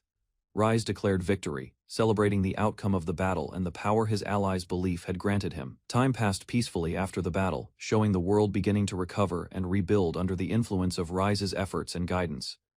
Rise stood alongside Alicia and Belle, celebrated and cheered by all as their esteemed savior and hero. He recalled how his actions, initially self-serving, unexpectedly earned him the admiration and trust of his people. Rise explained he had healed the dead and completed other feats, solidifying his reputation as a miracle worker. Despite his power, Rise admitted, feeling trapped by the overwhelming expectations and attention from those around him. Suddenly, Goddess Sophia returned from another dimension, announcing her arrival and signaling a new challenge for Rise and his allies. Goddess Sophia challenged Rise to their final duel, eager to test her full strength against him. Rise acknowledged her challenge, noting that leaving her unchecked would risk chaos, but agreed to the duel. Rise confidently declared his readiness, backed by Alicia and his growing number of believers, daring Sophia to strike with all her power. The battle began, marking a new chapter in their rivalry, as the two prepared for an epic confrontation, leaving the story open-ended. Rise Babylon struggled again in battle. Frustrated by constant defeat, she surrendered completely, offering herself without resistance. Rise faced an unusual adversary who calmly refused her submission, noting the bizarre cycle of her returning to life after each encounter. Frustration escalated as Rise demanded respect, while her opponent scolded her for causing unnecessary trouble in his routine. The conversation turned to strategy, suggesting Rise try confronting alternate versions of herself across parallel worlds to alleviate the ongoing conflict. Her opponent described alternate realities where Rise became emperor or a notorious alcoholic, highlighting the many ways her life could unfold. Rise Babylon's current world counterpart was considered perfect, leaving her opponent curious about the erratic nature of other versions. Rise speculated that hardships during their growth might have caused those alternate versions to become unpredictable. They recalled a major event from childhood, when her father's mana surged unexpectedly, triggering chaos and leaving lasting effects on the young Rise. The discussion turned to the nature of mana, which grows with confidence and faith, explaining the disparities between versions. Rise reflected on her own childhood, realizing she had no believers or followers, and that her current abilities were shaped by her experiences. Rise suddenly proposed traveling to the past, excitedly planning to fix things using dimensional magic. Her companion agreed, preparing to help her meet her younger self and witness her past experiences. Rise activated the dimensional magic portal, determined to confront her past and guide her former self. As they traveled, she contemplated how to introduce herself, joking about telling her old self she would be his future wife. Her companion quietly observed the plan, reflecting on the strange events and recording the moment in his book for later. 5-year-old Rise Babylon reflected on the looming collapse of his homeland, thinking ahead with surprising intelligence for his age. He observed his childish mother drinking excessively and wondered if his father would follow a similar path, fearing for the family. Rise considered using attack magic to defend himself, but knew he lacked skill, feeling hopeless about his ability to change the situation. Suddenly, a chaotic intrusion occurred as someone taunted and provoked him, forcing Rise to react in the moment. The intruder declared the land theirs, signaling the start of conflict and setting the stage for Rise's early trials and growth. Young Rise faced intruders demanding the whereabouts of his father, uncertain how to respond. He hesitated, knowing his father was incapacitated, unable to reveal the truth without danger. The attackers threatened him, prompting Rise to take immediate defensive action despite his youth. He unleashed a powerful attack, combining skill and instinct, surprising everyone with his magical capabilities. After the confrontation, Rise realized his potential, surpassing his father's abilities, and earning the presence of a goddess by his side. Rise stood before a young man, extending a hand in an authoritative gesture, signaling a test of resolve. The boy reacted violently, coughing blood, startled by the unexpected effects of the encounter. Confused and overwhelmed, he struggled to understand what was happening, unsure of the danger surrounding him. Rise observed calmly, noting that her attack's poison was taking effect, reflecting on the boy's fragility. Despite the boy's struggles, Rise remained composed, acknowledging the hopelessness of his situation and demonstrating her control over the attack magic. Rise made her target resistant to poison, planning to fix his weak disposition for future challenges. She reflected on her younger self, confident that no one could make him cower, no matter the threat. Using careful mental adjustments, she subtly encouraged self-treasuring, increasing the boy's confidence and self-worth. Rise and her companion decided to explore further into the past, using dimensional magic to investigate the source of the asylum. The young Rise awoke, confused and unsure of what had happened, his memory temporarily erased. Her actions increased his self-worth, boosting his mana, and cementing him as the future lord of the rundown territory. Nosha Kingdom, the holy capital of the Babylon Duchy, loomed over the land, a symbol of authority and order. Rise Babylon's subordinates brought him reports of the many pilgrims healed at the Demiurge Temple, showing the reach of his influence. The 17-year-old lord reflected on his rise, realizing that after defeating Jard Abert, his unusual new life had officially begun. Overwhelmed by his responsibilities, Rise screamed, unable to contain the pressure and chaos that demanded constant action. Faced with endless duties from the church and his territory, Rise wished for rest, feeling crushed beneath mountains of work. Rise considered the throne, recalling his choice to abdicate in favor of his uncle Hohenheim, avoiding immediate royal duties. He explained to a trusted advisor that he could not handle the chaos left by Jard Abert and needed support to lead. Despite protests, Rise insisted he only wished to guide the country from behind the scenes, avoiding direct glory or public attention. He reminded his advisor of their achievements together, proposing to let him enjoy a life of fun while still contributing. After deliberation, the advisor agreed, allowing Rise to maintain influence while freeing him from direct rulership responsibilities. Rise's advisor agreed to take the throne temporarily, relieving Rise of direct royal responsibilities until matters settled. Rise reflected on his new title as Duke, realizing the huge territory he now governed brought unexpected challenges. Claus, a loyal subordinate, came to consult with Rise, seeking guidance and approval for ongoing administrative matters. Rise greeted Claus warmly, emphasizing their friendship and making clear that formal ceremony was unnecessary for their interactions. Claus delivered a message from the king, ensuring Rise remained informed of royal matters even while avoiding direct rule. Rise learned that a banquet would be held at the royal palace, marking the kingdom's recovery after the war. His maid explained the event would allow nobles to meet and strengthen alliances, and she arranged Alicia and Irina's schedules. Rise panicked, realizing his manners were inadequate for attending a public royal event as a duke and hero of the people. He recalled his last party and tried to prepare, thinking strategically about how to conduct himself properly. Rise enlisted the help of Jaikov and Snail, gathering trusted aides to guide him through the upcoming banquet with confidence. Rise reminded Jaikov and Snail of their past deaths, including being killed by cows and enduring extreme hardships, as he revived them. He announced they would serve as his temporary etiquette teachers to prepare him for the upcoming royal banquet. The two protested, bewildered at being resurrected solely to teach manners, questioning Rise's motives and authority. Rise explained the importance of learning proper etiquette to avoid displeasing the other attendees during the banquet. Alicia smirked, recognizing the situation would give Rise another opportunity to experience controlled chaos, teasing him about enduring hell once more. Rise's allies were warned to be careful, as failure to obey could result in death, emphasizing the seriousness of the task. Rise calmed both Jaikov and Snail, reassuring them that his intentions were not harmful and urging them to cooperate.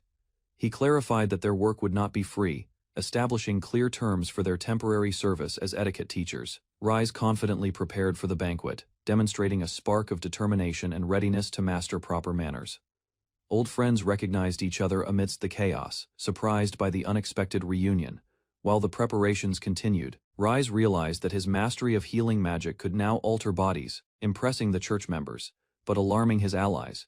He used his magic to modify a hairstyle, prompting requests from others to do the same for them. Alicia and Irina observed, noting the absurdity and worrying whether the effects would last, while Jaikov looked on nervously.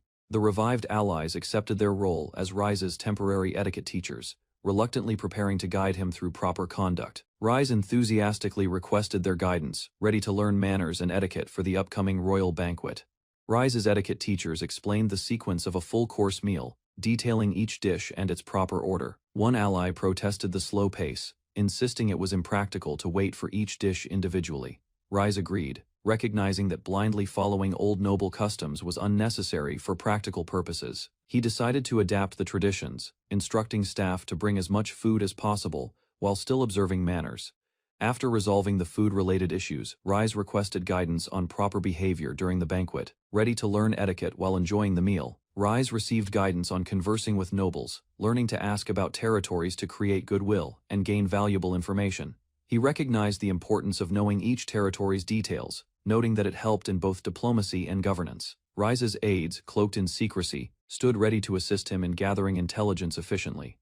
Alicia encouraged the team, emphasizing the need to report accurate information and stay attentive during their preparations. The cloaked subordinates delivered intelligence reports, informing Rise about territorial issues, locust infestations, and potential alliances for strategic planning. Rise received reports of Elysium embroiled in civil war and learned of an invasion threat from Orion, plotting strategic attacks. Alicia praised the information-gathering team, and Rise noted that some adversaries retained dangerous tendencies despite changes in position. He reflected that his influence as a pacifist had prevented potential terror across multiple nations, subtly altering the political landscape. Rise clarified terminology for his allies, emphasizing the intelligence network rivaling even the royal family and the significance of previous noble practices. The subordinates expressed shock at Rise's rise to duke and the establishment of demiurgism as a state religion, astonished at the political upheaval.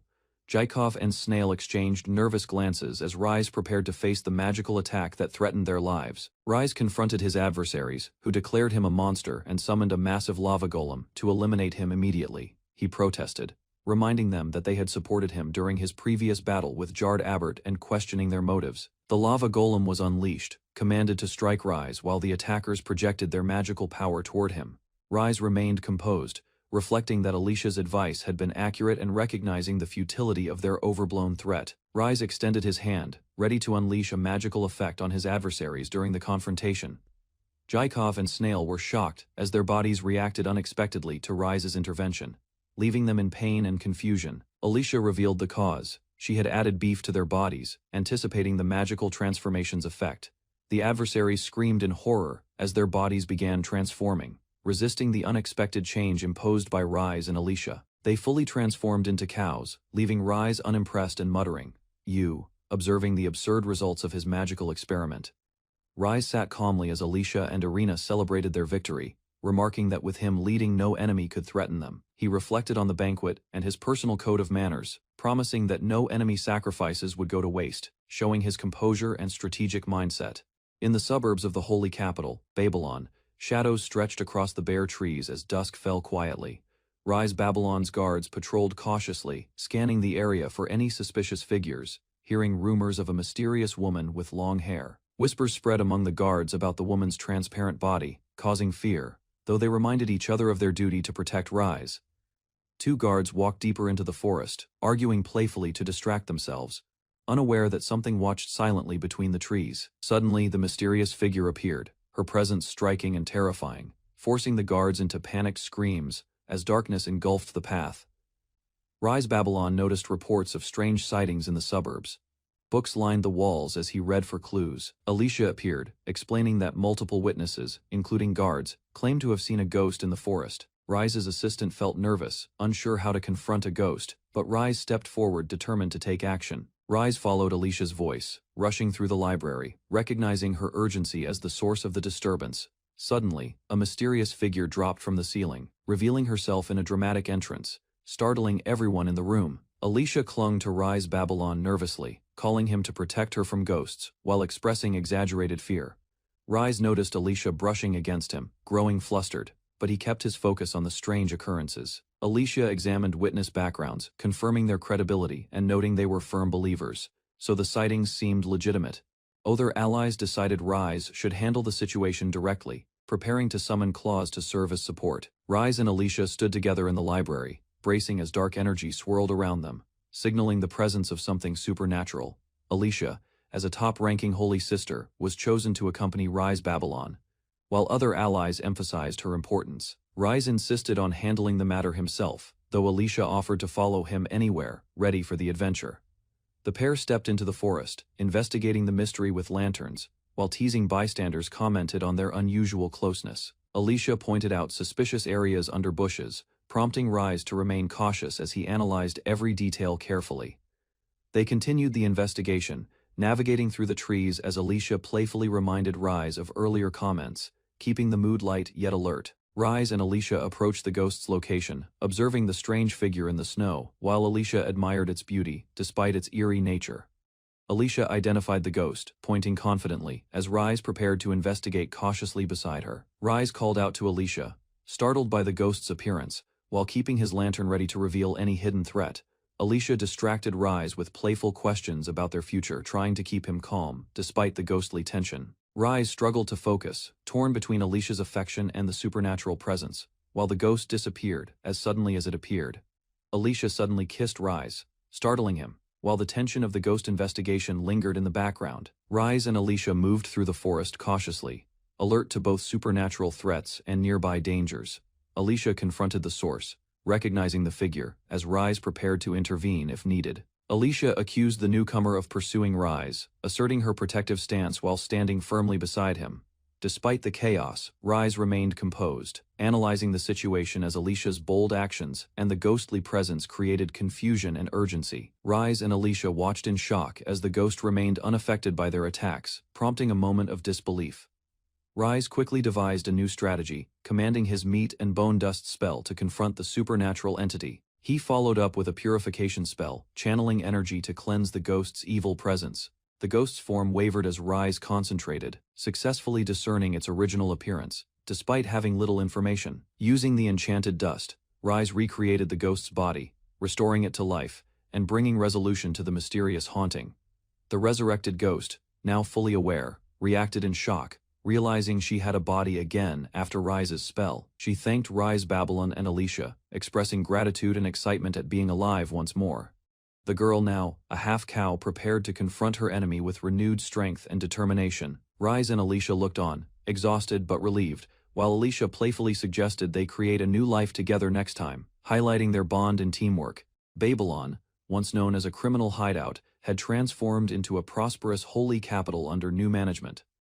A strict law enforcement organization was established, while former criminals underwent rehabilitation and gradually became productive citizens. Public order improved dramatically throughout the territory. Many residents praised the Lord's leadership, crediting him for the peaceful changes. Meanwhile, a mysterious girl was brought before the authorities after being found wandering through the city. Her unusual appearance immediately attracted attention. The truth soon emerged. She had been captured while roaming the streets without clothes, and officials realized they had forgotten to provide proper clothing after taking her into custody. After hearing the explanation, Rise ordered the girl's release and instructed the guards to provide money for proper clothing. With the matter seemingly resolved, he prepared to end the day's proceedings, relieved that the troublesome incident was finally over. Suddenly, an urgent report arrived. The same woman was revealed to be Silica, a notorious criminal with a massive bounty and a fearsome reputation. Before anyone could react, Silica approached Rise directly and acted as though they shared a close friendship, leaving him uneasy. Soon Rise and his companions tracked her down. While she wandered through the forest alone, some members eagerly suggested eliminating her, but others waited for further instructions. Rise stopped his companions from acting immediately. He insisted that every criminal had a reason for their actions and wanted to learn the full story first. After reviewing Silica's record, he discovered a horrifying history. Multiple territories had been devastated, countless lives were lost, and her crimes stretched far beyond a single incident. Meanwhile, Silica displayed overwhelming magical power in the distance, shocking everyone who witnessed it and raising even more questions about her true nature. Rather than confront her directly, Rise considered a safer plan. He hoped to guide the dangerous woman out of his territory without provoking her. Reaching a decision, Rise stepped forward himself and prepared to speak with Silica. Rise's companions tried to stop him, warning that approaching Silica alone was far too dangerous given her reputation and strength. Despite their concerns, Rise remained confident. Trusting his own judgment, he decided to handle the situation personally rather than involve others. His determination convinced one of his allies. She agreed to follow his lead and pledged to risk her life to protect him if necessary. As they moved closer, Silica suddenly heard a familiar voice. The sound immediately caught her attention and stirred old memories. Turning toward the source, she found Rise standing before her. Surprise replaced her calm expression as an unexpected reunion finally took place. Silica froze when Rise appeared before her. His sudden arrival left her flustered and struggling to stay composed. Moments later, she rushed toward him and desperately clung to his side. The unexpected reaction stunned everyone watching from nearby. After calming down, Rise asked why she wanted his help. The group gathered around and waited for her explanation. Silica revealed her concern. Her bounty had spread across the country, and she hoped Rise's growing influence could help resolve the problem, rather than reject her request. Rise agreed to hear her side of the story. Relieved by his response, Silica accepted the chance to explain herself. Silica explained that she once admired Rise and left the palace hoping to help people across the world by following his example. Recalling her journey, she insisted that she always tried her hardest to do what she believed was right.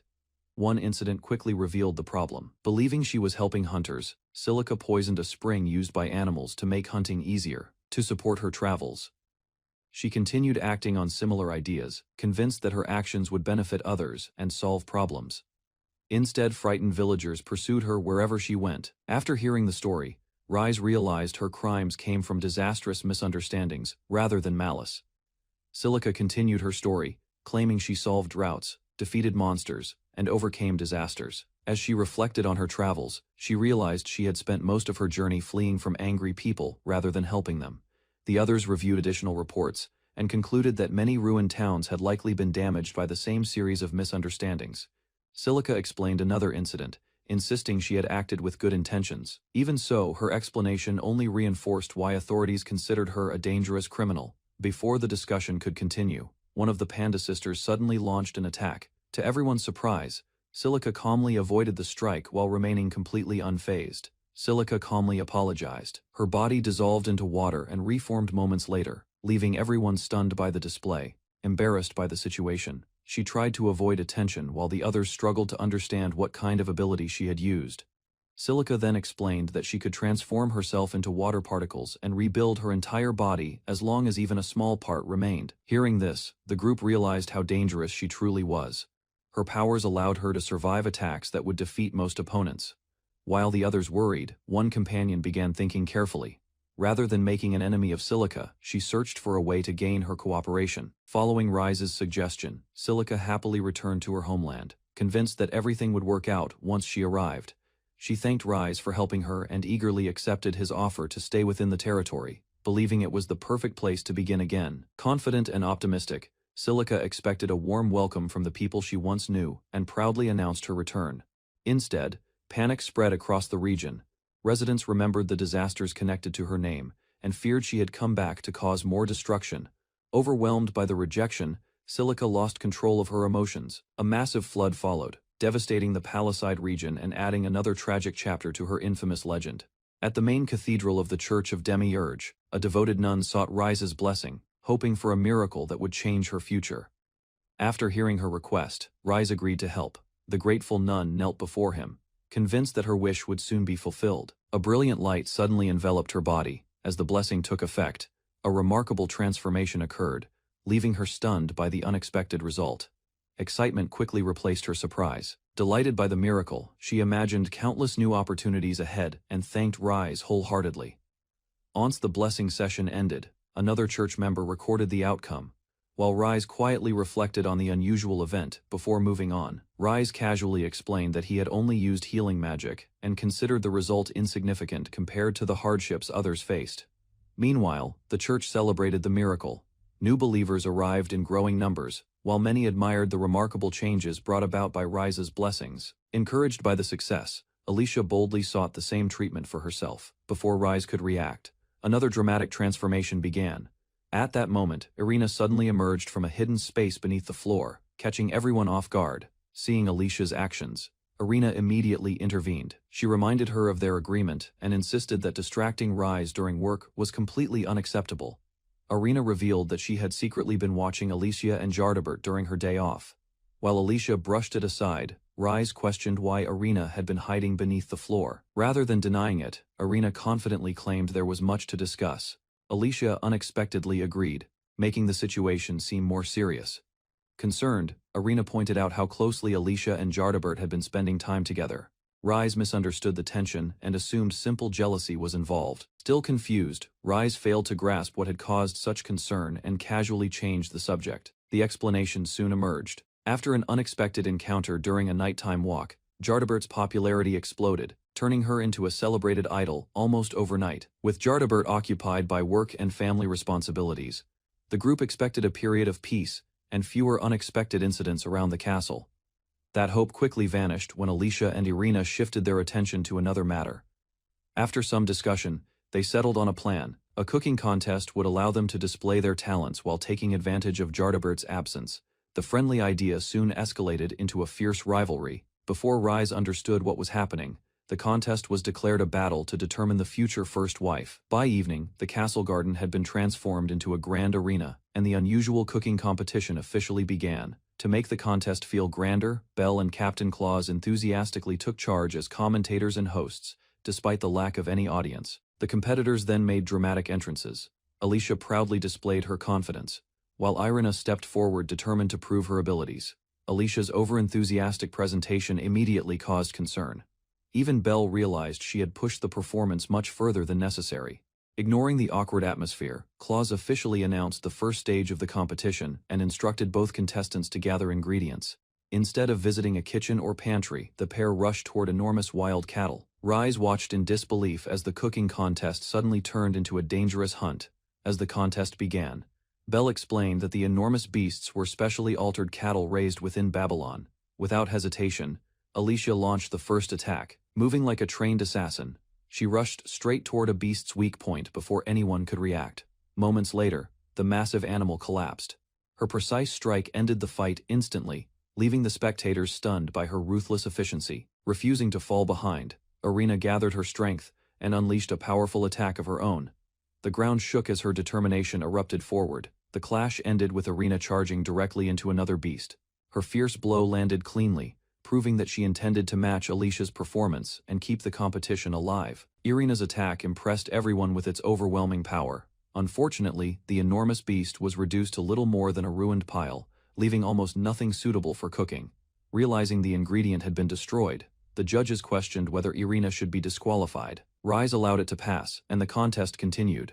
Confident that she had gained the advantage, Alicia proudly celebrated, while Irina struggled to hide her frustration over the setback. The competition then shifted to cooking. Both contestants focused intensely on preparing their dishes, determined to earn Rise's approval. Before long, Alicia presented her completed meal, smiling with confidence. She offered a steak packed with care and affection as the first entry of the contest. Rise examined Alicia's dish and immediately noticed a strange white coating covering the steak. Curious, he asked about the unusual seasoning before taking a bite. Without hesitation, he tasted the meal. Alicia suddenly became nervous, realizing he had sampled the dish before receiving a proper explanation. Almost instantly, an intense reaction struck him. The special seasoning turned out to be a powerful aphrodisiac, leaving Rise flustered and struggling to stay composed. Embarrassed, Alicia admitted that she had deliberately added it in hopes of making a stronger impression while a rival was absent. Despite the shocking ingredient, Rise calmly continued eating. After judging the actual cooking, he praised the steak's flavor and preparation, leaving Alicia overwhelmed with relief and happiness. While Alicia celebrated her successful dish, Rise calmly cured the effects of the strange seasoning. Unfortunately, Irina revealed that she had already eaten much of her dish while testing it. Only a small portion remained for judging. Embarrassed by the mistake, she offered to cook again. Rise declined and chose to evaluate what was left instead. After tasting it, he praised the rich flavor and skillful use of spices. Irina quietly rejoiced as her effort finally received recognition. With judging complete, Rise announced the result. Unable to choose between the two contestants, he declared both winners, bringing the chaotic competition to a peaceful end rather than choosing a single winner. Rise decided to leave the result unresolved, convinced that picking either side would only create new problems. At Babylon Castle, the Lord warmly welcomed Johann, a noble youth who had been studying under a respected duke for a long time. Johann humbly reflected on his shortcomings and explained that his training had revealed many flaws within himself. Rather than treating him formally, the Lord accepted Johann like a younger brother, creating a surprisingly friendly atmosphere. As the meeting continued, Johann suddenly reacted to a distant commotion. His expression changed, showing urgency and concern. Unable to endure the situation any longer, Johann dropped to the floor and begged the Lord for help regarding his troublesome father. Johann explained that the woman had failed as an idol because of constant mistakes, poor discipline, and repeated outbursts. After leaving that career behind, she drifted through several other jobs. Every attempt ended the same way, and her reputation only worsened. Despite hearing all of this, Rise focused on her willingness to work and considered that quality more important than her failures. Soon afterward, The woman became unusually attached to Johann, staying close to him whenever possible, and ignoring personal boundaries. Her behavior grew even more troublesome, from invading his private space to clinging to Rise, overwhelmed and frustrated. Johann struggled to handle the chaos surrounding her. Johann finished explaining his troubles to Rise. Before they could continue, Alicia rushed into the room after learning about the situation. Rather than accepting formal treatment, Alicia encouraged Johann to see her as an older sister, strengthening the unusual family-like bond around him. Rise redirected the discussion when he noticed a small dragon accompanying Alicia. Its appearance seemed very different from before. With obvious affection, Alicia revealed that the creature was a new form. She proudly cared for it while treating it like a beloved companion, deciding the dragon was not worth questioning further. The group returned to discussing Johann's complicated family problems. Rise encouraged Johann to compare his current life with the past. Looking back, Johann realized he had once been treated terribly and admitted that things had improved greatly. When asked whether he still resented Alicia, Johann reflected on their history and found that his hatred had already faded away. Alicia explained that the woman's strange behavior likely came from finally achieving a long-held dream and regaining some stability. After hearing the explanation, Johann gradually accepted the situation and began to understand her intentions. With renewed determination, he decided to speak honestly with his father once more, hoping to build a genuine family at last. Encouraged by Rise's kindness, Johann accepted Alicia as an older sister. The tense relationship finally began to feel like a real family bond. Watching Johann leave with renewed confidence, Rise praised Alicia's advice, and believed the young noble would be fine from then on. Alicia happily agreed, expecting Johann's troublesome guardian to stay occupied caring for him, instead of causing problems elsewhere. Soon, Alicia admitted that many of the woman's past jobs had actually been arranged through her efforts, though each attempt ended in failure. With Johann's situation improving, Alicia relaxed against Rise, and concluded that the woman would probably stay away from Babylon for some time. After parting from Rise, Johann still could not believe how unreasonable the woman's behavior had become. Determined to fix his family problems, he gathered his courage and went to meet his father for a serious discussion. The conversation was interrupted when the woman suddenly appeared in a bizarre magical girl outfit and proudly showed off her latest transformation. Embarrassed and frustrated, Johann immediately scolded her for wearing such revealing clothes, but she failed to understand his concern. Instead of backing down, she teased him with a playful remark. Her reaction left Johann flustered, making the situation even harder for him to handle. The woman misunderstood Johann's embarrassment and assumed his reaction came from ordinary youthful feelings, leaving him even more frustrated. Unable to contain his emotions any longer, Johann abandoned his planned discussion and shouted his resentment toward his father, revealing that their relationship still needed much work. Rise arrived at the royal palace of the Nocia kingdom. Standing before the throne, he received a warm welcome from the king, who regarded him as a respected hero. With his usual courtesy, Rise praised the king and followed proper etiquette. The ruler then eased the atmosphere by treating the meeting as one between friends. Accepting the king's suggestion, Rise relaxed and prepared to continue the discussion in a less formal manner. A closer look at the ruler revealed an intimidating figure. The king's powerful presence left Rise completely stunned. Uneasiness quickly crept into his thoughts. Rise silently wondered how he had ended up in this position and feared what might happen next. Wanting to leave a good impression, Rise offered to use his healing magic on the king and eagerly waited for a response.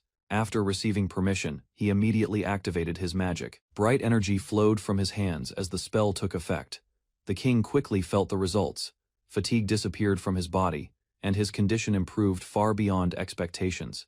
Grateful for the help, the king approached Rise and expressed sincere appreciation. Rise then realized how exhausting the ruler's duties must be. With the matter settled, both men moved on to the real purpose of the meeting. Their attention soon turned toward an ancient slate placed before them. The king revealed an ancient slate recovered from the royal treasury. Carved upon it was an image connected to one of the oldest records of Sophianism. After studying and deciphering the text, the king claimed he had uncovered a shocking truth. He then sought Rise's opinion on the discovery. Examining the image, Rise recognized the figure associated with the faith. The depiction seemed far more normal than he expected. The king explained that he had initially believed the slate to be a sacred religious scripture. Further investigation changed that conclusion. The writings appeared to be personal notes left by someone identifying herself as the goddess Sophia. The writings described a mysterious woman, awakening alone on a desolate shore. Confused by her surroundings, she struggled to understand where she was. As she gathered her thoughts, an even greater problem emerged. She realized she could not remember her own identity.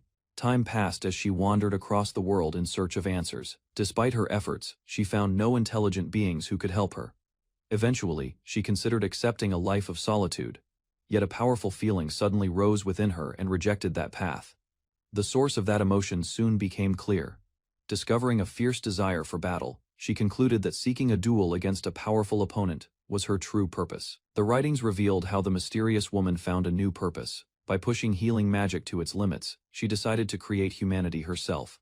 Back in the present, the king explained that the slate described humans as beings created from intelligent creatures that already existed in the world. Hearing this, Rise became uneasy. He quickly searched for alternative explanations and hoped the story referred to some other goddess. The records continued by describing how the goddess guided humanity, granting wisdom and magic to its earliest leaders. Although the account resembled familiar religious teachings, the king believed the document was genuine because of one decisive piece of evidence yet to be revealed. The ancient record described a fierce battle against the demon lord and endless waves of monsters that suddenly appeared across the world. Facing overwhelming numbers, the goddess fought continuously. Despite defeating countless enemies, the attacks showed no sign of stopping. Realizing ordinary methods would not be enough, she decided to unleash the strongest spell at her disposal. A massive magical creature appeared in response to her call. To the surprise of all, the legendary summon took the form of a gigantic stone cow. The spell instantly crushed the surrounding monsters. Even so, the goddess found herself questioning why her ultimate technique looked so unusual. The goddess suddenly suffered a violent shock as forgotten memories resurfaced. Fragments of her battle against the demon lord returned to her mind. At last, she remembered the truth. During their final confrontation, her enemy had trapped her using a mysterious black hole and cast her away. Unable to escape, she drifted through the endless void for what felt like an eternity, isolated from the world she once knew. As hope slowly faded, she prepared herself to accept her fate and remain lost forever. Just before surrendering to despair, she heard a familiar voice calling out to her. The unexpected question immediately captured her attention. The mysterious figure challenged the goddess's despair. Rather than accepting defeat, he urged her to keep moving forward and seek a path beyond her current limits. She argued that she had already exhausted every technique she knew. Even centuries of study and sacrifice had failed to overcome her enemy. Before disappearing, the figure left behind a final message. His words inspired her to continue searching for answers, instead of giving up. Reflecting on the encounter, the goddess realized her understanding of magic had been incomplete. New possibilities existed beyond everything she had previously learned. Filled with renewed determination, she vowed to return one day. That resolve became the force that allowed her to stand again and continue her journey. After escaping the endless darkness, the goddess proudly declared her return. Believing she had traveled into the distant past, she prepared to find her old enemy once again. The story ended, leaving both Rise and the king speechless. Neither of them knew how to react to the unbelievable revelation. Breaking the silence, the king admitted that the discovery could change history. Even so, he felt the truth was too confusing to share with the public. Rise immediately asked who else knew about the contents of the slate. The king revealed that he alone had read the complete text. Before the discussion could continue, the ancient slate suddenly cracked apart. Rise watched in shock as the priceless artifact began to break before his eyes.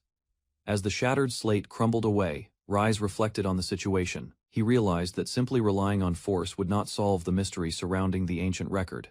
Without warning, the palace doors burst open and a familiar woman rushed inside. Her sudden appearance shocked everyone present, while her behavior immediately cast doubt on the image of the dignified goddess described in the ancient text. In the Duchy of Babylon, Rise addressed the gathered citizens and promised to eliminate the hardships troubling their lives. Confidence spread through the crowd as they listened to his declaration.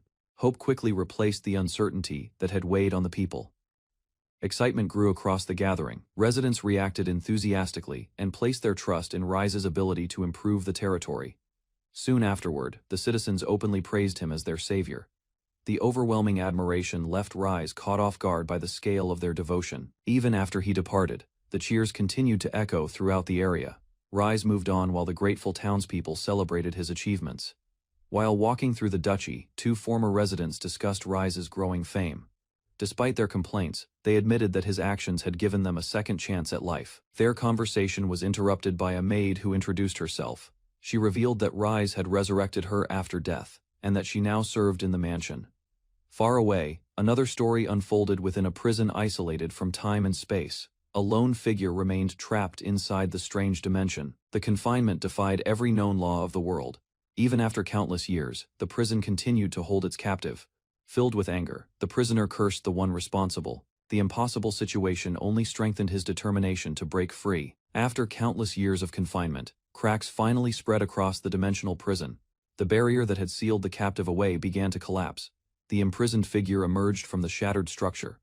He was revealed to be Angulmoa, the demon lord once defeated in ancient times. While trapped, Angulmoa had continued observing the world through the eyes of his monsters. As a result, he remained aware of major events beyond the prison. Watching recent developments filled him with frustration.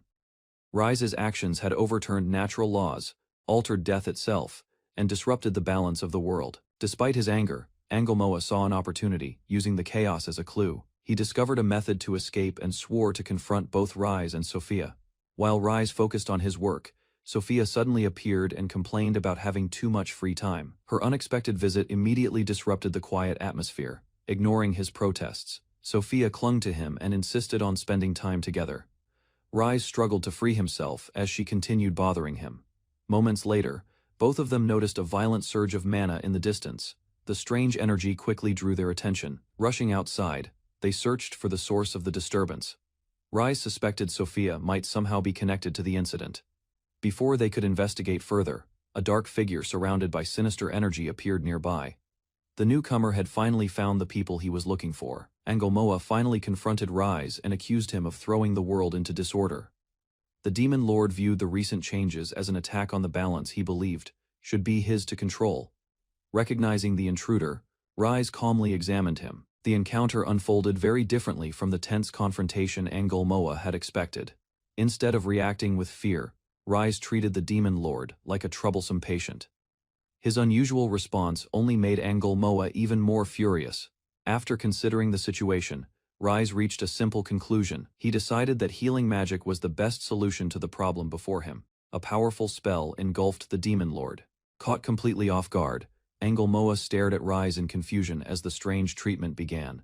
Angulmoa easily resisted Rise's healing magic. Rather than being affected, he pushed the spell away and mocked the attempt. Surprised by the resistance, Rise examined the strange power surrounding the demon lord. The dark energy appeared completely different from any magic he had encountered before. Sophia then revealed the intruder's identity. Angulmoa was the creator of monsters and the legendary demon lord spoken of in ancient records. Remembering the old scriptures, Sophia recalled that Angulmoa had once been sealed away. She also realized that his existence was tied to her own actions long ago. After hearing the explanation, Rise blamed Sophia for creating the problem in the first place. The goddess could only awkwardly reflect on the decisions she had made in the distant past. Rise and Sophia argued over responsibility for Angulmoa's existence. Their debate became increasingly absurd as both tried to shift the blame onto each other. Watching the exchange, Angulmoa decided there was no point in reasoning with them. He dismissed the pair as hopelessly irrational and ignored their accusations. The argument continued until Angulmoa finally ordered them to stop. Neither side accepted responsibility, leaving the dispute completely unresolved. Turning serious, Angulmoa explained his goal. He wanted a world free from human weaknesses, imperfections, and the fear of death that shaped mortal lives. Rise immediately challenged that vision, believing hardship and mortality were part of humanity. He rejected Angulmoa's ideals and prepared to oppose him once again. Angulmoa finally lost patience with Rise and declared him a greater threat than any demon. Convinced that Rise's actions had corrupted the world, he resolved to defeat him and restore what he believed was the proper order. Rise accepted the challenge without hesitation. While Sophia complained about being ignored, Angulmoa prepared a special method instead of a direct attack. Knowing ordinary death could not stop a master healer, Angulmoa activated a strange power aimed at erasing Rise's advantage. A mysterious sphere formed around Rise and Sophia. Angulmoa revealed that he had destroyed the history of the space surrounding them. The situation quickly worsened. Their existence began fading from reality itself, trapping them in a place where escape and dimensional travel were impossible. As the erasure progressed, Rise and Sophia began fading from existence. Angulmoa remained confident that removing them was necessary to create the perfect world he envisioned. Before finishing Sophia completely, Angulmoa changed his plan. He bound her with chains and decided to leave her behind as a vague legendary figure, rather than erase her entirely. Sophia was left confused by the decision. Angelmoa declared that she would survive only as an uncertain existence, remembered more as a myth than a real person. With Sophia dealt with, Angelmoa turned his full attention to Rise. Believing victory was near, he prepared to cast Rise into eternal darkness and reshape the world. A sudden flash interrupted the process. Despite the erasure surrounding him, Rise endured and began resisting Angelmoa's power. As Rise resisted erasure, countless fragments of history, memories, and events swirled around him. The collapsing space became unstable, causing the records that defined reality to break apart and scatter. The distortion soon spread beyond the battlefield. Across the world, cracks of corruption appeared, and even ordinary places began flickering, as if their existence was being rewritten. Sophia endured cruel mockery as her captor laughed at her battered condition, convinced she had already lost every chance to resist. Bound tightly by dark chains, she struggled through pain and exhaustion, while refusing to let despair consume her determination. Certain of victory, the enemy proudly declared that Rise had been erased and claimed the entire land now belonged to the demon forces without opposition. Even while restrained, Sophia showed unwavering faith, believing Rise possessed strength far beyond what anyone could imagine, despite the enemy's confidence. Elsewhere, Rise drifted through a mysterious white void as a distant call urged him to awaken. A distant voice reached Rise, pulling him from the endless white void until his eyes slowly opened in confusion. Startled by his surroundings, he quickly realized he was no longer trapped and desperately searched for answers. Before panic could overwhelm him, a mysterious girl calmly explained that she would reveal everything she knew about his fate. According to her, the demon lord Angelmoa had erased most of her existence, captured her, and nearly removed Rise from reality as well. Hearing the explanation, Rise finally understood that his disappearance had only appeared complete, leaving hope that his return was still possible. While recalling the past, Rise realized Sophia's existence had begun after their encounter, making the strange explanation seem increasingly believable. The mysterious girl concluded that Sophia could only exist because Rise remained alive, proving their fates were unexpectedly connected. Following her advice, Rise decided to test his magic, hoping his powers had not disappeared after being partially erased. Without hesitation, he cast a familiar spell, expecting an overwhelming creature to appear before him once again. Instead, an ordinary cow appeared, leaving Rise stunned as he realized something had gone terribly wrong with his magic. After testing his magic, Rise learned his mana had greatly weakened because the memories of his followers from the previous world had vanished. Without their faith supporting him, the power he once relied upon had declined to only a fraction of its former strength. Accepting the explanation, Rise finally understood why even simple spells now demanded far more effort than before. Meanwhile, the mysterious girl lamented that her trusted companions had forgotten her, making all of her sacrifices seem meaningless. Curious about her survival, Rise shifted the discussion and questioned how she had managed to remain there after being captured. The mysterious girl revealed that her unique connection with Rise allowed her to retain memories of him and the world he once lived in. Using that special bond, she created a new technique that projected her image, enabling them to communicate across the strange space. Although no one else could see or hear her, Rise praised her ingenuity before quickly returning to more urgent matters. Without wasting time, he asked about the Demon Lord and the current condition of the outside world. She explained that humanity had united against a common threat, yet nearly the entire world had already fallen under Angelmoa's overwhelming control. Rise questioned why the Demon Lord had not eliminated humanity completely, despite possessing overwhelming magical power. The mysterious girl explained that the Demon Lord had exhausted enormous mana erasing Rise and continued spending energy to keep her weakened, leaving little room for other actions. After assessing his remaining strength, Rise realized he could only summon ordinary cows instead of his devastating magical creations. Hearing that conclusion, the girl admitted their situation looked hopeless with his current abilities. Even so, Rise refused to forgive the Demon Lord and resolved to find another path to protect humanity once again.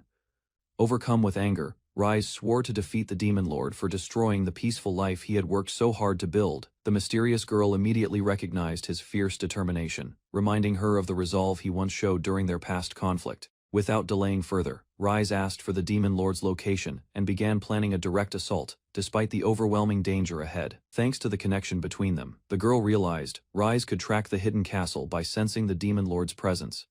Rise located the enemy far to the north, allowing both of them to prepare for the decisive battle ahead. The mysterious girl encouraged Rise to restore his strength, gather trusted allies, and prepare to defeat the Demon Lord. Determined to begin immediately, Rise mounted an ordinary cow, accepting his weakened state while moving toward his next goal. Filled with renewed confidence, he vowed to rebuild his power from nothing and set out on a new heroic journey. Rise traveled toward the Demon Lord's territory while riding a cow, asking his fairy companion about the town ahead. Exhausted from repeated magic, she immediately drifted into deep sleep. Trying to gather important information, Rise attempted waking the sleeping fairy several times. She remained completely unresponsive, making him realize her weakened condition prevented further magical assistance during their journey. Although worried about traveling alone, Rise appreciated surviving thanks to the fairy's earlier support. Accepting reality, he resolved to investigate the unfamiliar town personally, instead of depending on her guidance. Upon reaching the city gate, Rise noticed nervous guards watching every visitor with caution. Becoming distracted by his thoughts, his speeding cow startled nearby soldiers before passing through the entrance. Relieved that nobody suffered injuries, Rise entered the large town and observed its surroundings, comparing everything with Babylon's former state. He recognized widespread poverty, neglected buildings, and an atmosphere lacking hope. After observing the town's miserable condition, Rise suddenly devised a simple solution. Believing every problem could disappear through proper reforms, he became determined to restore the struggling settlement by himself. Before beginning his ambitious plan, Rise decided gathering reliable information remained the highest priority. Assuming the local lord understood every problem, he headed toward the mansion while riding his faithful cow. Arriving near the impressive mansion, Rise unexpectedly noticed crowds surrounding the estate in complete disorder. Realizing the residents faced an attack, he immediately recognized an opportunity, requiring urgent intervention. Watching the unfolding disturbance, Rise felt fortunate because helping during the crisis could also introduce him to the territory's lord. Confident about his timing, he prepared to assist without hesitation. Rise encouraged his cow forward before casting powerful healing magic that erased exhaustion, restored injuries, and strengthened its body. Filled with renewed energy, the determined animal charged toward the battlefield. Silica reported capturing the rebels threatening the territory while presenting herself before the local lord. Delighted by her loyalty, the demon commander promised endless meat and alcohol for her continued service. Rise suddenly arrived riding his strengthened cow, interrupting the meeting before Silica could celebrate further. His unexpected entrance shocked everyone, causing confusion throughout the crowded gathering inside the estate grounds. Without understanding the situation, Rise launched an attack that blasted the demon commander away. Buried beneath debris, the furious monster revealed himself as Manticore, a powerful southern commander, serving the demon lord. Citizens gathered around the battlefield, while Rise stared at the defeated monster with complete confusion. Silica questioned his identity, leaving the tiny fairy worried because Rise still lacked any proper explanation. Believing the capital's rulers would understand everything, Rise laughed with quiet confidence, despite having no real plan. Meanwhile, the anxious fairy realized his reckless actions continued creating unexpected misunderstandings around everyone. Rise raised his hand, declaring humanity and the troubled country would remain safe while he stood there. Hoping to inspire everyone, he prepared another bold action without considering the dangerous consequences. Facing the gathered monsters, Rise hurled a heavy object with surprising force, believing simple attacks could solve the battle. The furious demons mocked him, unaware another unexpected assault would immediately follow. Rise ordered his strengthened cow forward like a living projectile, sending it crashing across the battlefield. Silica avoided the charging animal, while the bewildered monsters struggled against the reckless surprise attack. Shocked by the relentless assault, Manticore demanded Rise reveal his identity before continuing the fight. Smiling with confidence, Rise introduced himself as an ordinary liberator passing through the troubled territory. The surrounding citizens noticed someone confronting the demon lord's forces inside the mansion grounds. Hearing rumors about Silica capturing the resistance, they gathered around the battlefield, watching Rise's unexpected appearance. Rise addressed the frightened citizens, asking whether the monsters had broken their determination. Urging everyone to remember their freedom, he challenged them to reject lives spent serving cruel oppressors forever. Rise continued encouraging the gathered crowd, calling upon them to raise their voices against injustice. His passionate words inspired hidden courage, convincing many people they still deserved freedom and dignity. The frightened citizens answered Rise's appeal with growing determination, declaring they would never remain slaves beneath the monsters again. Their united response spread confidence throughout the crowd surrounding the battlefield. Satisfied after hearing the citizens' determined voices, Rise smiled with quiet confidence while believing his motivational speech had succeeded. Encouraged by his words, the people openly declared their homeland belonged to them, enraged by the citizens' defiance. The demon commander threatened everyone with death for daring to resist the demon lord's army. Furious shouts echoed across the battlefield. As the confrontation reached another dangerous stage, Rise's words exposed Manticore's true intentions before the gathered citizens, making everyone realize the demon commander valued only obedience. The crowd understood their enemy feared rebellion against the entire demon army. Inspired by Rise's speech, the citizens rejected Manticore's authority and declared their determination to fight. Their courage replaced fear as they united against the monster, responsible for their suffering. Watching the citizens stand, Rise remained surprised while the tiny fairy celebrated their growing confidence. She realized most people still possessed magical ability, making victory possible without Rise entering direct combat. Enraged by the uprising, Manticore charged forward and mocked the humans' resistance with overwhelming confidence. The awakened citizens answered by unleashing coordinated magical attacks, yet the powerful demon dismissed their combined assault. Laughing at the failed attacks, Manticore transformed into his enormous true form before the frightened crowd, towering over everyone. The giant demon prepared to crush both Rise and the inspired resistance. Facing Manticore's enormous transformation, Rise remained confident instead of showing fear.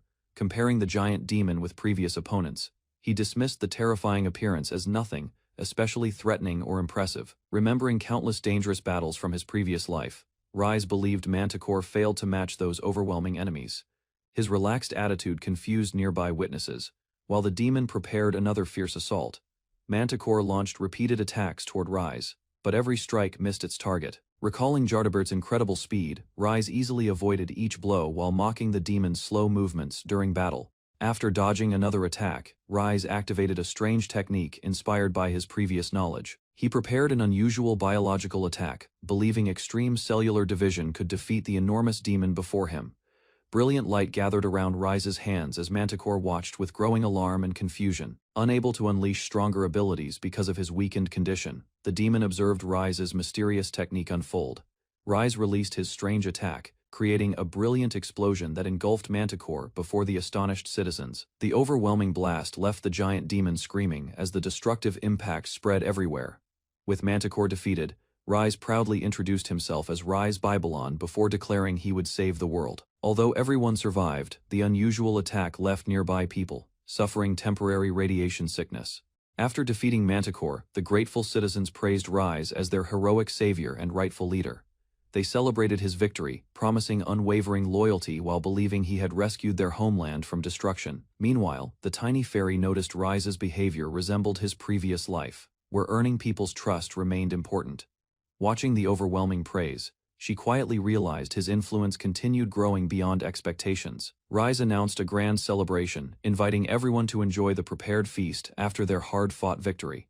Believing the starving demon army had already weakened, he considered his unusual strategy successful and effective. As the joyful banquet continued, Rise revealed another important event would soon begin. Confident everyone had regained their strength, he prepared to begin the next stage of his plan. Shocking the gathered crowd, Rise declared Silica would face execution as the territory's wicked ruler. The unexpected announcement stunned Silica, while everyone watched the unbelievable decision with confused expressions. Rise announced Silica's execution before the gathered citizens, giving her one final opportunity to defend herself. Terrified by the unexpected judgment, Silica desperately pleaded for everyone to hear her explanation. First, trying to escape punishment, Silica warned the citizens that the central government would eventually target them without her protection. Instead of believing those claims, the crowd listened with suspicion and doubt. The furious citizens rejected every excuse Silica offered, accusing her of serving the demon army instead of protecting them. Surrounded by angry voices demanding punishment, she lost hope of escaping judgment. Panicking before Rise, Silica begged for forgiveness while offering her wealth and territory in exchange for mercy. Smiling calmly, Rise declared she could at least choose her own method of execution. Before Rise could continue, several citizens suddenly collapsed while suffering severe headaches and coughing blood. Realizing something had gone terribly wrong, Rise rushed forward to check their alarming condition. Watching the citizens collapse, Rise feared the celebration meal had caused dangerous food poisoning throughout the crowd. The tiny fairy realized everyone suffered temporary radiation sickness from Rise's previous attack. Mistaking the strange symptoms for a powerful curse, Rise remained confident his healing magic could solve everything. He prepared another spell, while the worried citizens gathered before him. The weakened citizens insisted the demon army had cursed everyone for resisting their oppression, begging Rise to save them. Hearing those claims, the tiny fairy realized another misunderstanding had already begun spreading. Confident he could reverse the supposed curse, Rise calmly reassured everyone before activating his healing magic. Brilliant light surrounded his body as he released powerful restorative energy across the exhausted crowd. The citizens recovered almost immediately after receiving Rise's healing magic, praising him as their great savior once again. While celebrating the miracle, the tiny fairy noticed another person behaving strangely. The recovered citizens suddenly knelt together in prayer before an approaching figure, leaving Rise confused by their respectful behavior. Watching everyone bow simultaneously, he realized someone important had arrived. A graceful woman stepped through the silent crowd, while every citizen continued showing deep respect toward her presence. Rise watched as the mysterious visitor approached with calm confidence and gentle composure. The woman introduced herself as Alicia, revealing she served as the Pope of the Demiurge Church, the nation's highest religious authority. Rise listened while wondering why such an influential person appeared there. Recognizing Alicia's name, Rise remembered she had no memories from their previous world, despite their earlier connection. Accepting the situation, he calmly greeted her before continuing their unexpected conversation. Alicia explained the demon army had captured King Hohenheim and seized control of the kingdom. Hearing the shocking report, Rise questioned why the respected Pope had traveled to the remote territory. After hearing Alicia's explanation, Rise concluded the demon army had also attempted capturing her. After overthrowing King Hohenheim, remembering Jardabert's absence, he pieced together the kingdom's changing political situation. Alicia confirmed she escaped the capital, because remaining there guaranteed capture by the demon army. Hearing it, the tiny fairy reacted with complete shock. After realizing the Pope had hidden inside her town, Silica hurried toward Alicia, introducing herself as the territory's lord, while insisting she never knew the Pope remained there. Desperate to explain everything, she hoped her honesty might improve the terrible misunderstanding. Alicia revealed the resistance had secretly protected her, because everyone believed Silica served the demon army. Hearing that painful truth, Silica regretted missing the chance to support the resistance. Watching Silica's frustrated reaction, Rise explained the townspeople naturally distrusted her because of her previous actions. Left speechless by his observation, Silica could only accept the harsh reality surrounding her reputation. Alicia thanked Rise, believing fate had guided him there as humanity's destined savior. Hoping to discuss the resistance instead, Rise interrupted before Silica's desperate screams echoed across the gathering once again. Alicia earnestly begged Rise to lead the resistance against the demon army, placing all her hopes upon him. Completely devoted, she even offered unconditional loyalty, leaving everyone nearby stunned by her request. Watching Alicia's determination, the tiny fairy became frightened by her intense devotion toward Rise.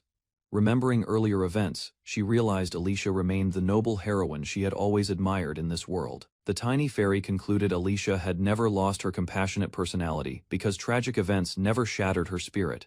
Delighted by it, she praised Alicia as the proper heroine destined for humanity. Rise accepted Alicia's request without hesitation, promising to shoulder humanity's hopes while defeating the demon lord, believing victory would also restore his comfortable lifestyle.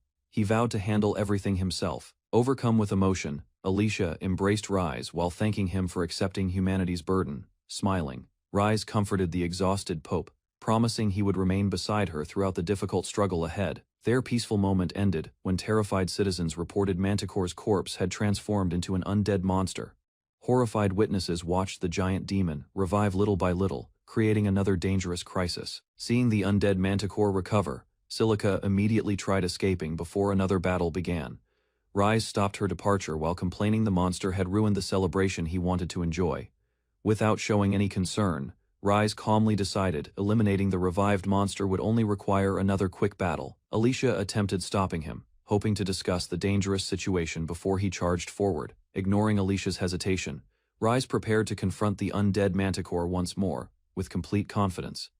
Believing the battle would finish quickly, he walked forward while everyone watched with anxious expressions. Alicia raised her hands in prayer, ordering the restless soul to return to eternal slumber through divine authority. Rise watched, expecting the Pope to unleash powerful, holy light against the monster. Instead of holy light, Alicia released terrifying dark magic that summoned countless shadowy hands beneath Manticore's body. Shocked by the unexpected spell, the tiny finally understood Alicia's terrifying fighting style. The overwhelming dark magic overwhelmed the undead Manticore while Rise calmly observed the strange spectacle before him. Realizing Alicia's enemy had changed, he recognized her frightening methods remained exactly the same. Watching Alicia finish the battle with ruthless efficiency, Rise concluded she remained the same unpredictable woman he remembered. Although now fighting the demon army, her terrifying methods had never changed at all. In the courtyard below, the townsfolk went about their day while Rise Babylon looked over the scene with quiet satisfaction, calling everything perfect. He explained that his magic had multiplied the region's food supply and healed every illness and injury among his people. With the town stabilized, Rise turned his attention to one lingering problem: what to do with a captured girl still awaiting judgment. The girl, panicked and pleading, begged for her life, offering anything to avoid execution. Rise admitted her desperation unsettled him enough that he postponed the sentence. He reasoned that letting her go outright wasn't an option since too many people wanted her dead. Privately, he recalled that in their previous world she had been an overwhelmingly powerful water mage, capable of turning into water itself to kill instantly. Though her powers now seemed weakened, much like his own, the girl brightened, sensing an opening, and Rise offered her a deal. He might help her if she was willing to put in effort. She misread his meaning entirely, striking a flirtatious pose and declaring she was ready. Rise clarified, he only meant she'd become his subordinate and fight the demon lord alongside him. He added that she showed real promise as a water mage, while she recoiled, insisting she'd never fall for someone she considered a walking disaster. Rise pressed her further, telling her that following his guidance would make her stronger and eventually help her earn back the people's trust. Flustered, she admitted there was something else she wanted to ask him. Given his position as lord of the land, she asked if he'd heard of the Babylon territory, then suddenly remembered where she knew the name from. She explained that Babylon once sat beside the small island that would later grow into Palisade. Rise was stunned to learn the place had become a poisoned wasteland, destroyed around the same time Palisade fell to the demon army. Elsewhere, a girl fumed, vowing revenge with her nuclear cows, certain that Angelmoa had orchestrated the destruction out of spite. Alicia checked on Rise, who insisted he was fine, reflecting instead on the opportunity now in front of him. Back at the base, Rise ordered his men to gather everyone in the plaza. Standing before the assembled crowd, he declared it was time for a revolution. He announced the territory would now be called Babylon, the new base for liberating occupied towns and eventually saving the royal capital, drawing a roar of approval. Alicia reported that while Rise healed the people and built the base, she had gathered intel across the region. She revealed that fighters from the Hunters Guild were already rebelling against the demon army in a nearby town. Alicia admitted she didn't know anything about the Hunters Guild and asked Rise to explain. He recalled that back in their old world, he and the beast folk had come up with the idea of turning monster corpses into resources, selling their magic gems as bombs and preparing their meat, and that the guild now offered support to those who hunted monsters.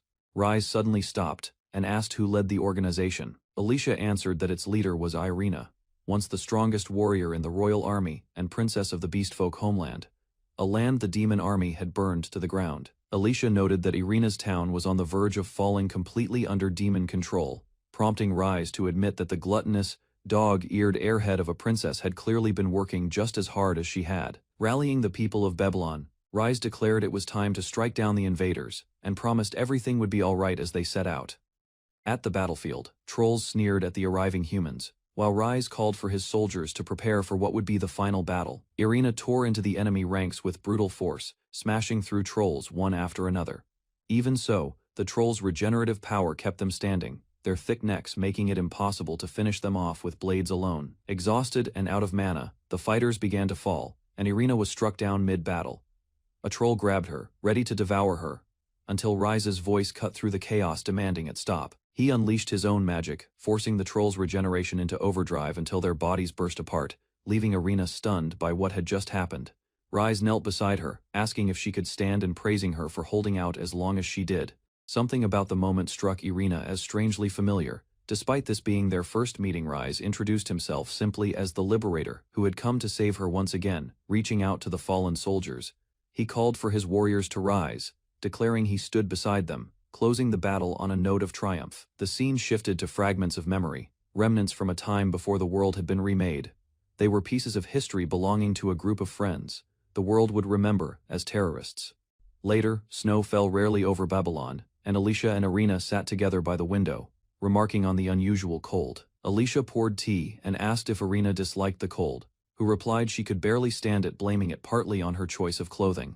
Alicia asked if Irina had heard the news, and Irina explained she was used to the cold from hiding in the wilderness during winters when the government hunted her. The maid Kohaku introduced the concept of Valentine's Day, explaining that in a certain country, girls gave chocolate to the boy they liked once winter arrived. She continued that the girls confessed their feelings by handing over the chocolate as a token of affection, leaving Alicia stunned and Irina amazed. Alicia immediately declared she wanted to gift a real-size chocolate statue of herself, while Irina gushed about pouring all her love into chocolate for someone she adored. Kohaku shot down the statue idea, and Irina proposed an even worse alternative, covering her own body in chocolate and presenting herself directly. Kohaku tried to explain that wasn't the point, while Irina worried the chocolate might melt like wax. And Alicia clarified chocolate had a naturally low melting point, realizing they'd all quietly admitted feelings for Rise. The group fell into an awkward silence, each privately embarrassed. Kohaku suggested they make chocolate together as a joint gesture of thanks to their master, and the others agreed, dubbing it the Great Valentine's Day Strategy. Kohaku went off to ask the kitchen staff for permission to use the space. Back in the kitchen, the three gathered eagerly, only to realize none of them actually knew how chocolate was made. Irina admitted that after her country's fall, she'd survived as a scavenging nomad, with no time to learn cooking, and Kohaku added she'd been enslaved for as long as she could remember. Alicia revealed she too had spent her life on the run because of her religion. Their grand plan collapsed within minutes, leaving all three deflated. Reflecting on their pasts, they agreed they'd never be able to repay Rise enough for taking them in when none of them would have survived otherwise. Determined not to let a small obstacle stop them, they resolved to find a way to finish their chocolate project. They decided to start by pooling whatever knowledge they had about chocolate. Kohaku guessed it must be loaded with sugar given how sweet it was, while Alicia recalled it came from beans called cacao, and could easily be melted and shaped due to its low melting point. Encouraged, Irina declared there was no more reason to hesitate, and the group got to work. Kohaku proudly presented the ingredients she'd gathered: molds, sugar, and black beans from storage.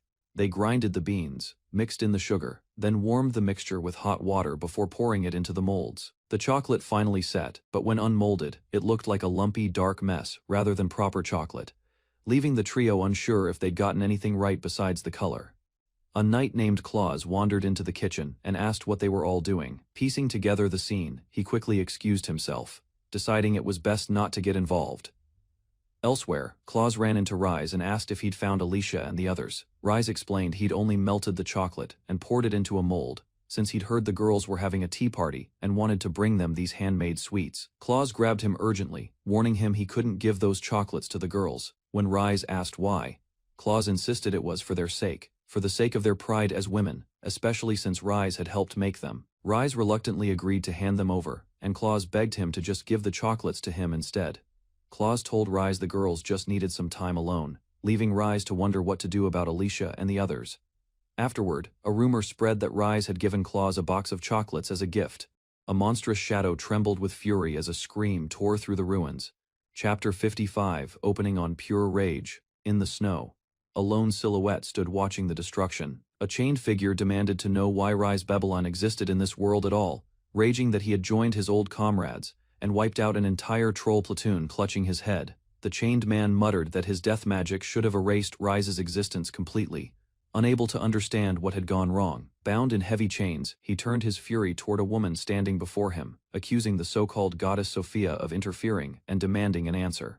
The girl only laughed, mocking him for underestimating the might of Rise Babylon, calling him a foolish brat for ever doubting it. She declared proudly that the story made no sense without the two of them in it, Rise the hero, and herself the goddess standing beside him. The chained man snapped back in disbelief, insisting there was no way that Freak could ever be called a hero before trying to remind her of her own status. Radiant wings spread as worshippers bowed before her, the truth settling in. She had become a goddess the moment she dueled Rise, and as long as she existed, so would he. Smiling down at him, she told him plainly that his ultimate skill, existence, destruction, was useless against Rise, and that she pitied him for it. Engelmoa elsewhere. Followers reacted with awe, their hearts renewed by the sheer force of Rise's presence, rippling far beyond the battlefield. One follower shouted down anyone who doubted him, cheering that the demon lord had nothing on her Rise, calling him the greatest hero there ever was. Engelmoa clenched his fist, admitting that even if he could no longer erase Rise's existence, he could still kill him outright, in the literal sense of the word. But his strength had been drained too far. He admitted he could only wake once every few days now, and the goddess reminded him he couldn't even leave this place, having traded half his own being just to keep himself bound there. Undeterred, Engelmoa revealed he still had 3 loyal servants at his disposal, rulers of the sea, the land, and the sky, ready to act in his place. Reaching toward the swirling dark forms, he called out to his great rulers, declaring he had a mission for them. Losing consciousness mid-command, he cursed the timing, forcing out his final order that a man calling himself Rise Babylon was stirring rebellion against them, and warned his servants never to think of him as an ordinary human. As he faded, the goddess told him gently to rest in the land of dreams until her future husband was ready for battle, adding that weakened as she was, burdening him with mana was still nothing to her. Meanwhile, in the newly liberated Babylon territory, word spread that humanity's liberators were making steady progress freeing the land from the demon army. At the Lord's mansion, Rise collapsed dramatically, groaning that he was completely worn out. Sprawled on the floor, he complained that every town they freed only piled more work onto his plate, admitting, in the end, that he never even liked fighting to begin with. Rise declared that Angolmoa was the only exception, the one hater he would kill without hesitation. He insisted his hands were never made for hurting others, and his mouth was never made for cursing enemies. He said everything he had was made for spreading love and bringing people together. Back at the mansion, Rise casually asked Arena for a favor.